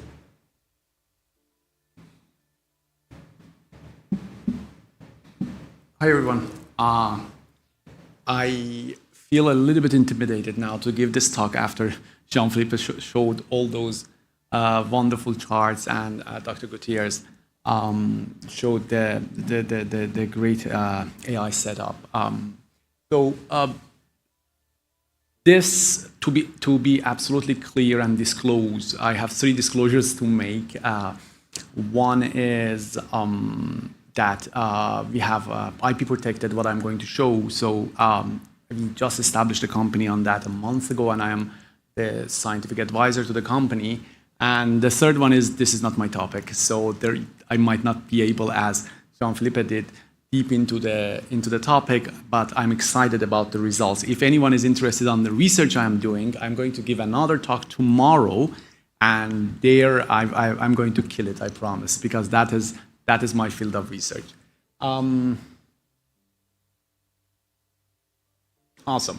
So I more discuss why AI. Jean-Philippe touched it a little bit. So this is the paradise for the AI. When we are talking about atrial fibrillation, we are having a tool which is continuously collecting data on a time-resolved manner. We are talking about hours of data. With the same token, it's a barrier and burden, as it was discussed. I'm going to say every sentence, at the end of any sentence, I will say, as Jean-Philippe said. So it is a burden as well for the AI, because garbage in, garbage out will have a lot of issues with the data we are collecting, and annotating those data to train and test the model is absolutely time consuming and debilitating process for researchers.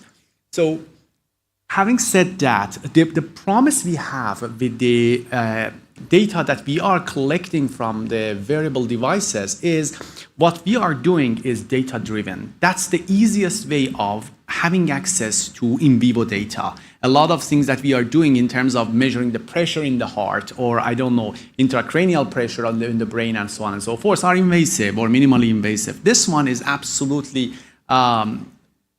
safe to collect. Even more recently, I heard that the Apple Watch to some extent is doing some collection of also the heartbeat and ECG. So the promise is your research will be data-driven. It will allow you to extract the underlying hidden patterns that might not be easy to pick up by the operators and clinicians.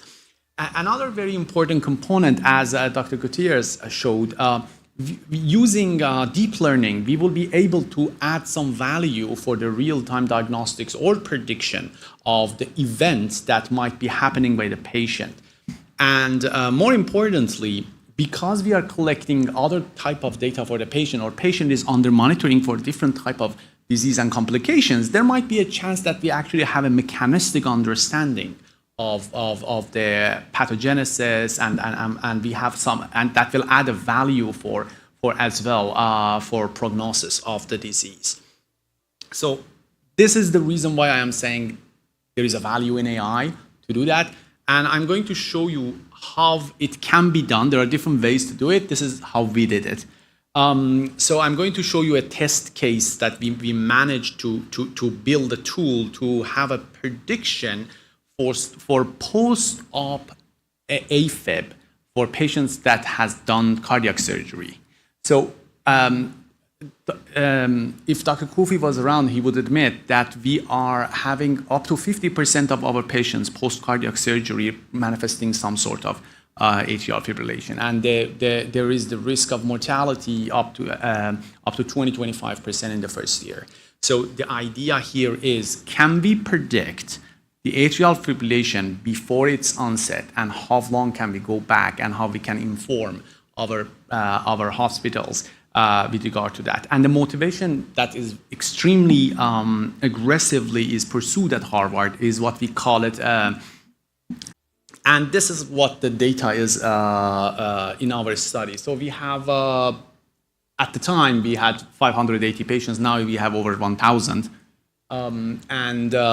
The number of the cases recruited for this scenario was 100, and 77 of them were included in this study because of a lot of reasons of patch malfunction or withdrawal and so on, or mortality.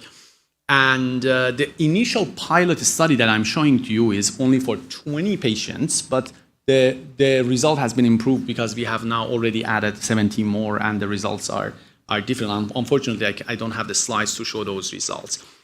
One point I want to mention is the heterogeneity of the data. So when we are having these patients receiving these patches and manifesting in atrial fibrillation, in a lot of cases, the duration of the atrial fibrillation, the time it is happening, is absolutely random. So that makes it very hard, as Jean-Philippe was saying, like if I knew that it is 2 hours, 1 hour before, and I can go just grab that data from there, and we are talking about patches for 2 weeks, right?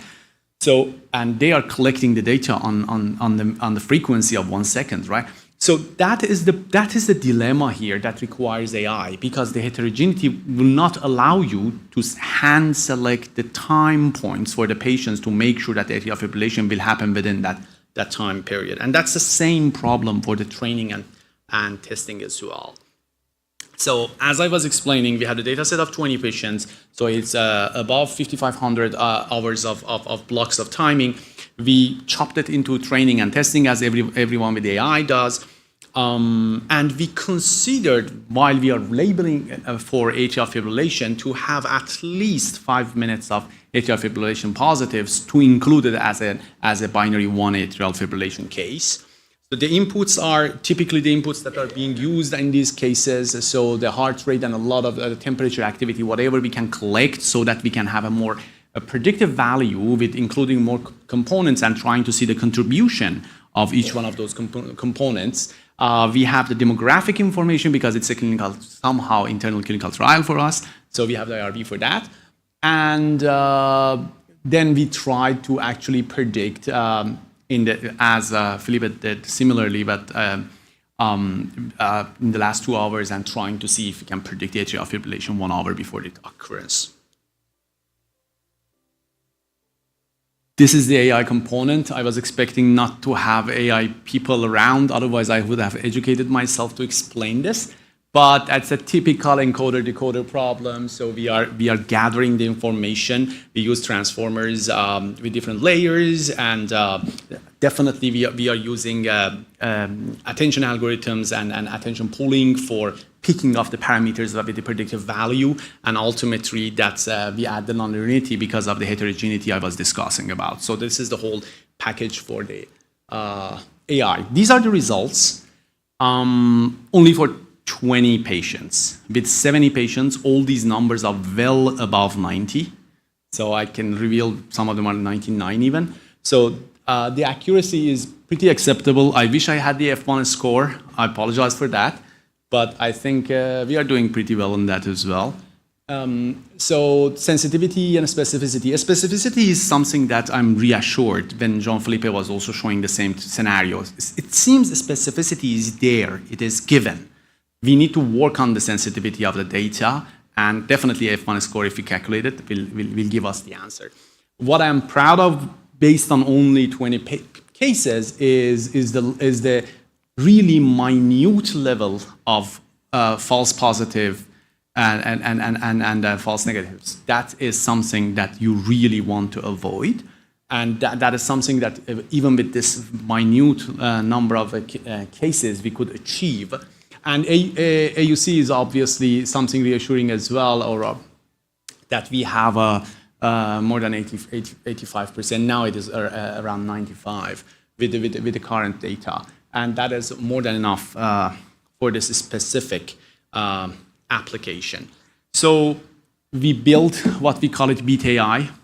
I hope you can hear more about it in soon. We are trying to raise funding for this company. This idea is, as I was mentioning, the collection of data from commercial, clinically available, FDA-approved patches and trying to predict the atrial fibrillation. It will follow the same path that Professor Gutierrez was explaining. It will, and the app we have already built, it will allow the device to just communicate with the doctors immediately, independently, so that they are well aware of atrial fibrillation occurrence within 1 hour, at least for now, maybe hopefully more in future.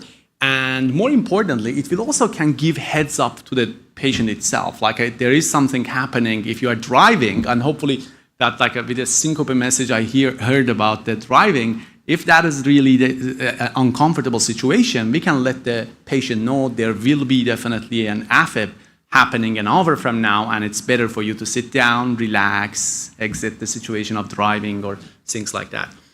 I just did the presentation, and I don't think I did a good job, but all the credit goes to Nagim Maddah, my wonderful PhD student, and Amin Ramazani, my postdoc, who is now the board director of the company as well. And all the data are thanks to Jacob Wahlberg, who is our anesthesiologist, cardiac anesthesiologist at Brigham and Women's Hospital. Last and definitely not the least, this was a pleasure for me to be here. I was expecting this to be entirely medical, and I'm tired of that working in the hospital. But I met wonderful, wonderful engineers here, and I cannot thank enough Dr. Fahd and the people who actually invited me to this session. Thank you.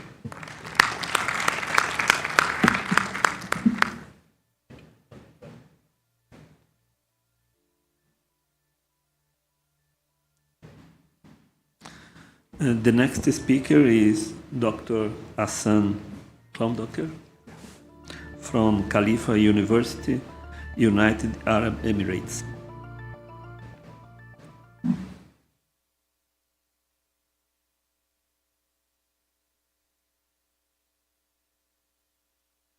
Thank you.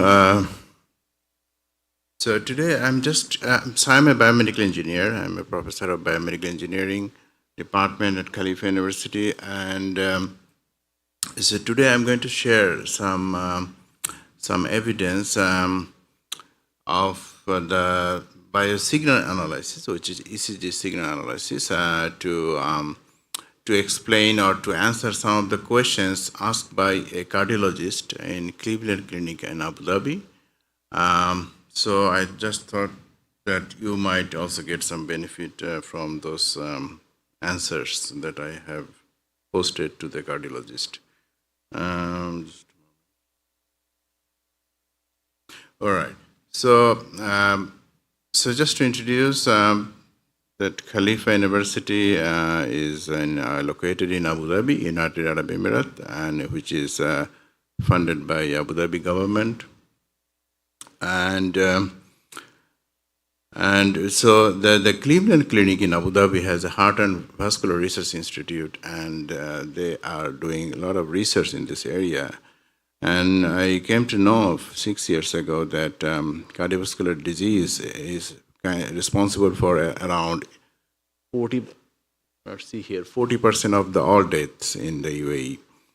And the 55% of the UAE residents which were surveyed have been affected by heart disease by having relatives died suddenly due to heart disease. So which is alarming. So that means there's this huge socioeconomic issue of this heart disease.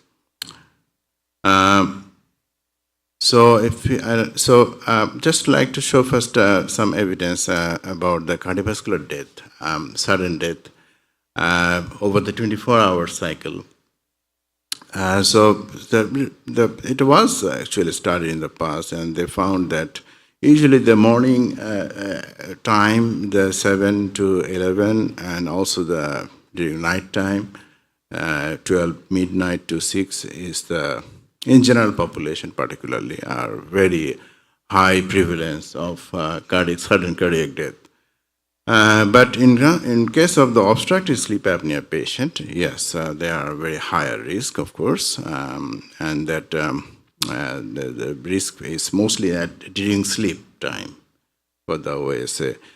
But the night time is a very high risk zone for cardiac death. So you can see clearly. So now I'm just, you can also see the previous study showing the mortality and the time, which means that time matters. So the time of the day and night matters when it comes to the sudden death. So I don't want to re-explain these things. You know that the heart failure patient cohort reduced and preserved, reduced ejection fraction is less than 40%. And the preserve is more than 50, and in between, this is the borderline, which is the mid-range, which is our most overlooked patient pool. And these are the people, patient particularly, needs some more investigation because most of the research are more biased towards the preserved and reduced cases. So now the first question is that should come to my mind. Also, I thought about that. I searched like whether there is any relationship between left ventricular ejection fraction and circadian rhythm. And I actually didn't find any comprehensive evidence in the literature in the healthy subject, and there's no diurnal variation in the left ventricular systolic function or the diastolic function. But there is a research conducted on 2023 on obstructive sleep apnea patient. Yeah, they do actually have lower ejection fraction, particularly during sleep. Which actually put them at risk of higher cardiovascular death in this population, the OSA population. But in the healthy subject, is fairly stable. So that means monitoring LVF is not really very useful way. Of course, in the clinic, as you are a cardiologist, you always use echocardiography to measure the left ventricular ejection fraction. But if you look at the portable ejection fraction device available or not, so I searched actually, but I did not find any good evidence. So there are some studies which actually have tried to validate on the wearable ultrasound device to detect the ejection fraction, particularly most vulnerable patient. And still there is nothing in the market at the moment. So the first research question that the cardiologist asked me is, can circadian heart rate variation or heart rate variability link with left ventricular ejection fraction or not? Well, it's a very good question. And they have plenty of ECG signal, Holter ECG signal in the clinic, and they want to check that. I mean, for us, it's easy for us to check. But then what I did, I contacted that guy sitting there, Jean-Philippe, my friend, Jean-Philippe Coudec from University of Rochester, and he developed the telemetric warehouse database, and he kindly gave me patient Holter, the heart failure patient Holter ECG. And then I also collected some other cohort from Greek patient database, and then altogether 303 patients that I investigated in this study. We got all those medication information plus the cardiovascular risk factors in terms of the demographics and other clinical variables. So in terms of the patient population, most of them are actually preserved ejection fraction, 129 cases. And the remaining are mid-range and the reduced cases. So now I'm just trying to show some kind of the results that we have found. So first what we did is I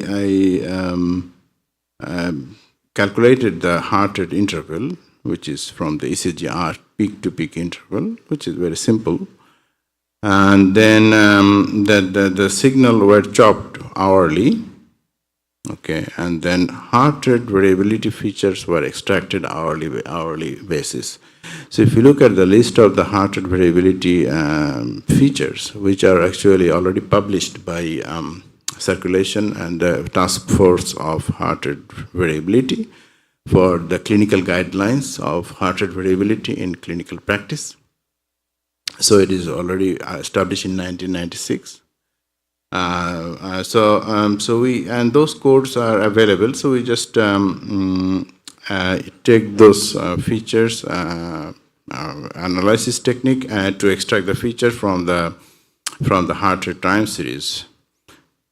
But just to briefly explain that the first batch of features are more time domain, which is more dependent on the time, and the second batch is more frequency domain, that means it's more about oscillation, rhythms, and the third, fourth branch are more non-linear kind of feature. All right, so then what we did, we just trained the model, which is a kind of machine learning model, and the regression model that we always use to associate with any features that are, like, for in this case, left ventricular ejection fraction versus the heart rate variability. And then we trained the model with the annotated data, of course.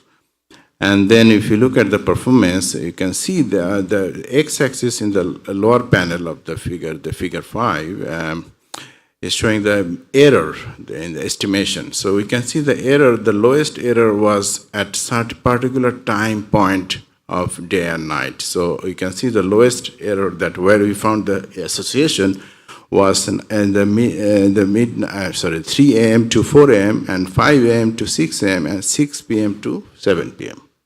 So these are the lowest error that we found. And I thought that that could be more associated with this left ventricular ejection fraction and these features.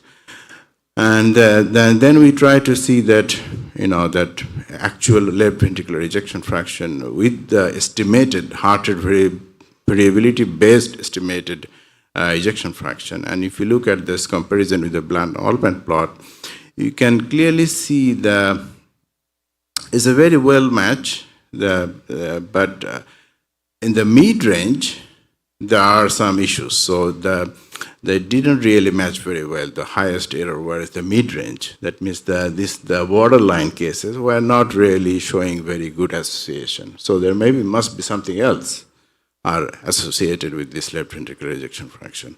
But again, the 3 time zone are something that are more predictive. So then we thought that, all right, now let us check the full ECG, not only the beat-to-beat interval, if there is any improvement or not. So then we use ECG signal, and we extracted the ECG signal, the traditional feature like the TP interval, QT interval, ST segment, QRS complex, and other entropy measure. And then again, we tried another regression model, support vector regression, plus the other regression model. And then we noticed that when you tried the Bland-Altman plot, we actually found that this mid-range group were actually much improved in terms of the error that we found for only the RR interval time series. Meaning that that means something else that we can actually extract from ECG, full ECG. And then from the feature analysis, it clearly shows that QT interval was the highest important feature in the model, meaning that the QT interval summarizing the systolic and diastolic interval, which are 2 important parameters for systolic and diastolic heart failure patient, are actually represented by more associated with the QT interval. And that makes sense to me. So ECG is much more powerful. So another research question that cardiologists asked me, all right, so beta blocker, I know there are a lot of controversies in this beta blocker, but that is the first line of treatment in reduced heart failure patient. But what happened to the preserved the heart failure with the preserved ejection or with the diastolic failure? Is there anything else that we can actually get from this HRV analysis? Okay. Yeah, so that is a good point. I know that the beta blocker has been used and successfully proven to reduce the mortality in the preserved heart diastolic failure, including the systolic failure. But the issue is that there are controversies, the poor prognosis associated with the hospitalization in patient with diastolic failure, which is preserved ejection fraction. So now what we did then, from that database, we separated the patient with beta blocker and without beta blocker, which is not very big sample size. And then again, we looked at the heart rate variability features that we extracted. Beta blocker minus non-beta blocker HRB divided by HRB of the non-beta blocker, and then see how much increase on the heart rate variability are happening.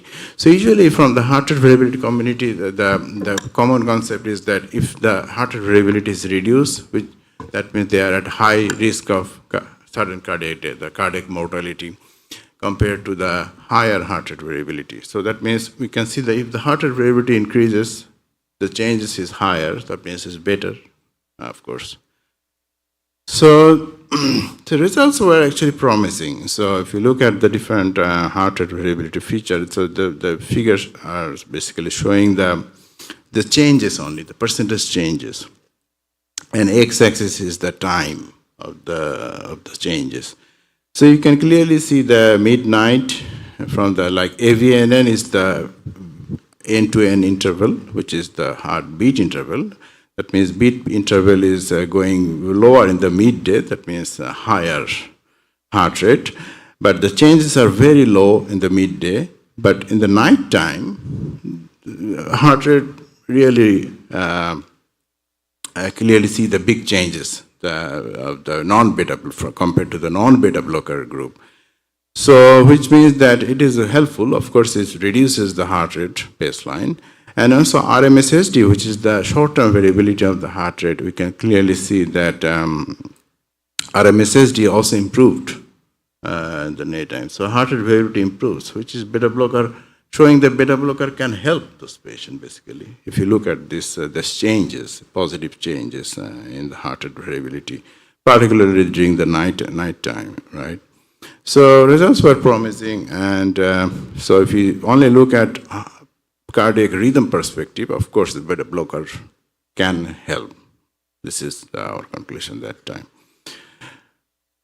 Yeah, so that is, and the fourth question, and this is the last question that I want to share with you.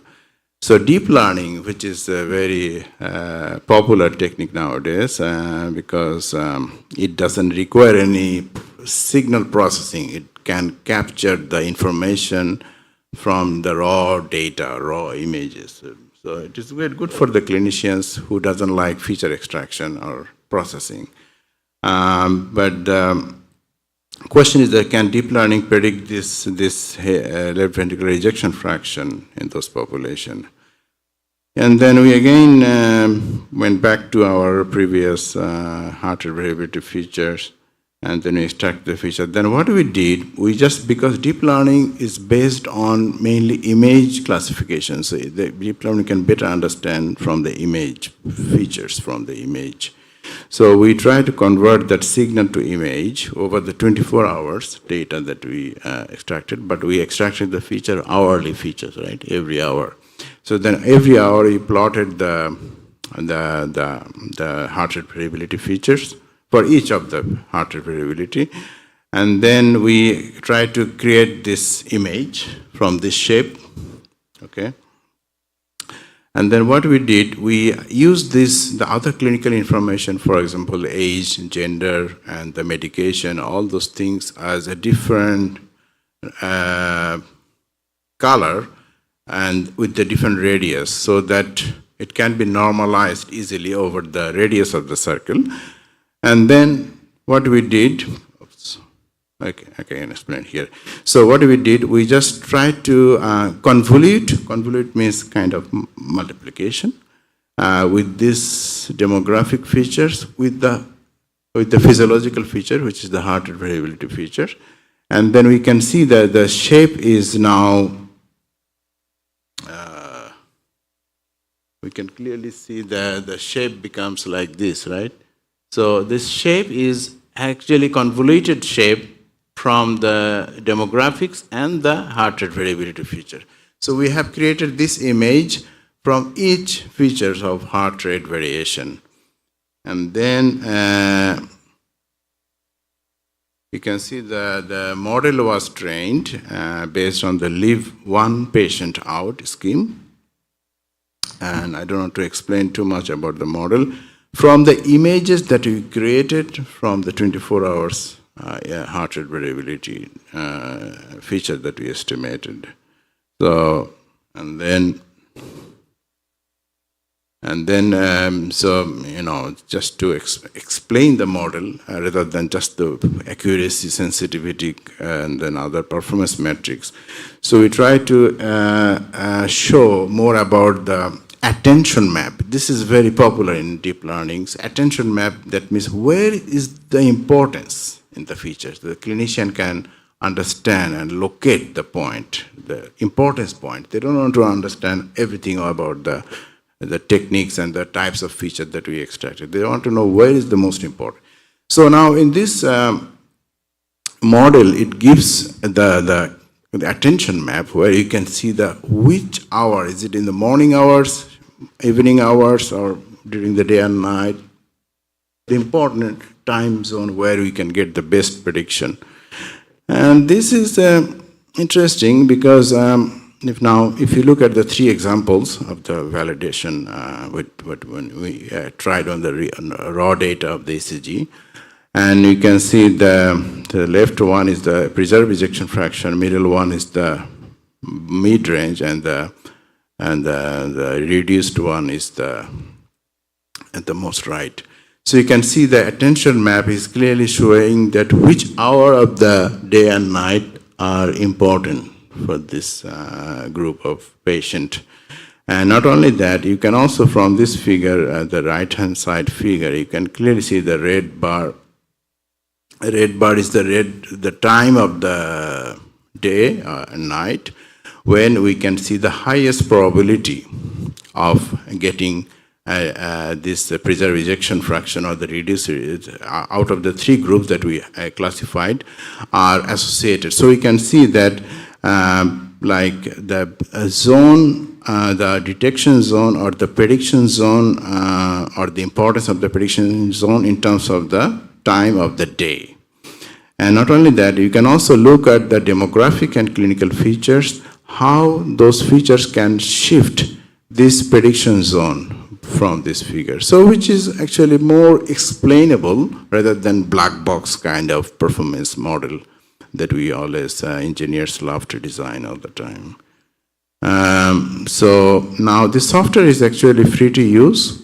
You can use this QR code and you can upload the ECG file in CSV or any other format, and you can generate your patient circadian rhythms, and then you can check that which day. Because this is important sometimes for cardiologists, because when they prescribe the medication, particularly the beta blocker, which time of the day the patient should take the medication, in the morning or before they go to bed.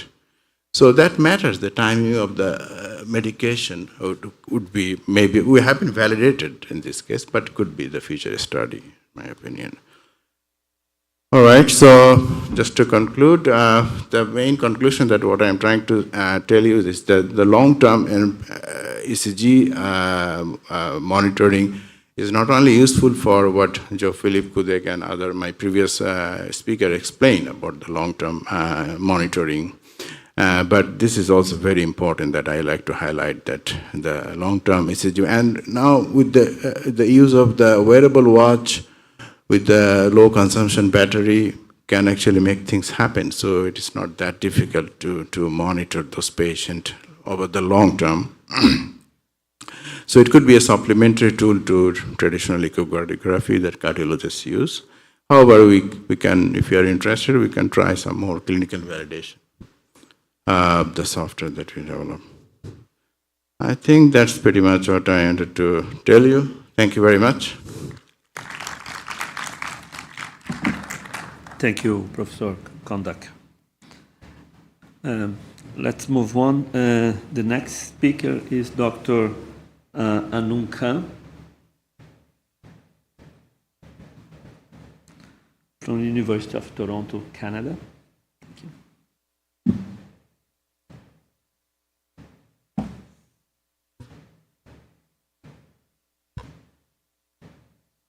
Wonderful. Assalamu alaikum. Good evening, everybody. My name is Dr. Anum Khan. I work for Ontario Health, which is a provincial agency that leads health system transformation and oversight with the Ministry of Health for the Government of Ontario. It's an absolute honor and privilege to be here today. I want to thank Dr. Fahd, the organizing committee, JHAH and KFUPM for the opportunity to talk to you a little bit about value-based care for cardiovascular prevention. And my talk today is going to be focused on the integrated clinical pathway for heart failure in the province of Ontario. Okay, so over the next 15 minutes or so, I'm going to walk you through 6 components of this deck. We'll start with a bit of background. I'll talk about the Integrated Clinical Pathways Program for heart failure in terms of a high-level overview. We'll then take a deep dive around value-based care principles and how we incorporated those in this program. And I'll share the clinical model, which is at the core of this work. I'll also then walk you through some of the impact and outcomes associated with this program, and we'll end on some lessons learned and next steps. So we heard about the global burden of cardiovascular disease, and as well as the burden in Saudi Arabia across a number of presentations yesterday, and that reality is absolutely reflected in the Canadian context. We have about 750,000 Canadians living with heart failure and about 100,000 new diagnoses on an annual basis. Heart failure is a leading cause of hospitalizations and readmissions in Canada. In fact, 20% of heart failure patients are actually readmitted within 30 days of discharge. And from a system perspective, heart failure represents a major financial burden. We anticipate that by 2030, heart failure is going to cost our system about $3 billion on an annual basis.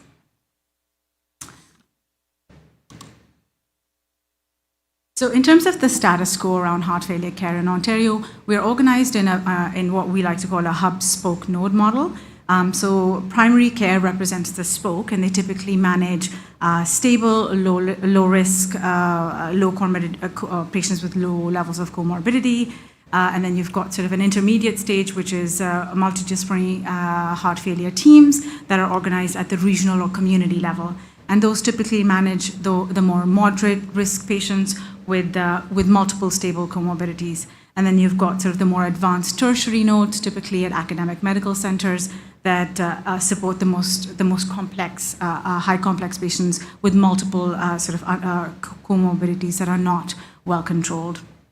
And the idea really is that less complex care should be provided in the patient's own community, and more complex care, when required, to be provided in a more centralized and specialized center. But despite this model, we have a high degree of fragmentation and frequent transitions of care that are not well coordinated, and that often results in inefficient use of acute care services. Thank you.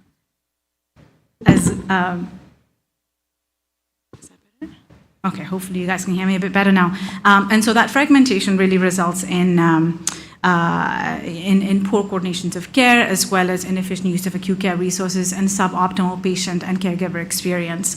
And so the other complexity is that heart failure funding in the province of Ontario is tied to a bundle payment, but that bundle payment is limited to hospital care only. So that money is sort of locked into the hospital walls, and we can't really move it outside of the hospital.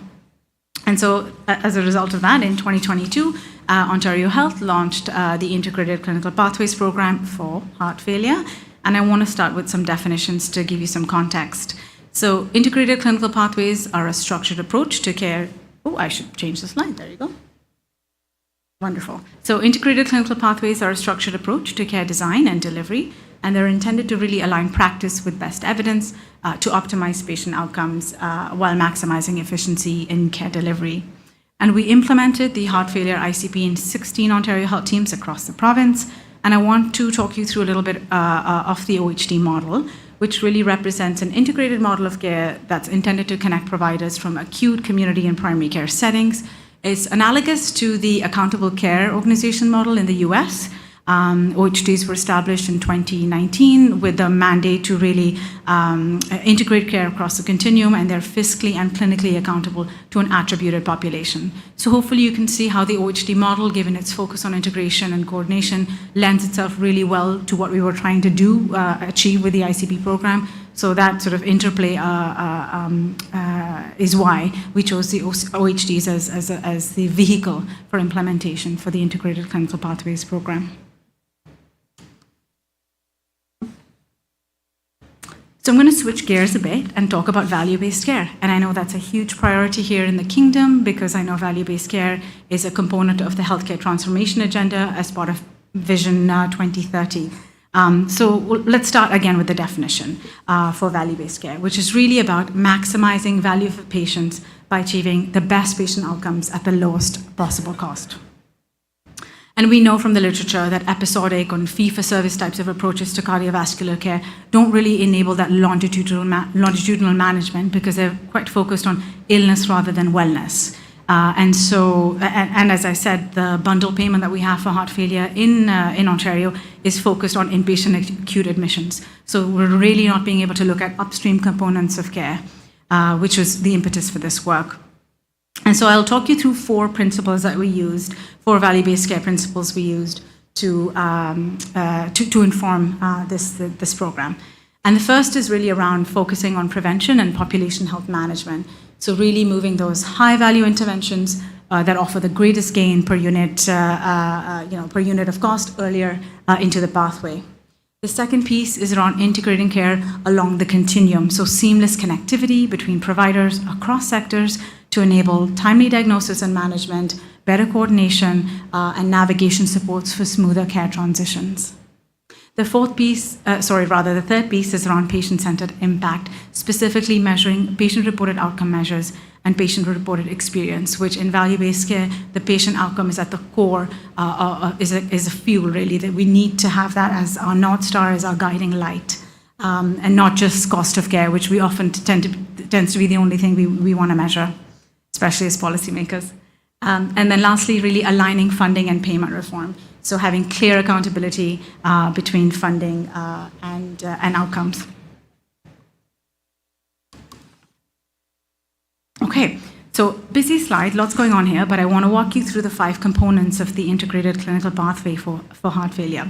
Starting with prevention, which involves lifestyle modification, diet, exercise, smoking cessation, and then of course many addressing those risk factors. And we had a number of wonderful presentations over the last 2 days around diabetes, hypertension, etc. So having those pieces right up front and investing more in those components. The second layer of the model involves diagnosis and early identification. And that's really grounded in providing guidance to primary care providers on timely identification and diagnosis of heart failure. And that includes timely access to echocardiograms, so doing that within, managing referrals within 2 weeks, as well as access to best care. So best care is a primary care embedded integrated disease management program, and that has a heart failure educator that works very closely with primary care providers to support diagnosis, medication management, patient counseling, education, and also doing some care coordination. So it's really about building up that capacity in primary care to manage those patients at the primary care level. The third layer of the model is around specialist and primary care integration. And that involves care coordination to kind of streamline triage and referrals between levels of care, having standardized protocols to do so, and also enabling access to specialized heart failure clinics within 2 weeks, so that you're not losing time in between steps. The third piece is around care transitions, specifically ensuring that we have very clear discharge protocols for heart failure for patients that are seen in the emergency department. And this is very critical given the very high readmission rate I referenced earlier. Another component of this is remote care monitoring post-discharge, typically done through sort of in-home virtual care options. And the model we have includes respiratory therapists, RPNs, community paramedicine, and RNs to kind of really create a supportive model of care for patients once they're discharged. And then the last layer is primary home and community care. So of course, self-management support on an ongoing basis, anchored in primary care, community paramedicine. So having a visit within 12 to 24 hours of discharge from the community paramedicine team, and then OH at home to deliver home-based services once you're back home from the hospital. And the 3 outcomes that we were trying to drive here, or 3 categories of outcomes, were improved post-discharge follow-up and better continuity of care, patient-reported outcomes as assessed by the Kansas City Cardiomyopathy Questionnaire, the KCCQ-12, which was also referenced in a number of presentations yesterday. It's a well-established, validated prompt for heart failure. And then from a system perspective, really trying to get to reductions in healthcare utilization, specifically hospitalizations, readmissions, and ED visits. So hopefully this gives you a flavor for the overall model. Okay, so this slide just depicts kind of the care pathway that a number of Ontario health teams use to deliver heart failure care in their communities. And you'll note the 5 model components that I shared with you on the previous slide are reflected at various points along the pathway. So you'll note that that prevention piece is right there up front on the top, and you can enter the pathway 2 ways. You can either enter through primary care, where if there's suspected heart failure symptoms, you go in through primary care, and best care supports primary care providers to confirm that diagnosis. And if you're deemed to be low complexity, primary care continues to manage you with the support of the best care program. You can also enter the pathway through the emergency department, so following a hospitalization, in which case you'd then be referred to our heart failure clinic. The heart failure clinic will probably do some additional assessment and testing to figure out if it's mild ejection fraction, partial, preserved ejection fraction, etc. And then you'd go through sort of the clinical route for that. And once medications have been optimized for about 3 months, you'd have a repeat echo. And if you are deemed low complexity, you'll stay in primary care. If you're considered intermediate, you'd be managed at that community hub, that intermediate level. And if you're considered high complexity, you'd go back into for further assessment in terms of device implantation, and the cardiology team at the tertiary level would then manage your care from there in terms of additional interventions, and ultimately, if needed, transition to palliative care. So this program has been around for 3 years now, and we've observed reductions in ED visits, readmissions, and hospitalizations, which is excellent from a policymaker perspective. We've also been able to generate cost savings, approximately $13 million or so, as well as improvements in the KCCQ-12 scores, which we really wanted to be able to drive that patient outcome. I've included outcome data from 2 of the Ontario Health teams to highlight some of our findings. So the Huron-Perth area, OHT, through their heart failure ICP, was able to see a 23% reduction in readmissions over a 2-year period. The Frontenac, Lennox, and Addington Ontario Health team was able to reduce both hospital admissions as well as ED visits, and cut down time from primary access, cut down the gap between sort of primary to specialty care by a half, which is huge for us.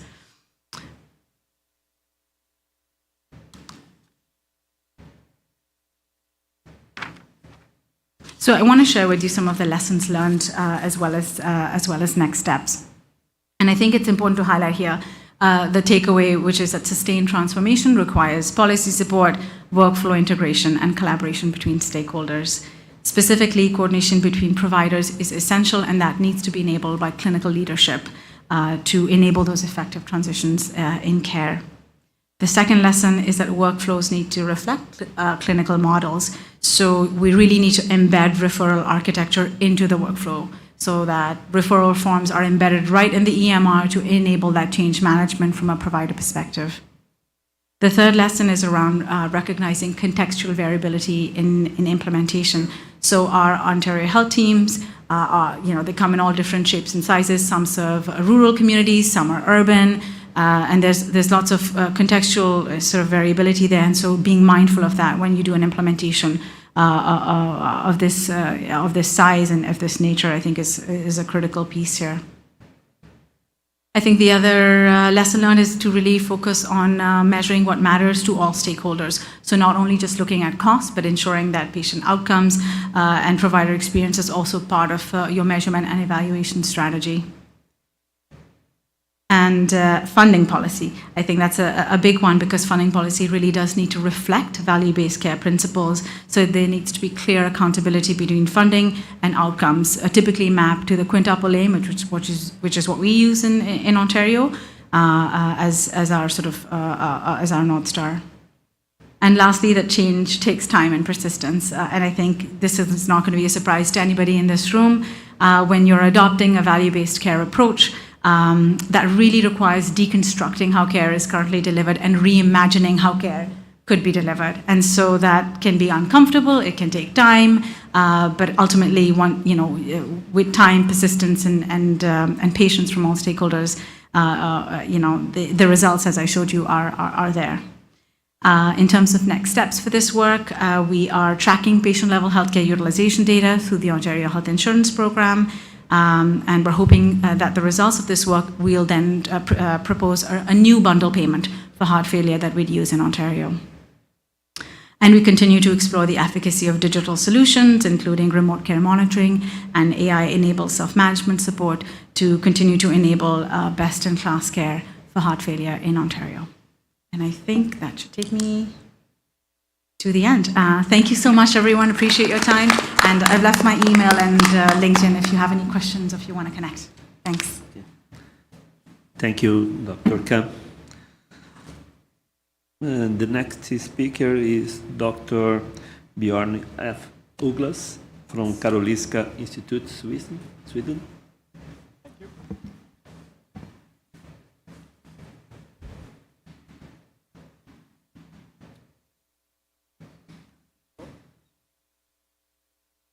Okay, great. First, I want to say thank you for having me. It's fantastic to be here, and thank you for the hospitality, both from the JHAH and the KFUPM teams. It's fantastic to be here always. I am a researcher and also a co-founder of a software company. And I'm going to talk a little bit about the journey to get there, and I think it ties in back very well to the previous presentation about value-based healthcare. So my background, I'm an engineer to start with, but I've done a lot of research in emergency department crowding and boarding and epidemiology around mortality connected to that. I also spent more than 10 years as a Director of Operations Development at the Karolinska University Hospital and in the region of Stockholm. And I wanted to tell you a little bit about our journey with value-based healthcare and what the next steps. Disclosure, I'm a co-founder of a SaaS company with AI infusion that does demand capacity and workforce planning, which is one of the solutions for the things that I'm going to talk about. I'm going to start with this one. When I was at Karolinska, I started to work with a lot of lean programs, transformation around the patient flow and patient pathways. We deepened that work and more into outcomes and value-based healthcare, reorganized the entire hospital. It's a large university hospital, about 18,000 staff. Reorganized everything around value-based healthcare and patient flows. Also moved to the new hospital, beautiful hospital, very expensive hospital that you see in the background. And then got a backlash on budgeting and other issues, and then worked a lot with demand and capacity and workforce planning to come up with solutions for that. So value-based approach, as previous speaker was talking about, is about the outcomes versus the cost, get the efficiency and the value. And the way we focused on that was to define patient groups across the hospital into very narrow patient groups so that you can get comparable patients with relevant outcome measures that is defined, a homogeneous group of patients. That gives you a lot of patient groups. There's a lot of patients groups you narrow them down to get the relevant outcome measures. We focus a lot on these patient flows. Okay, I need to move up a bit. Yeah, okay. Yeah, on these patient flows and the cost per patient. And that can give you some problems if you have really small units, because when you do that, it starts to look like a product to finance and engineering guys, and that could be a problem, as I will come to. The best thing for the cardiovascular, where it's actually an opportunity to do this, is to build these integrated practice units where you have all of the resources in your own control. That's absolutely what we saw worked the best. But due to scale and other problems, it's not possible for many patient flows. So one of the challenges is when you start to look at these very narrow groups, you start to think about them sometimes as products, and then you start to think about different ways of lean and production management, which is a problem because healthcare is not a product, it's a service. And a lot of the challenges that I saw in my research, I came back to this services approach, and I was looking for references. And actually, the oldest references I found is really the father of economics, Adam Smith. It's in 1750s or something. He clearly defined healthcare as a service. And if you have it as a service, that brings a lot of features, which people in service research has found, that there is a very high individual variation, both in the provider, but also the patient and the case mix, and a lot of variations between individuals, which makes it complex. It's also, you can't have inventories of care. You need to deliver the care at the same time as it's consumed, which means the demand and capacity matching is really difficult. So you need to continuously balance this. This brings a lot of problems, and you need to solve this in a service delivery approach. So in another error we did when implementing these patient flows, what we didn't put enough focus on the workforce, the labor, the people delivering the service. And so, I mean, the most important driver of both the capacity that you have, how much you can do, and your patient outcomes is the employee competence, the doctors, the nurses, their professional competence. That's the most important driver. And also the employee cost is at least 50% of the total, and on a delivery level, it's much more.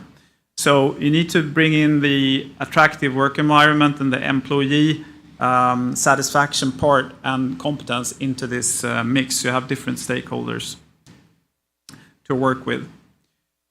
So we cannot, another thing, since we cannot create integrated practice units across everything, we're dependent on other resources that other organizations own. So this is an example of a high level. It could be the heart failure process that was just shown around primary care and emergency departments, and then going to a specialist clinic, getting diagnostics, performing surgery, intervention. You're depending on a perioperative medicine team. You have post-operative care, ICU, inpatient care, and rehabilitation. And for these, unless you own all of the resources within your own organizations, you're dependent on other organizations, and you're dependent on those organizations being able to plan for your patient flow, and also that they need to work properly. They can't be under-resourced, they can't be over-resourced. If they're under-resourced, you break the chain. If they're over-resourced, you break your cost. So it's really important that all parts of this chain work well. So we need to optimize both areas. And to optimize the service delivery, this is the process that we've been working with, is to work on the demand, the capacity, and the workforce planning. So in the demand side, it's important to make proper patient demand predictions, and to work with AI, and we can build better models to predict demand, to plan for the care to be delivered. We have a project together with KFUPM now on building better, improving the models for demand prediction. Based on that, you then build your care delivery targets so that they are synced across the patient flow. And once you've decided, okay, this is the care that we plan to deliver, you can then start to work on, okay, so what's the capacity that we need? Not just what capacity do we have, but what do we need to be delivered exactly this care delivery. So then you start to build capacity plans, and we want the clinical leaders to do this. We don't want finance or engineers like me doing this. We need the people who actually knows their business to be able to build their own capacity plan. But we can't let physicians just build capacity plans without checking them. The experience is that we will get very high levels of performance, but maybe too high costs also. So you have to evaluate the capacity plan and optimize this versus your cost, versus your productivity, so that you don't have too much. The workload is not too high, but it's not too low either. So we find a balanced workload and the cost. And also other areas to compare against other peers. And here we can also use AI to gather information around a lot of similar care units and compare them and help clinical leaders to help them and guide them in their decision making. Then we have the capacity. That capacity needs to be transformed into a delivery plan, a service plan, or a schedule. So you get the right competence in at the right time, and also link it to the schedules of the physicians and the nurses across these care units. To do this also, you need to have fair schedules, and you don't want to spend a lot of time on it. So there's an AI component in also delivering automatic scheduling, but also having a really high level grade of information, data on who worked when and where, so that you're able to feed that back into this loop of continuous improvements for the next capacity plan. Because this, when you get into these demand, capacity, and workforce planning in a place where it hasn't worked with this, you see a lot of differences and problems, and you can't fix all of them at once. Otherwise, all the staff would leave. You'd have to bring it one step at a time to continuously improve. So I wanted to highlight some examples of the use of AI can be leveraged here. So I first talked a little about the demand prediction. We can see really good results from machine learning models, gradient boosting machines, and simple models like Prophet can bring you pretty good results in predicting your demand for planning purposes, at least. The next part is about building these delivery targets, and you need to have a multi-dimensional plan, and it's different for each care unit. So a radiology department has a different set of dimensions than a ward or an outpatient specialist clinic. So you need to be able to plan with any dimensions that you want to do, and you want to do it really simple. So it's not just the volume, it's the patient mix and also the dependency on the previous unit in the chain. So really setting these targets in a simple way that AI can help you build plans easily, and then you can evaluate them instead of building it yourself, because you can't build such a complex plan. It will take too much time. And you can't do it as a clinician. You need some engineer or someone to do it for you, which means you lose control. So we want to try to get AI there to enable clinical leaders to own this. The next step is to optimize the capacity plan, as I said, around the cost and the productivity and the workload and the work environment.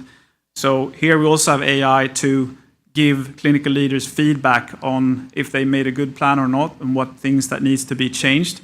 And we see a really good opportunity. I mean, the development in AI over the last just half a year in the ability to communicate around very complex sets of data in an easy way is really new. So it gives new opportunities.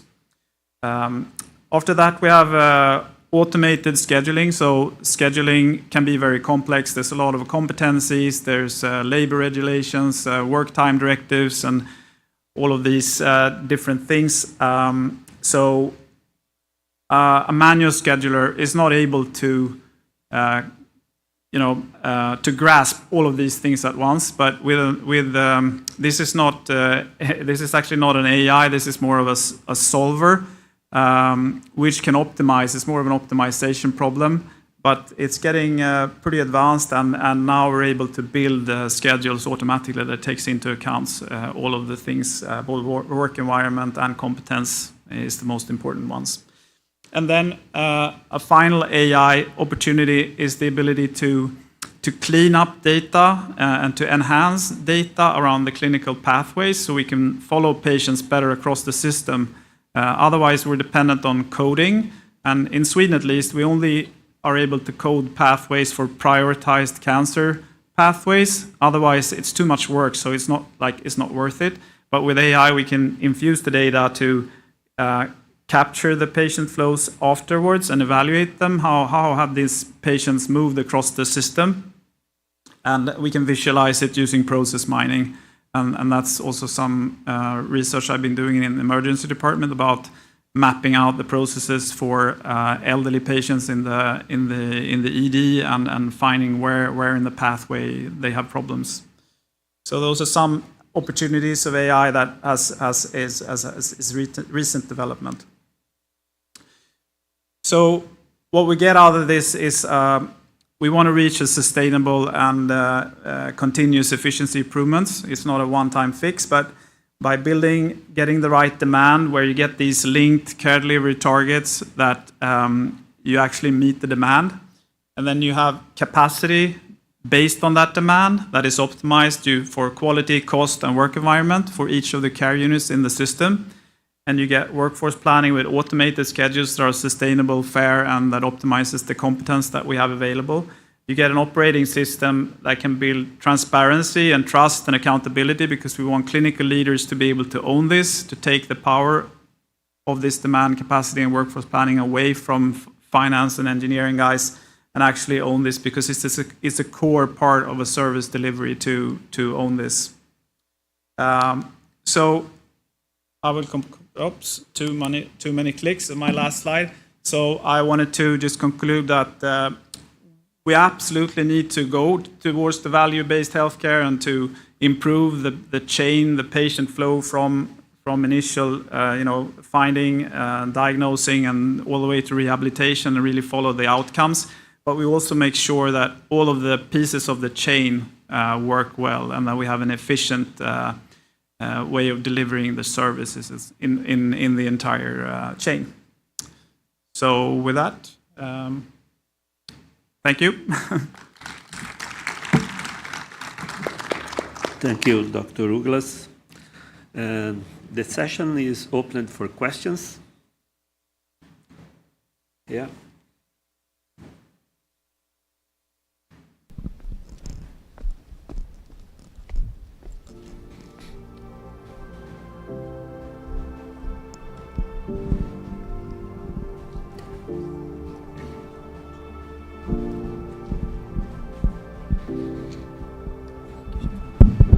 I have two questions, if you allow me, please. One for Dr. Anam. This interesting structures of the, trying to structure the healthcare system, which is integrating primary care with specialized care. Is it already now? Is it digitalized with a platform, or no? It's just normal process. So are you asking? I don't know if this is on. From there. No, from there. I could just yell, but that might not be as fun for everyone. So I think, Dr. Fahd, I think you're asking me, if I've understood correctly, whether there's like a digital component to connecting the dots, if that's if I've understood correctly. So not at the provincial level. There's no solution that we have created for teams, but the individual Ontario Health teams may be using digital solutions to enable that coordination. The province is working on a care coordination platform that ultimately would be able to do that, because I think it's you need to have digital enablers of the glue, that it's like the connective tissue in the system, right? And so absolutely is a critical enabler here. As I said, we don't have a provincially endorsed solution on that, but it's in the works. So as of now, Ontario Health teams have connectivity at their own level, at a meso level, but not something at the macro scale, which is really where we need to go. So a bit of a mixed bag there. And you mentioned that it's reduced the readmission rate about 23%. Does it include also patient visit to primary care, or not included? It's a good question. It does not include patient visits to primary care. It's only readmissions to the hospital. It's a good question, actually. I wonder if it might actually be a counterbalance, right? You might actually see more primary care utilization because you're being followed up better in that primary and community care layer of the system. And it may result in a bit of an increase in primary care, but it still would overall, the cost of a primary care visit is like $40. So it's much, much lower than acute utilization, because we really don't need those patients to be sitting in ED when they can be seen 10 minutes from their house by the family doctor. If there is no more question, I want to take one more question, okay? One more question, thank you. Dr. Bjorn, thank you very much. Again, in our country, we're going through major transformations for healthcare system, and one of the big challenge in the infrastructures, how can we create something to connect this, centers and service specialized care with the primary care in the system, because Saudi Arabia is a very big country distance-wise. Dr. Bjorn, your platform that you mentioned now, is it implemented already and in other areas in Scandinavia or anywhere? Yeah, so we have worked with over 200 care units so far, and we're in place we're just starting up in an entire healthcare region. So that's 3 hospitals across the region. So, but we're still in an early phase, but we have, we're getting started really properly now, starting to scale up. Yeah, and I think. Regarding this data around, connecting the dots from primary care to rehabilitation, I think in Sweden at least it's been a problem about data entry and data quality. So you have to separate out if you have a heart failure patient that has a car accident and goes to the ED for that reason, and then to an orthopedic ward, and then to a rehab, that's not part of the. It's not part of the heart failure problem. It's also the parts before this heart failure patient was diagnosed with heart failure and was flipping around maybe in primary care or other without getting the proper diagnosis. You're not able to capture that, but you want to capture that. And I think AI is really interesting because it totally could offset this sort of, if we want more data quality, we need to add resources to just enter manual and data, and we need to have pretty good clinical expertise to be able to sort that data out. But with AI, I think we can automate that and get decent quality data to analyze the patient pathways. You had Dr. Anand showed the picture of all of the graphs of your pathway across primary. I mean, it's very complex, and we did those. I was doing similar exercise for heart failure and diabetes and some other patient flows. And you really need a lot of good quality data to build those, and I think there's an opportunity there also to be able to understand the patient pathways better. Absolutely. With the help of AI. So I have a question. You talked about the efficiency, so providing good outcomes at a reasonable cost. Did you guys work on any benchmarking in that regard? So for various clinical services, so what is the what can we use as a benchmark to define this efficiency of providing good outcomes, but also at a reasonable cost? Yeah, so I think the main focus that we worked with was really focused on the outcomes, and that's what all of the delivery was really focused on that. We kind of forgot the cost, or not forgot the cost, but the cost is a lot of based on the cost per patient. But the cost per patient, a lot of the cost per patient is staff costs, and we were not in control of our staff costs because it's such a big portion. So the cost piece is a bit difficult. But there are other benchmarking measures you can measure the readmissions, for example. That could give you an idea of the cost piece. But for the cost to be efficient, and that's why I stress this sort of the service delivery part of this, that you need to continue to work on the cost efficiency of each of your vertical support functions, unless you can build an integrated practice unit, because then you can calculate the cost of the entire unit, which is obviously the best both for outcomes and cost. But you will always have shared resources, and once you have shared resources, you kind of lose the control over the cost. You need to trust that shared resources. So you need to do both to improve cost and quality.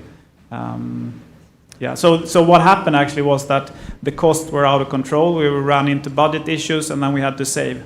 And that sort of breaks a little bit. I think if you're going into a value-based approach, it's really important to make sure that you don't build too much overhead and don't build too much cost, because then you can get into problems. So really prioritize where you start and start small. But I think cardiovascular theme is probably the best one to get started with these more value-based approaches. So we're in a good place there. Thank you for the excellent talks. Maybe a question, I'm interested in the Ontario model that you've described. Ontario has, from my experience of working there, there's quite a variability in the billing process as well between the different centers. How are you guys convincing where there's an incentive-based process for billing, and that's built into the process for years, and that it affects their income revenue, which is very different from other places where, like Scandinavia, where it might just, you have a salary and that's fixed, whereas certain hospitals in certain regions in Ontario, how have you tried to change the trend? Because now they've been programmed to bill, because that's their income revenue as well, and now you're telling them, okay, we need to work harder on prevention, and then shift the whole model are you sharing profits with them, or how are you incentivizing them? That's an excellent question, and a big part of value-based care, as you said, is about aligning funding and payment reform and connecting that to outcomes. So we started this program about 3 years ago, and you may know from your experience living in Ontario that the heart failure bundle payment that we have in place, in the system is old. It was developed many years ago, so in some ways it's quite dated. And as I said, very much focused on acute inpatient care. So you're already admitted, you're in the hospital, you're already pretty sick. So those upstream prevention, population health management pieces, really they're not captured in the bundle payment, which was the impetus for this work, if you will. So as part of the sort of implementation of the Integrated Clinical Pathways program, we actually allowed hospitals to keep all of the money they saved from the reductions in utilization. So, if you avoided,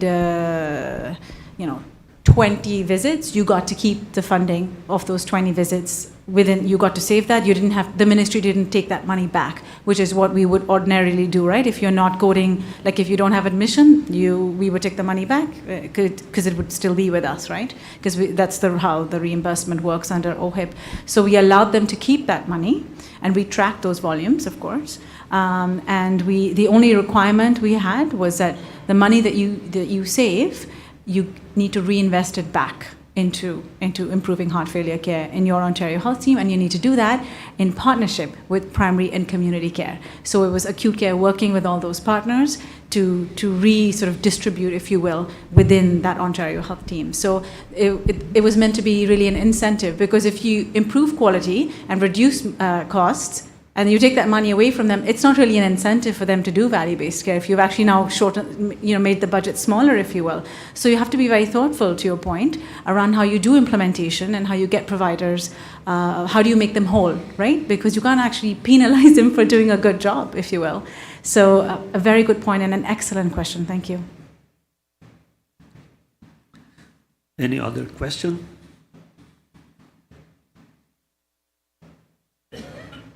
No questions. So I'd like to thank all the speakers, and we are closing this session. Thank you.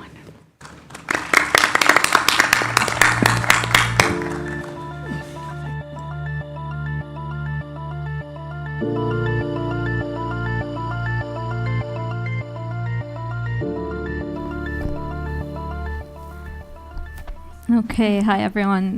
We're now going to have a quick 15-minute break. You can grab coffee, water, take some rest, and we'll be back in 15 minutes for an interesting last third session of the day.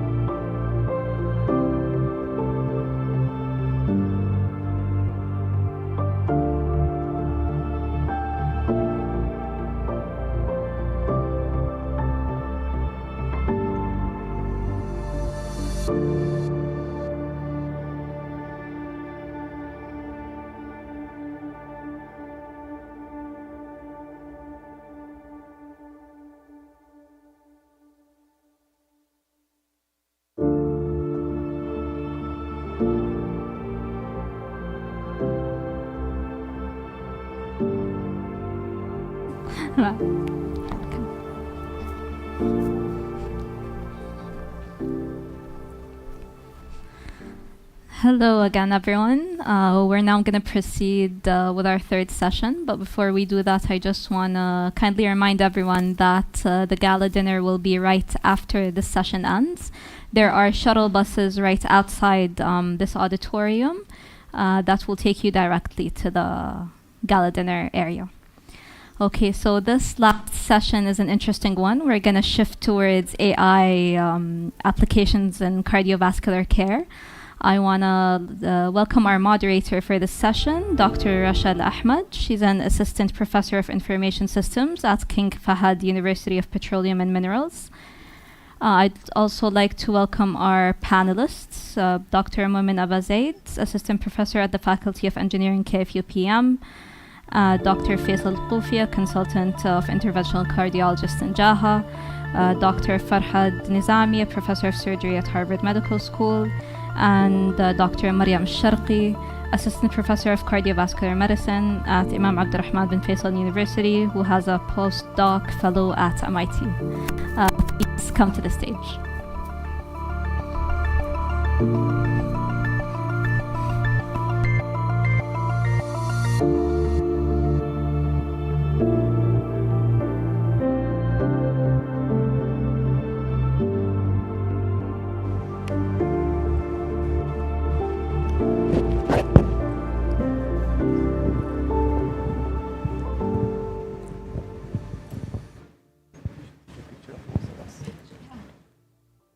Good evening, everyone.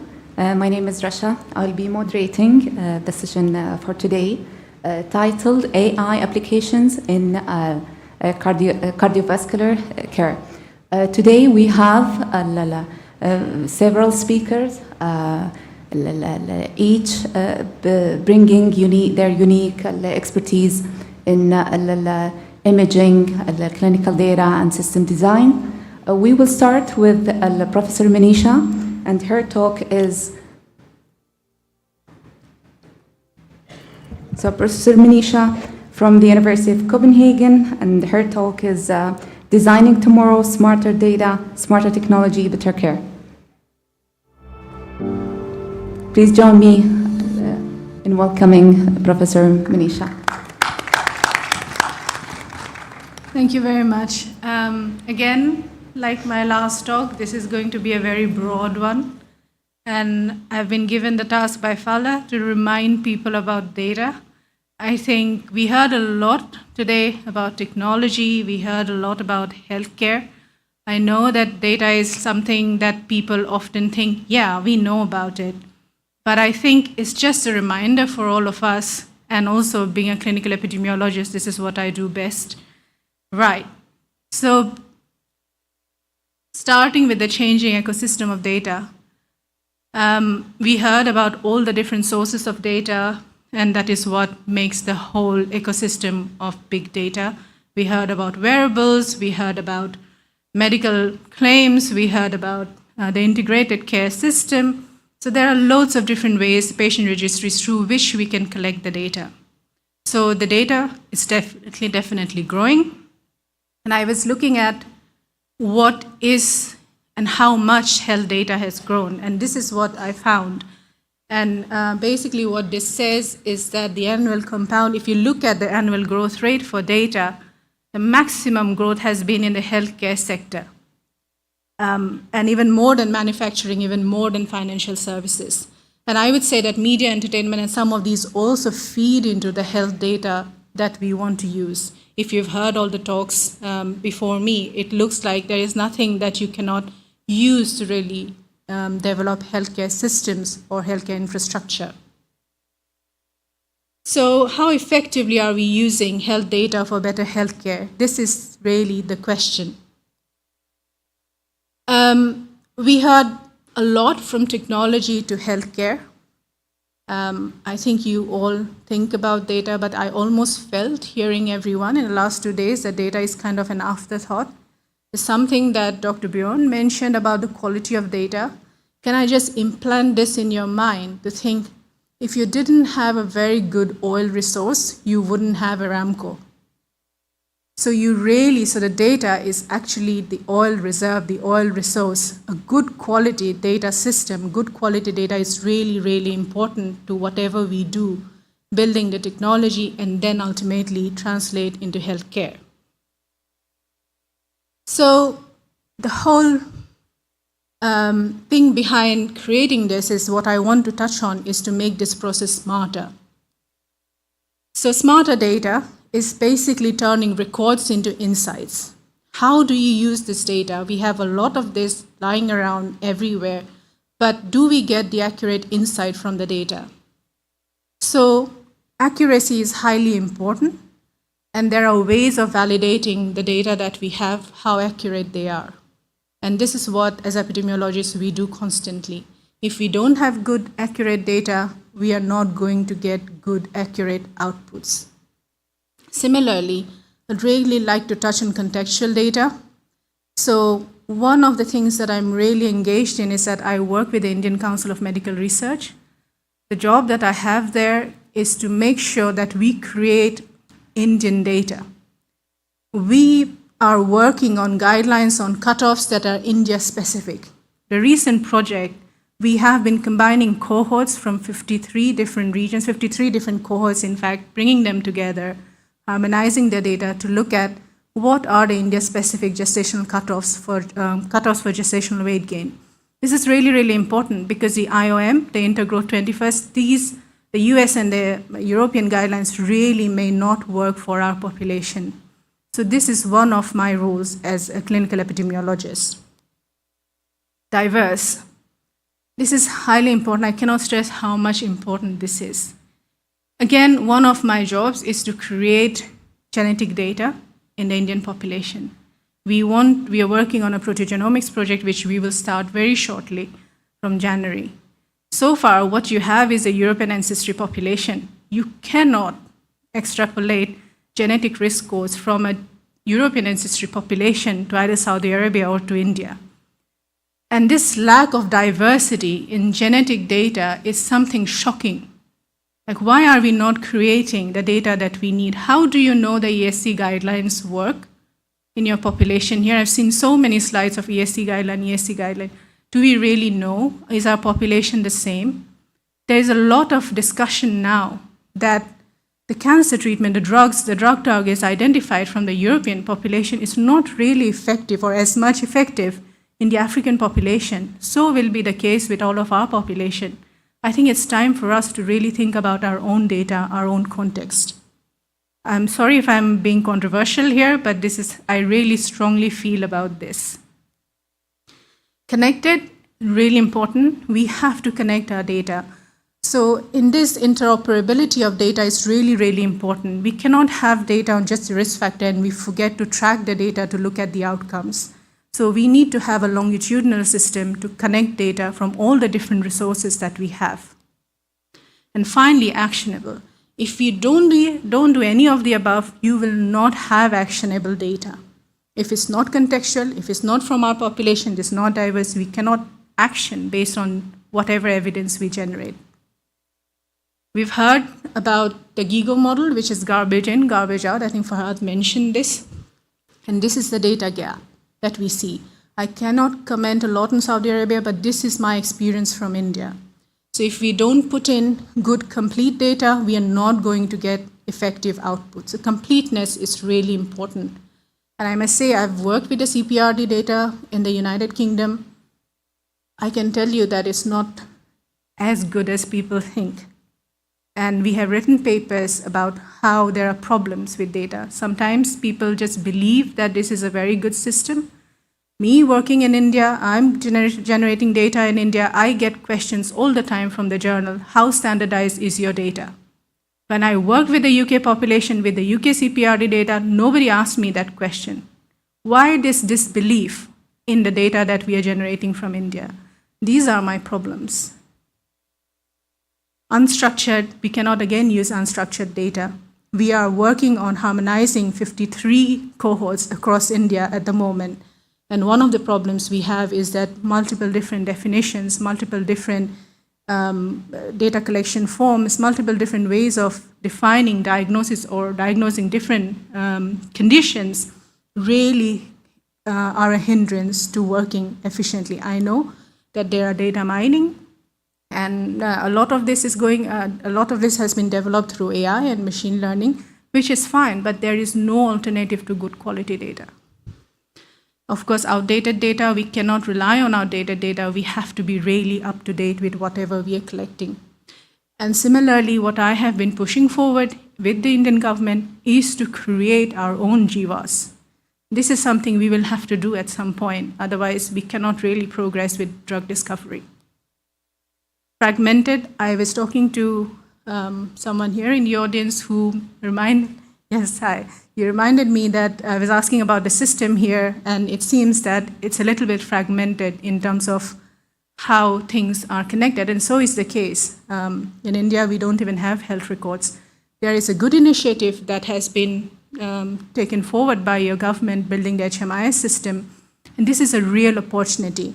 If you want to do things well, do it from the beginning. This is really important. Otherwise, if we build an infrastructure that is not good, unlearning and redoing will be really, really expensive. This is the opportunity which can be taken forward really well. So coming to technology, of course, all this data has to be used, but technology is a tool to use the data to develop something that is needs-based. Again, this is something that I found because I was looking at what are the different healthcare technologies people are developing and using. You will see a lot of these AI co-pilots, agents in healthcare, because I think some of these are relevant for Saudi Arabia because you are developing or trying to develop telemedicine systems, bringing patient-centered care, going out to the community, going out for primary healthcare. So it's really important, but however, needs-based, I disagree if you say everything or things should be data-driven. It should be needs-driven. What is the clinical need? What is it? What is it that our population need? It'll be different. Our health system and our structure and our population health is different from any other country, be it our neighbor or be it somewhere else in the world. Clinical care, context, and culture. These are really important to be put in a system when we are developing and trying to use technology to build something to enable our healthcare system to use and give better care to the population. And this brings me to the core principles of human-centered design. You are all aware of this. It's just to remind you that, please, it's important to remember these 5 components. You are doing people-centered focus. You want to do that. Yes, we need people-centered focus. We need to emphasize on real-world problems. It's not what data we have, that I will design a software and just because I have the data. That's the wrong approach. The right approach is asking, going out to the community and finding out what the problem is. What is the extent of problem? And then building something, creating the data to build something to tackle that problem. Collaboration and interdisciplinary approaches, I cannot emphasize how important they are. Like I was telling someone that if I was any younger, I would have enrolled in one of your this university's courses. How did you manage to marry medicine with AI and so many innovative courses? So this is really, really interesting. The collaboration, collaborative, interdisciplinary is really important. It should be an iterative process. We cannot just make something and that's it, roll it out. We need to go back. We need to go back to the patients, to the community, to ask them, get their feedback. Does it work? What would you do to improve it? And then tweak it and make it better, because ultimately we need to design with empathy. So, the real goal, we all know, is better care. Whether it is care through fancy MRI machines, that AI-driven software that is reading the images in a really big private hospital, or whether it is somewhere in a community, in a rural area, using a handheld machine because you don't have the facilities, infrastructure, or the resources. It has to be fit for purpose. This is really, really important. Finally, designing tomorrow. How do we design tomorrow? Just a recap and summary of what I just said. I think it has to be needs-driven, not data-driven. There has to be interoperability of data. Just to say a little bit more, I think, Fahd, you were asking about how do we really make data sharing, how do we share data across different sectors. I think there's a real bottleneck, and I think we can learn a little bit from the Scandinavian countries, how they have really integrated the health system and the health records and how you can really track everything. Of course, it's difficult. We don't like to share data. I was really surprised when ICMR took out the call. They have the power to convene. This is the other role of a government body. They were able to convene and they were able to manage to get the data, and people were willing to pool the data. This is one of the things. And then data sharing agreements are really important. Confidentiality of the data is important, but also to raise awareness among the population making them aware that their data is going to be the future of healthcare for their children, for everyone. If people have worries, we need to address that by showing how confidentially we are going to store things confidentially. We are not. So these are the systems that needs to be built to get trust from people who will then be able to share their data. Consent, of course, but that's not everything. Data has to be used for the purposes of improving healthcare for everyone, and especially for the future generation. Human-centered design, this is the way forward. We need to base everything in human-centered design. And finally, collaboration across disciplines is at the core of everything. This is my belief. The future of healthcare is co-created. And I'm going to leave you to reflect on this, which is how are you co-creating smarter healthcare in your field? Thank you very much. Thank you very much for the insightful presentation. Now we move to the second speaker, Dr. Mariam Shirgawi from MIT. Hello, everyone. I'm here today again to give you another presentation about our work. But today I'm focusing more on how we can validate our imaging models. We've seen many applications of AI so far. Like just from today's presentation, we've heard a lot about AI. AI has been in everything. And one of the main questions have been raised in the Global Health Exhibition in Riyadh last week was, are we ready in Saudi Arabia to have a healthcare and AI era? Because most of the countries, like I'm speaking, being in Boston, we use AI in the hospitals. Are we using AI in our hospitals in Saudi Arabia? This is a question I want you to think about while I'm continuing my presentation. So as we have some clinicians in the room today, just imagine having a patient with cardiovascular disease, but with no imaging. You have a patient with arrhythmia, heart failure, or ischemia, but you don't have imaging modalities. Then you have to send them for ablation or CRT or even revascularization. What are you going to do? So we've been blessed, I would say, even spoiled with imaging modalities, to the point that we ask ourselves which modality I should use. Should I use, like one of the talks yesterday was, should I use echocardiography or I should use nuclear imaging? Not only these non-invasive imaging, but also we have advanced intravascular imaging like IVUS and OCT images. Each of these imaging modalities have a unique value, but we know they have also their limitations. So how can AI help us to overcome these limitations and to benefit from these modalities? So far, AI has been helping us in image processing and generation, especially in MRI and CT, to minimize radiation, the radiation timing, or to improve image quality in MRI when we have patients with shortness of breath, they cannot hold their breathing, or patients with arrhythmias. It's been helping us with image classification and segmentation. We've seen this embedded in many machines. Talking from echocardiography experience, most of our echocardiography machines have AI models built in that sometimes we don't know that we're using AI. Also, we've seen from today's presentation, there are many scores have been developed for risk stratification, for identifying patients, and we have decision systems by using AI. So AI have been really good in terms of creating new data sets. But the question is, we have now lots of data. How can we validate this? How can we use them properly? I don't think we've tackled this properly. And the statistic, and here I'm going to have a really honest discussion with you about the challenges that we see with AI. Many people, they would say AI is perfect, AI is helping us. But in real world, only 24% of published publications have been tested on external cohorts, which means only 24% of these applications can be used in clinical practice.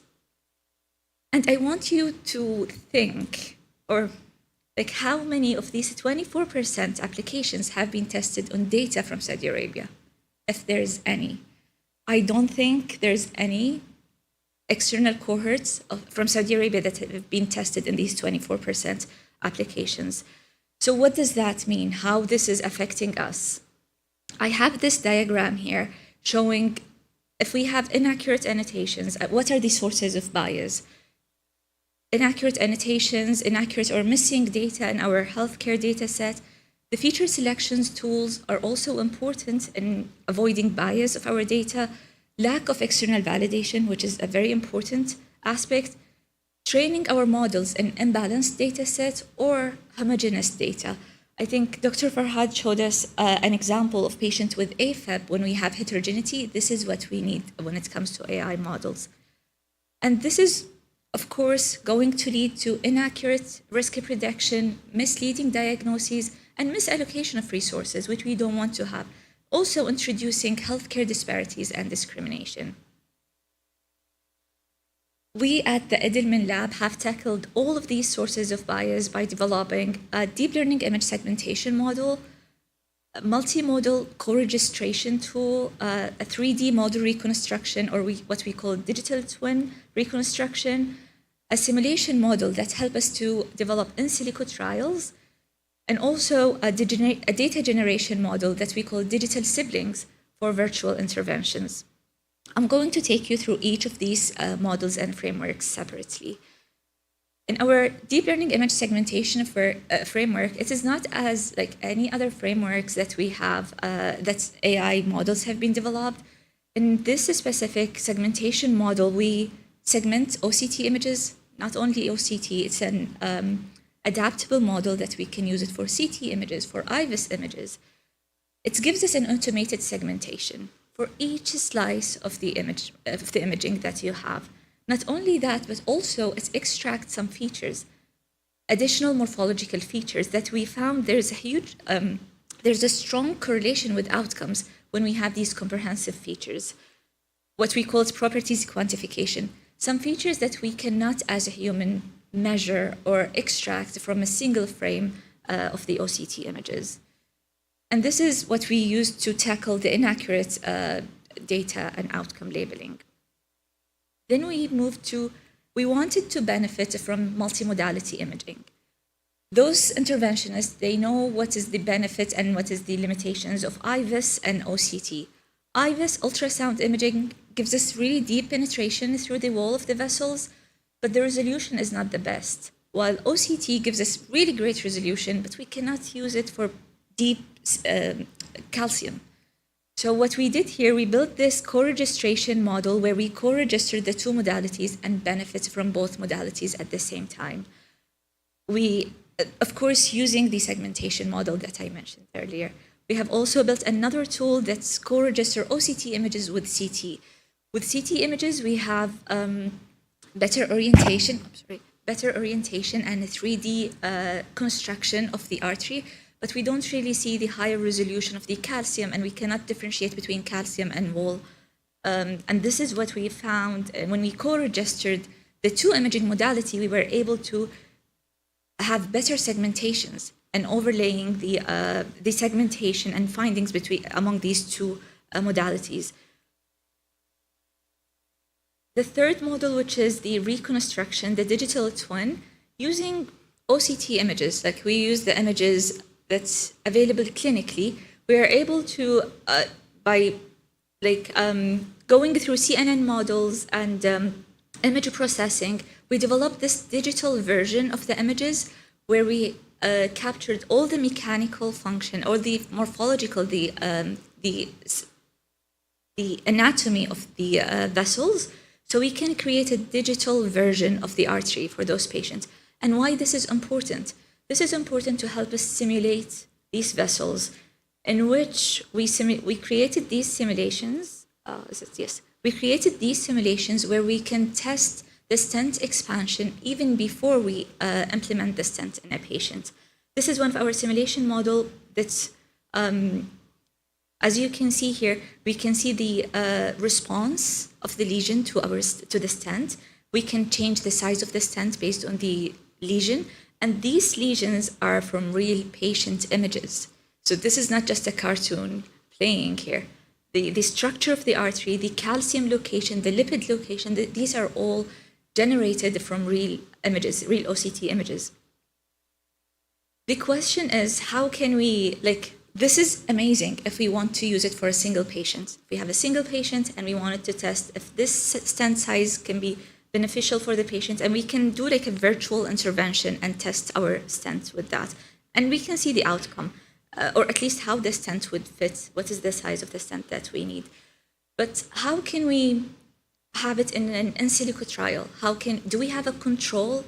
We need a patient with a similar artery, exactly the same artery, exactly the same location of the calcium, to make sure that this is valid. So what we did then, we generated data, we synthesized data that we can, with the control, we can adjust, we can remove the calcium, we can have the healthy artery. So these are not real data. So these arteries they don't come from patients. These are all synthesized, but they are real, like in a way that they are realistic. We don't have an artery that looks like a square artery. All these arteries have been generated to be realistic arteries, and they can respond to the interventions.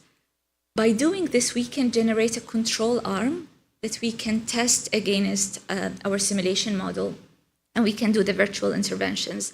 This helps us, instead of recruiting patients and looking at the data, sometimes we have patients that they don't really fit within the data set. We can now run clinical data set, clinical interventions that we call them in silico trials virtually. We don't need to recruit that many of patients. And by generating digital siblings, if you can see here, I'm sorry, the colors are not showing properly, but here we have one of our diffusion models that we built. If you can see, this is the normal heart that we see, and this is the distribution of not normal heart, the realistic heart that we have, the mean heart of a clinical data set. We have an outlier with a very small right ventricle, with the left ventricle that matches the size. If we want to study this specific group of patients, we only have 5 patients, or maybe less than 5 patients with these characteristics. How can we maximize the size of those patients? And this is really helpful when we have conditions for rare diseases where we don't have access to big data set for those patients, like congenital heart diseases. We heard the talk earlier this morning, when we don't have that much of data to really make conclusions of our research when we have clinical trials. So what we did here, we controlled one of the ventricles. This is a baseline patient that we have. By using an in-painting tool, we controlled the entire heart, and we increased the right ventricle size. And by increasing the right ventricle size, we can add more patients in the spectrum of the increasing right ventricle, or making the right ventricle smaller. We have them cropped and meshed, and these, as you can see, the left ventricle didn't change. But also, while generating these models, we kept it very controlled in terms of, we want to have realistic outcomes, realistic heart. We don't want to build like a right ventricle that is overcoming the left ventricle. So all of these have a threshold level of control that these are realistic heart. And also we've applied an inflation pressure to look at the displacement of the right ventricle.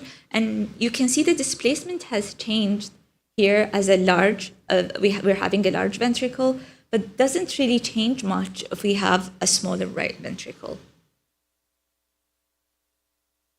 And with that, I'd like to conclude by, it's not whether we should or should not use AI in clinical practice. AI has been embedded in all our clinical workflow, from screening to follow-up and outcome optimization.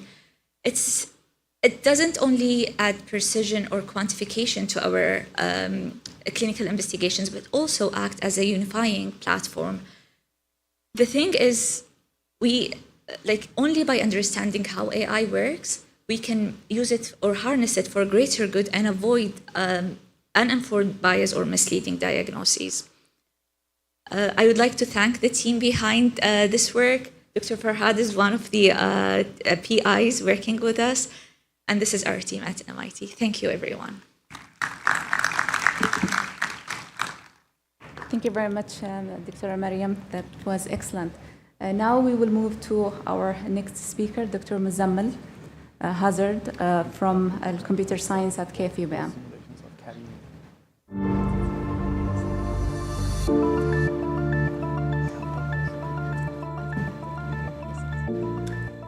Hello, everyone. Thank you for this nice presentation. And I think we are going to go towards my presentation. So I am from the computer science department, and I'm the AI guy. I'm going to talk about how we can use AI for healthcare and specifically some projects that we are doing.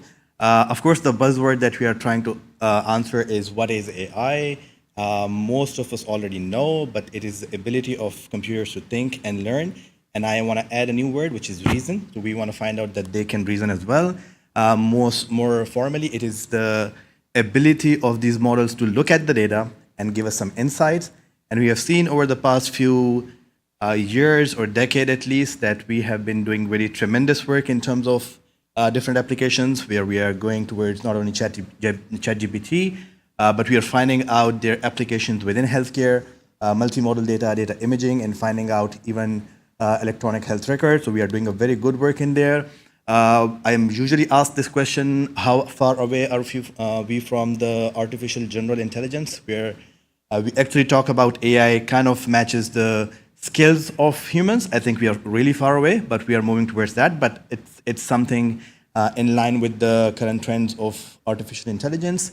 One of the methods is deep learning, as we all know. What deep learning means that we want to find out those kind of algorithms that kind of mimics humans. And they can, from a healthcare point of view, they can look at the patients or their data, and then they can act like doctors, mimicking like doctors. In this context, we talk about traditional programming approach, which is somewhat different from what we really do in AI. Traditional programming means that you're looking at the data, and then you want to come up with a program which can give you some output. But AI would be more like when you have some data, you want to come up with a model that can take the decisions or give you the insights by digging out different patterns, different terminologies within the data. Now, we all hopefully know at this point that AI is very much crucial and important and very beneficial for healthcare, given the fact that we are now seeing a big data explosion in all of the industries, including healthcare. We do have very good computations, smart chips, and then we do have very good understanding in terms of the fact that we want to apply this in clinical aspect. Some of the applications, they include, of course, drug discovery. I think some of the speakers already mentioned that. We also talk about medical imaging. And most importantly, these days, because we are now talking about multimodal data imaging, we want to find out that can they help us in clinical decision support making. We are also looking into diabetic retinopathy, where we are also doing some projects within my research group. We're finding out that how can we make use of the fundus images from eyes and actually come up with a very good disease detection. We have seen a very good trend and vibe in terms of the AI in radiology, looking at the chest x-rays and finding out different kind of problems and challenges. AI in cardiology, which is the crux of this conference. I think it is very important to look at those kind of medical imaging data for cardiology. One problem or one challenge that we are facing is how can we come up with better data and more trustworthy model that could help us in those directions. Now, there are a lot of opportunities and benefits and, of course, challenges that can be onboarded with such kind of discussions. Of course, opportunities include that we can be more and better helpful in terms of the diagnosis, given these AI models. We can also take the burdens away from the nurses, the doctors, and the clinical staff, and we can also find out and try to avoid these kind of diseases which can be detected earlier, more personalized treatments, and reducing the cost of these clinical processes. In this aspect, there is this case study which talks about this problem that mentions the trust and talks about or triggers the trust discussion within clinician. And they say that we do not really have to rely completely on AI. We can have a physician in the loop which can look at the data, which can look at the models and their insights, and then he can decide better as to how we can proceed away from that point. We also have some very good breakthroughs in terms of medical ChatGPTs, which can look at EHR data, the electronic health records data, and can give you a summarized report. And I had a discussion with some of the doctors and within cardiovascular diagnosis, and they mentioned that they were looking at some of the reports summarized from these similar kind of models, and they were very impressed by the fact that not only that they can give you the report or the diagnosis in a very quick time at a very fast pace, but they can also be very factual if trained and if analyzed properly. So I think that's really good breakthroughs. We also talk about the fact that we can go slightly away from also clinical medical imaging. We can also talk about psychology or psychology-related aspects of healthcare, where we see that while we have these facial expressions, we can look at the faces, their images, and we can come up with better models that can find out that do we have these kind of stress, anxiety, and related disorders that we can detect already in advance. One of my favorite works is talking about cross-model application domains, where we looked at these faces and we looked at not only the 2D data, but the 3D and the 4D data, which looks like something like this.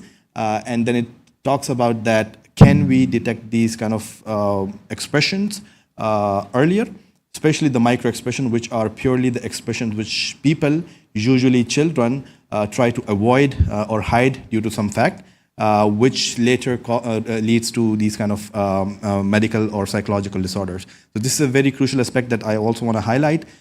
This also then talk about 3D based data. So while we are very comfortable within this AI domain with the 2D images, which are the general images, 3D or 4D based data are a little bit complicated, which people try to, which are a bit intimidated at times, but they're also giving you more future directions. So one of the work that we are doing is within facial expression recognition, using these 3D and 4D data and how we can work on that.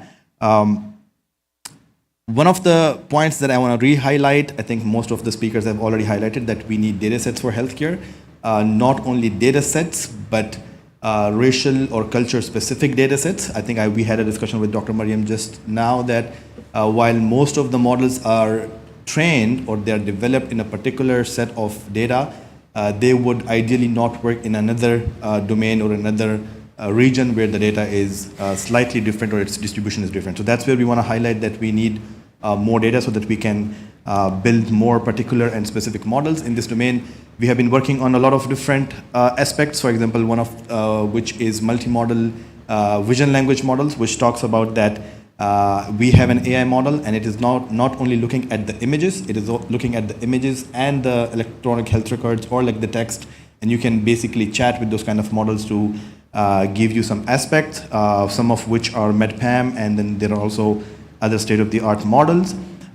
We also, I think we had a mention of medical image segmentation, so we are really working in this aspect, and we are working towards finding out that how different models within, or different organs within the human body can be segmented so that each can be analyzed differently. We do have a very good number of models that triggers this discussion. Most importantly, there is a definite lack of trust for fair reasons, I think, towards how these AI models are better and can we trust them. This is more sensitive in this healthcare domain because there are lives at stake. So this is where we're also working towards explainability in AI and trustworthy and affordable AI as well, where we say that these black boxes, we want to uncover the box and we want to open and see what's inside and find out how we can actually trust them. So this is a discussion that we can also have. Within vision language modeling, I think we just discussed that instead of just medical imaging, we are particularly using all kinds of data, all kinds of available data, multimodal data, and then we can come up with better classification, segmentation, analysis, decision-making support that can help the doctors do an early decision or diagnosis. Some of the works, this is one of the work that we did, and it shows that how different organs can be segmented purely with these kind of models. More importantly, this is more anatomical aware or region aware extraction, where we show that usually if you have a medical image of a human body, the bigger segments or the bigger organs are segmented relatively easier, but it's also the fact that how better or how effective do you segment the smaller organs. So this is where we are showing that we are really taking it up a notch. Within cardiovascular diagnosis, we're also working towards some vision language models, which basically targets the fact that how can we use these chambers of the heart, how can we segment them, how can we analyze them to make sure that they are not, let's say, enlarged. There's a proper flow of events. There's also We are just looking at some recent developments towards how we can analyze the angiographs and those kind of data towards a better analysis of the heart. One aspect of this is also, again, towards explainability. Can we trust these kind of models, or should we just say or just label them as black boxes? But this is a very long debate, of course, but this is where we are also looking into some aspects. Multi-organ segmentation is one of the works where we talk about the fact that why should we come up with one model that can look only at one data or one organ? Why not one model which can look at multiple, or why not one model which can look at multiple organs and not only segment it? Of course, first it should find out that is there any organ which talks about detection, then we localize the organ, then we find out that there is these kind of organs, which then discusses the fact that how these organs are analyzed, how explainable are these organs, what are their position, what are their structure. We then also look into 3D organ segmentation. I think one of the mention in one of the slides were that we have a lot of, let's say, slices within 3D data. We argue that we don't want all of them, while of course they're all important, but from a computational point of view, while processing all of these slices of one 3D data of one sample for one patient, it becomes too costly in terms of computation. So what we say is that we come up with a model which is called Mosaic, which talks about the fact that while I do have, let's say, 150 slices from one 3D data, maybe I don't need them all. What I can do is look at the slices where my organs are represented more effectively, and I can only use those slices.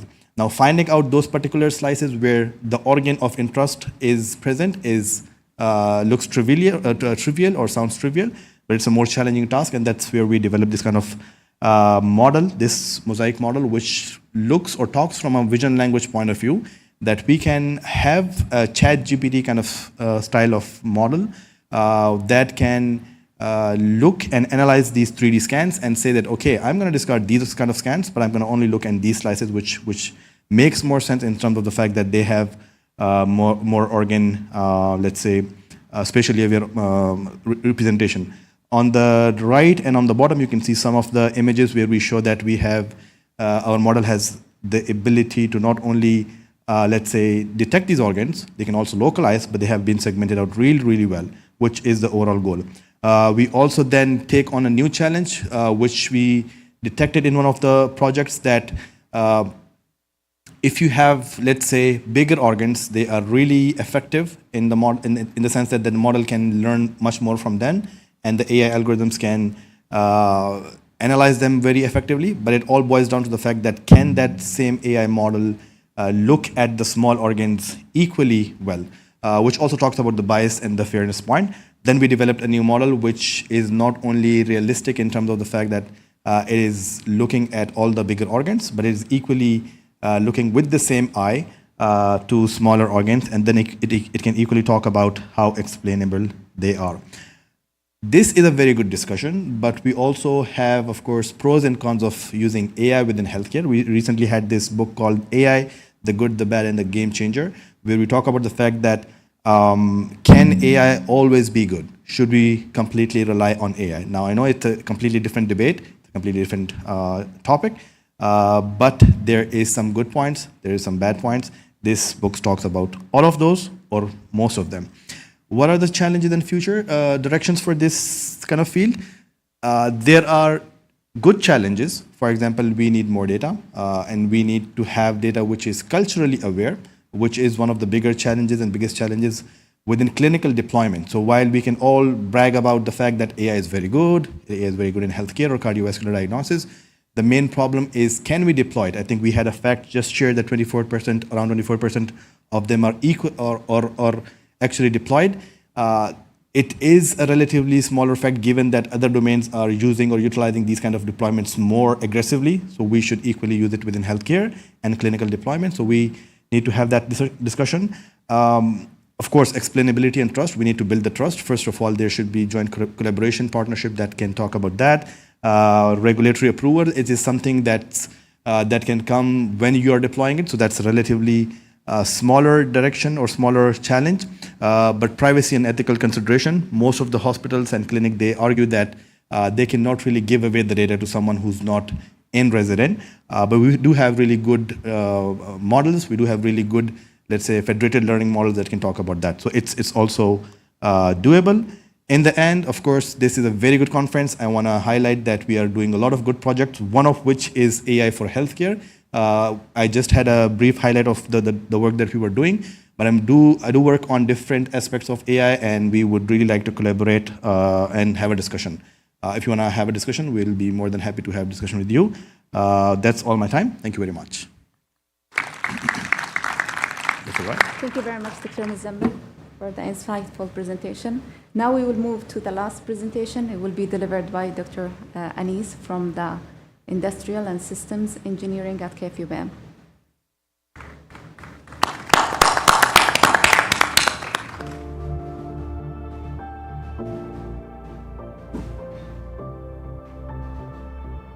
Assalamu alaikum. Hello, everyone.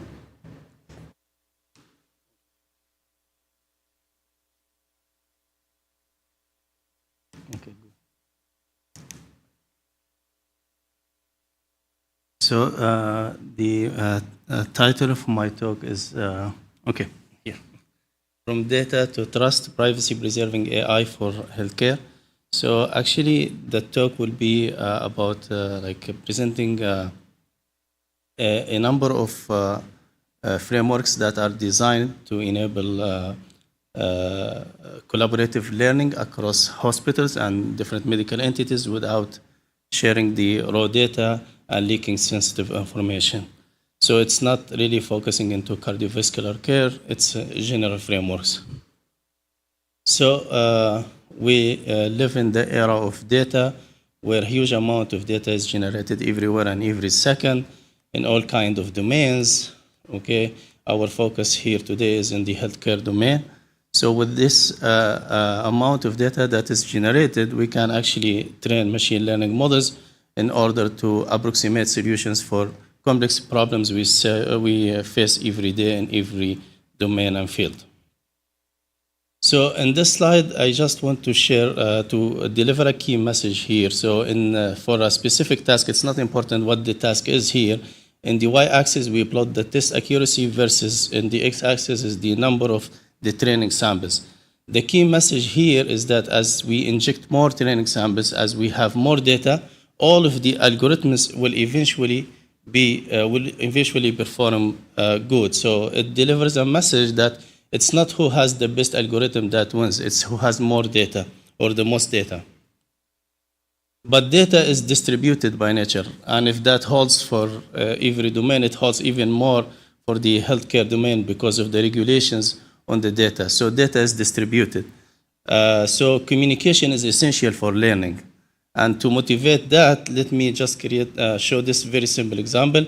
Assume like we have a hospital that wants to train a model, okay, in order to classify an image, if there is a tumor or not, and if there is it a benign or malignant. So it's a 3-class classification problem. As we can see here in hospital 1, we have lack of samples, and we don't have even any malignant samples. In hospital 2, we have no benign samples. In hospital 3 and 4, we have only access to normal samples. We don't have any of the other 2 classes. So if every hospital is training its model based on its local data, then we will see actually poor performance in every one of them because there is no enough samples to learn.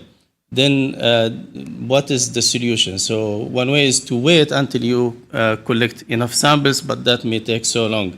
Then the alternative way is to communicate. But if we want to communicate, now communication will lead to learning. Every agent will or a client will learn on the distributed data, but there are challenges that we need to tackle here. First, we need to design the communication systems and manage the communication resources to enable resource-efficient learning and scalable learning. But what is more important is to ensure privacy. Okay, we don't want to leak sensitive information, yet we still want to achieve collaborative learning. So that's why federated learning was proposed as a framework that actually it's a one step towards privacy preserving learning. It's not fully, theoretically speaking, it's not fully privacy preserving, but it's a one step towards that. Why is that? Because actually here in federated learning, every client is trying to learn a global model here, theta. So there is a local function at every client.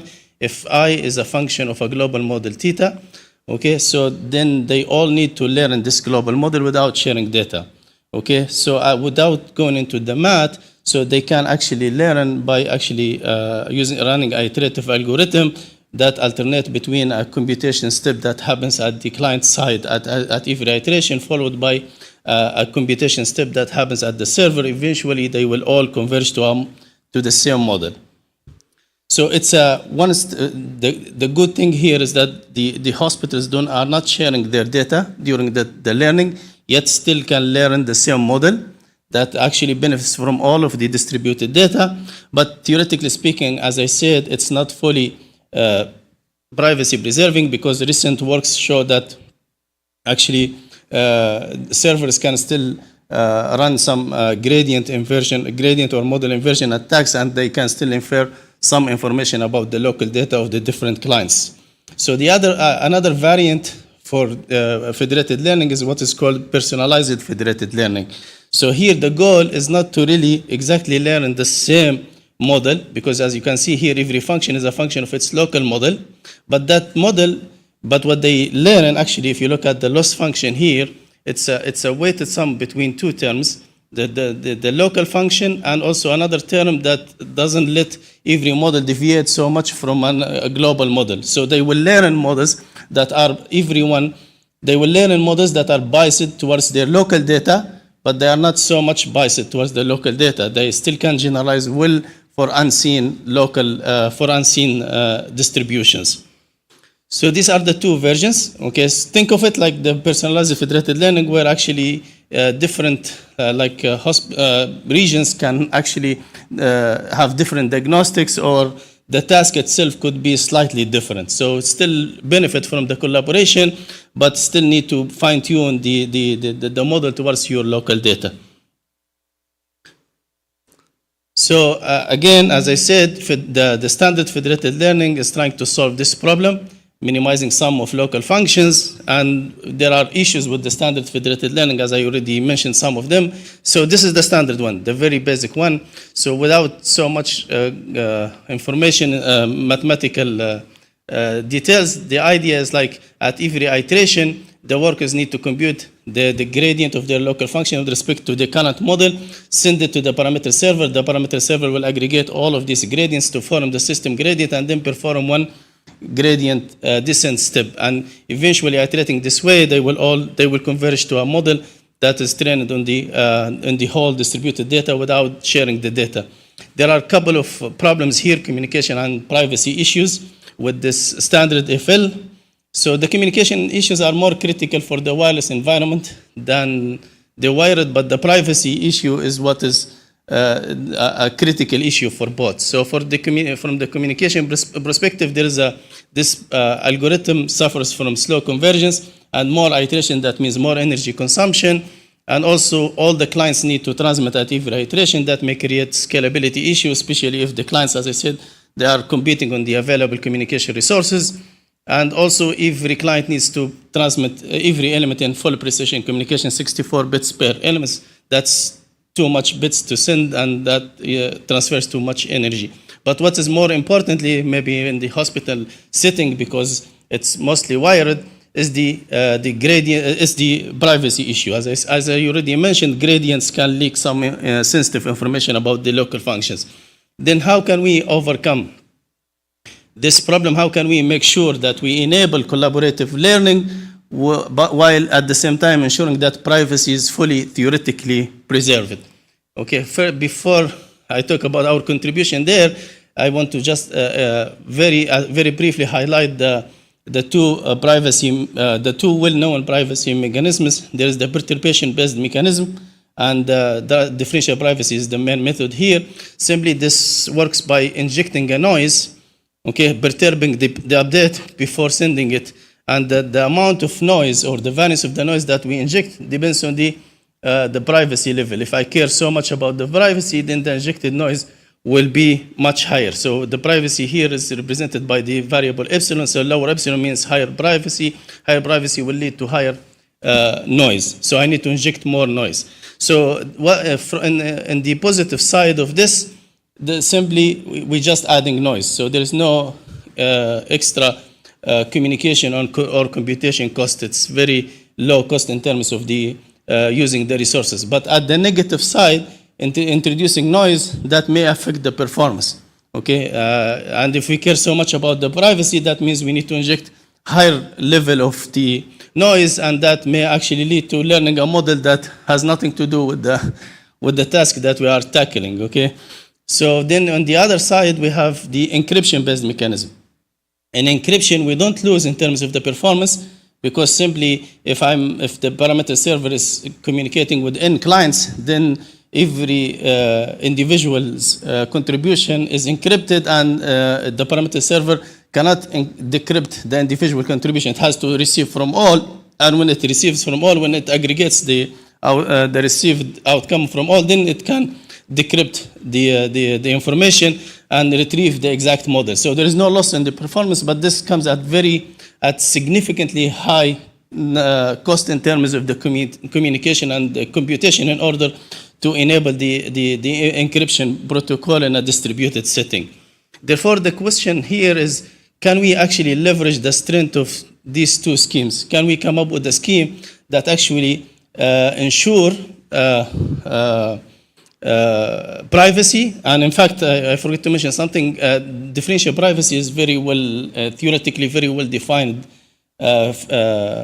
mechanism, like with the solid theory. So can we actually theoretically ensure that we are not violating privacy, but at the same time we are not losing in terms of the performance, and also we're not introducing high cost in terms of communication and computation. On top of that, can we quantize the updates when we transmit? We don't need to transmit 64 bits per element. That's too much energy consumption. Can we push it down by discretizing the numbers that we are transmitting? Of course, we are introducing error, but can we control that error such that we reduce the cost in terms of the communication and the energy, while ensuring the same performance as the privacy and quantization-free algorithm? And in fact, that our contribution was there. I will be very brief here. There is math, but we are already late in the day, and I'm not going to go into the details, but just the way we tackle this problem, simply we reformulate it as this constraint optimization problem, where we are minimizing the sum of the local functions, but we are introducing this hard constraint where every local model needs to be equal to every other model. With this, we use a framework called ADMM that is actually a well-known framework to solve constraint optimization problems. The goal here is actually, besides the original variable we have, theta n, we introduce another variable, which is called here the dual variable.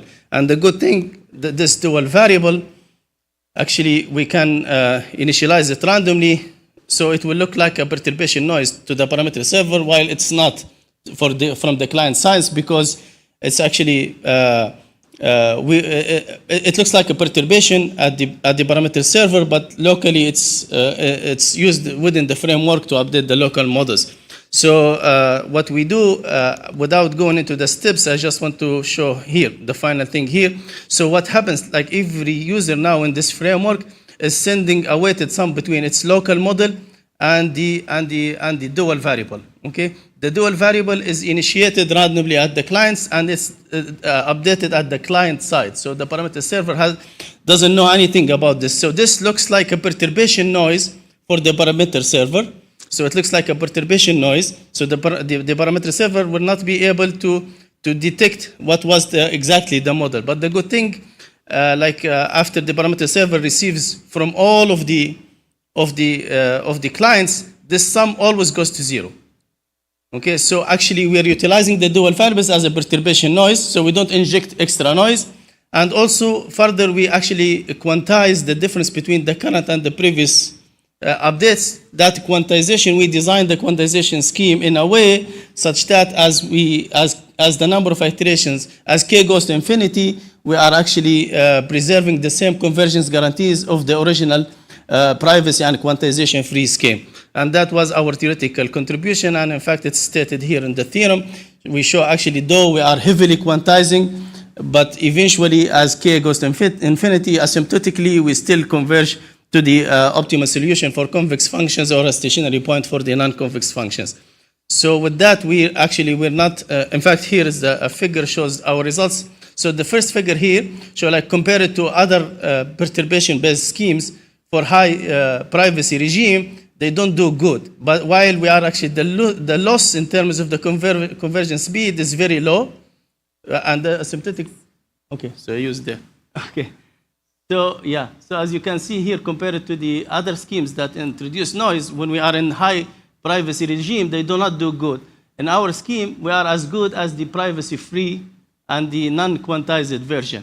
So there is a very minimal loss in terms of the conversion speed, and the asymptotic convergence is guaranteed. At the same time, there is a significant savings in terms of the number of transmitted bits and the energy consumed. And in fact, if we increase the variance of the noise, if we go higher in the noise, then we are not losing in terms of the asymptotic convergence. It's guaranteed. It's always guaranteed. So the asymptotic convergence is guaranteed. So the only loss is in the speed. But again, we have a slower conversion speed, but because we are sending significantly less number of bits per iteration compared to the original algorithm, we have significant savings at the end of the day in the total number of transmitted bits and the total energy. So we achieve actually significant savings in energy. We ensure privacy. At the same time, we still preserve the same convergence guarantees of the original algorithm. So the last slide is just like how we extend this work to personalized federated learning. Simply actually here in the personalized federated learning, as you can see this function, there is no equality constraint, okay? But the way we did it actually, we actually introduced a dummy variable here where the goal is to maintain a distance, minimize the distance with that, and that has to be equal to the global model. And with this trick, we can actually implement the same thing for the personalized federated learning. So to conclude, I'm done, it's the last slide. So to conclude, in this work, we were able to actually propose a framework that allows collaborative learning between different entities without, while ensuring privacy and without loss in terms of the performance and without introducing, and in fact with significant savings in terms of the communication and communication energy and communication cost and energy cost at the same time. With that, I would like to thank you for thank you. Thank you very much, Dr. Thank you. That was excellent. Now we will move into our discussion with the panelists. Let's take a few questions from the audience. Yeah, I'm not going to be the one who's going to keep you from the gala dinner, but the talk is very interesting about the AI for the OCT. My question is Dr. Mariam. We do use AI, but probably we are not, like I could tell you that out of the 20% that you showed, Johns Hopkins Aramco is already having an AI-enabled system, and we do AI diagnostic in the cath lab. But let me, I won't say it challenge you, but I will say one of the major problem in adoption is for any AI modules that improve treatment or change treatment pathway. The cardiovascular community is used to outcome data to show that this change in AI has correspond to a better patient outcome. I give the example of the OCT because we got software 1, 1.5, and 2, and all the studies that has been done, even with software 2, which is major trials, including the iLumen 4, did not show that we are giving good outcome to the patient. So unless those technology are coming with really a cheaper price, I don't see that the adoption of AI in therapeutic gonna take off. That's a fantastic question. Thanks for asking. I 100% agree with you. Like, the question is, hence we are using these modalities in our clinical workflow, how can we maximize the benefits of these? I agree with you when it comes to outcomes. We don't have good outcomes coming out of this technology. It's not we don't have good outcomes as much as we don't have good data to show the outcomes that we have. The data has been sparse when it comes specifically with outcomes. Most of our patients, they either have very good outcomes. This is when you have data sets from the companies who are providing the devices. The other data set that we see when clinicians, they don't know, they don't have expertise how to use the machine, the outcomes are always poor. So we cannot really make the decision whether outcomes are, the outcome data is available. That's why we built the diffusion model, the data generation model, that we can tackle sparsity of data. And we can synthesize outcome data that are so realistic that we can augment our models, augment our available data sets to make more decisions. Can I comment? I have a more clinical answer to you. We are working with the shockwave intravascular lithotripsy models, and we have the access to resource. We are working with the shockwave, and we have like 300 patients. We get the outcome data. We cannot predict nothing, because if I am shockwave, I'm only publishing the good results. So there is not enough adverse outcomes for me to make any reasonable prediction. So the solution to this problem, and it is an inherent problem, you cannot find any solution for that. AI cannot answer that.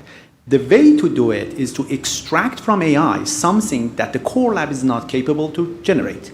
For instance, if you are doing the IVL, pre-post stenting imaging, and then you extract the information for minimal diameter or diameter stenosis, that is not enough to predict anything because you don't have much of gain from that. What you can do instead is use AI, extract secondary components of anatomy, and then use them to predict the outcome.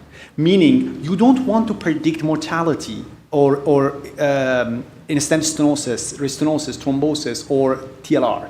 Instead, you can predict the lumen gain or ovality of the artery, how oval the artery was pre-IVL and how circular you made it post-IVL. Those things your core lab will not report, correct? But AI can generate for you. And you can use those secondary measurements that you can only generate from the AI and use it as what we call it intravascular imaging outcome rather than clinical outcome. Clinical outcome is a burden for us to do a prediction. This helps with the efficacy of the intervention. Yep. So in order to test whether our intervention was effective for the patient, we cannot relate to the outcomes that we don't have that many patients with similar outcomes. So we can test the efficacy by using the interventional parameters. There is a question there. So thank you for a wonderful set of presentations on a very hot topic, clearly in this space. So thank you so much. My question is more about, I'm wondering, as we think about more applications for AI in the cardiovascular space, how do we kind of strike the right balance between ethics, privacy, and rigor, while still leaving room for creativity and innovation that really improves patient outcomes? And I ask this as someone who works in the policy sector, and sometimes I think policy can get in the way of developing an application for AI. So I'm just wondering if you can comment on that a little bit. I'm sure this is not a problem that's unique to cardiovascular care. I'm sure it has implications for many, many sectors. So if that's okay. And I also don't want to be the one to get into between this and food, so you can keep it as brief as you want. Maybe I can add something related to this. I'm not in the policy sector at all, but this is a problem that we faced through a project when we tried to use federated learning between several hospitals in Sweden. And I think it's a very nice approach to apply, and it's solving a lot of problems with the scarcity of data. But the issue that we had is actually what was mentioned in the first presentation about the quality of data. So we could find a proper way to get the data dealt with the same way as was presented by Dr. Anis. It is a very proper way to get the data and making sure that we are keeping the privacy, so the policy part. But when we get to the quality of data, then all the institutes that are involved in this, they should agree on the policy of accepting the quality of the data, which is a basic thing, even before getting into the technology that we're using. And this is a big challenge from the policy point of view, from the basic collection of data. I can comment that federated access to the data is the right solution to do it. So that's the solution. We are also following that solution. I think that will work.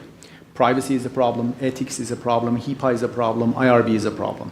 So we need to solve it. I know people will hate me making these comments. I want to make this comment before this session ends. I have two major comments. One is, do you sleep at all, Dr. Muzammil? Because I think you don't. That amount of work you are doing is phenomenal. I want to get to the point that when I was making that comment to the president yesterday, it was not just a luxury comment. Half of the projects you are doing, we are making company with them at Boston. So I think we are underestimating what I was telling Dr. Al-Hassani as well. A lot of stuff we are doing here, we are so humbled that thinking that this is not important. This is state of the art. Some of them are beyond the state of the art. So that's a fantastic vision you have here. You just need to trust it. You need to push it forward and collaborate more with Dr. Al-Khalfi and others. What is missing here is that joint collaboration, the significance of what you are doing. That needs to be leveraged. I just want to follow up with the Anam question. So the FDA has published, FDA as a joint contribution between the FDA, the Canadian and European and the British policymakers.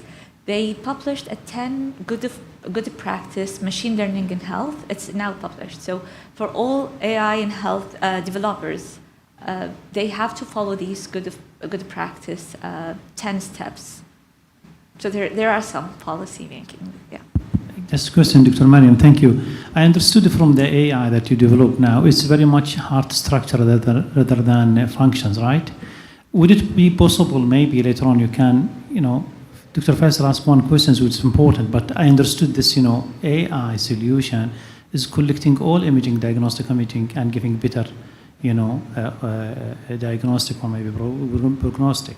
Is it possible to also to add the heart functions about this, not only to be structures? Then you'll have then you will not need any more other technology that it's too much building, from one place to other place. Definitely. That's the talk I'm going to give tomorrow. I think Fahd is going to tackle this tomorrow, but like all of these models, they consider the mechanical. So maybe the segmentation was only morphological.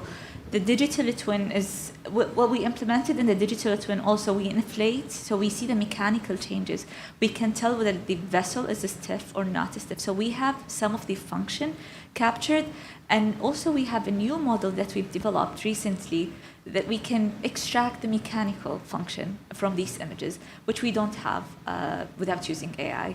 But I'm not going to ruin this because Dr. Fahd is going to talk more about it tomorrow. One comment, please. I have to also express, maybe you heard that already from the Vice President. So he's very much keen for collaborations, and we continue all the team here that they came here, that they have the similar project between KFUPM and other organizations to continue working together.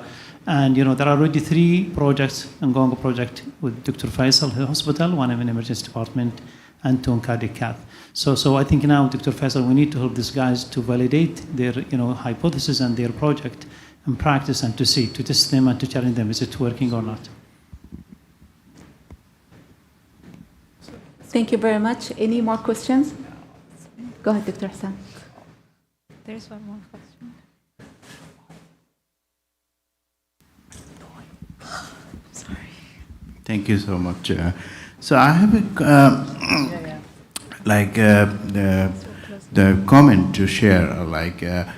When we work on the multi-country, multi-center consortium about this data exchange and everything. So the idea that this AI community who are working on the imaging and other biomedical data, they're saying that it's no point, it's like from the ethical and privacy and a lot of other issues, in terms of the sharing the data and everything. So they are in consensus about sharing the foundation model, about the develop, each develops. So you can share the foundation model, and they develop the foundation model bank, not the data bank, the foundation model bank.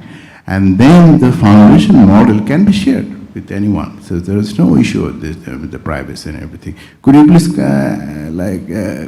give your opinion about that issue? It's a matter of money. It's a matter of money.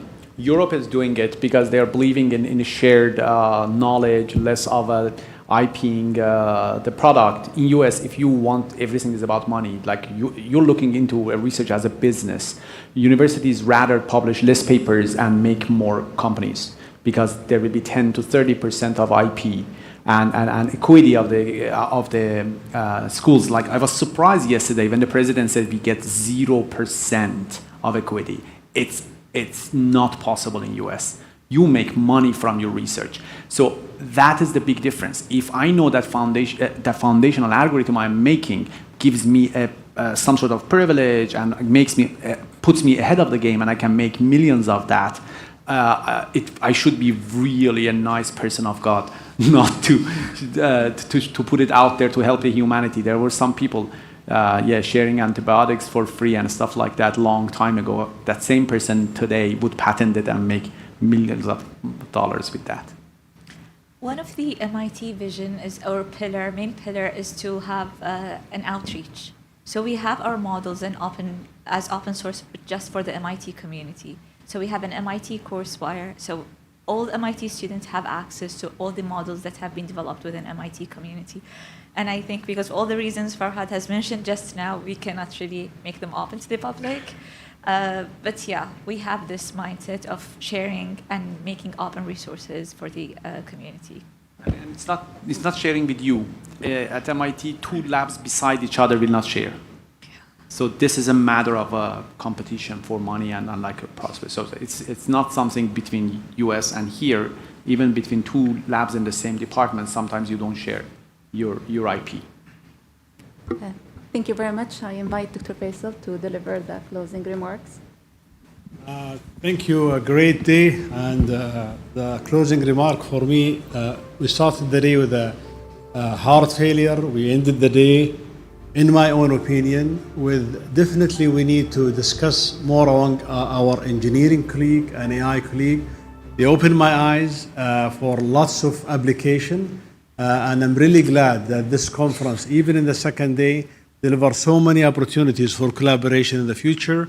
I hope you enjoyed your second day, and hopefully we'll see you tomorrow in the last third day, focusing on coronary artery disease, vascular, and the last session will be biotechnology. And I hope to see you all in the gala dinner. Thank you.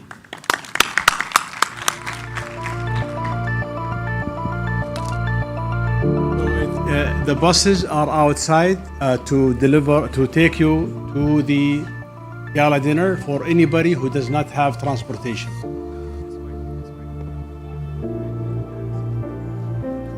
It is through this entrance.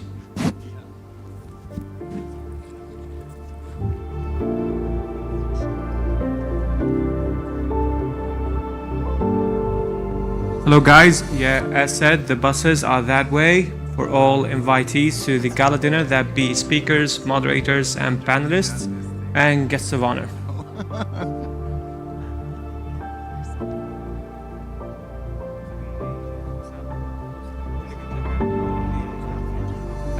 Thank you.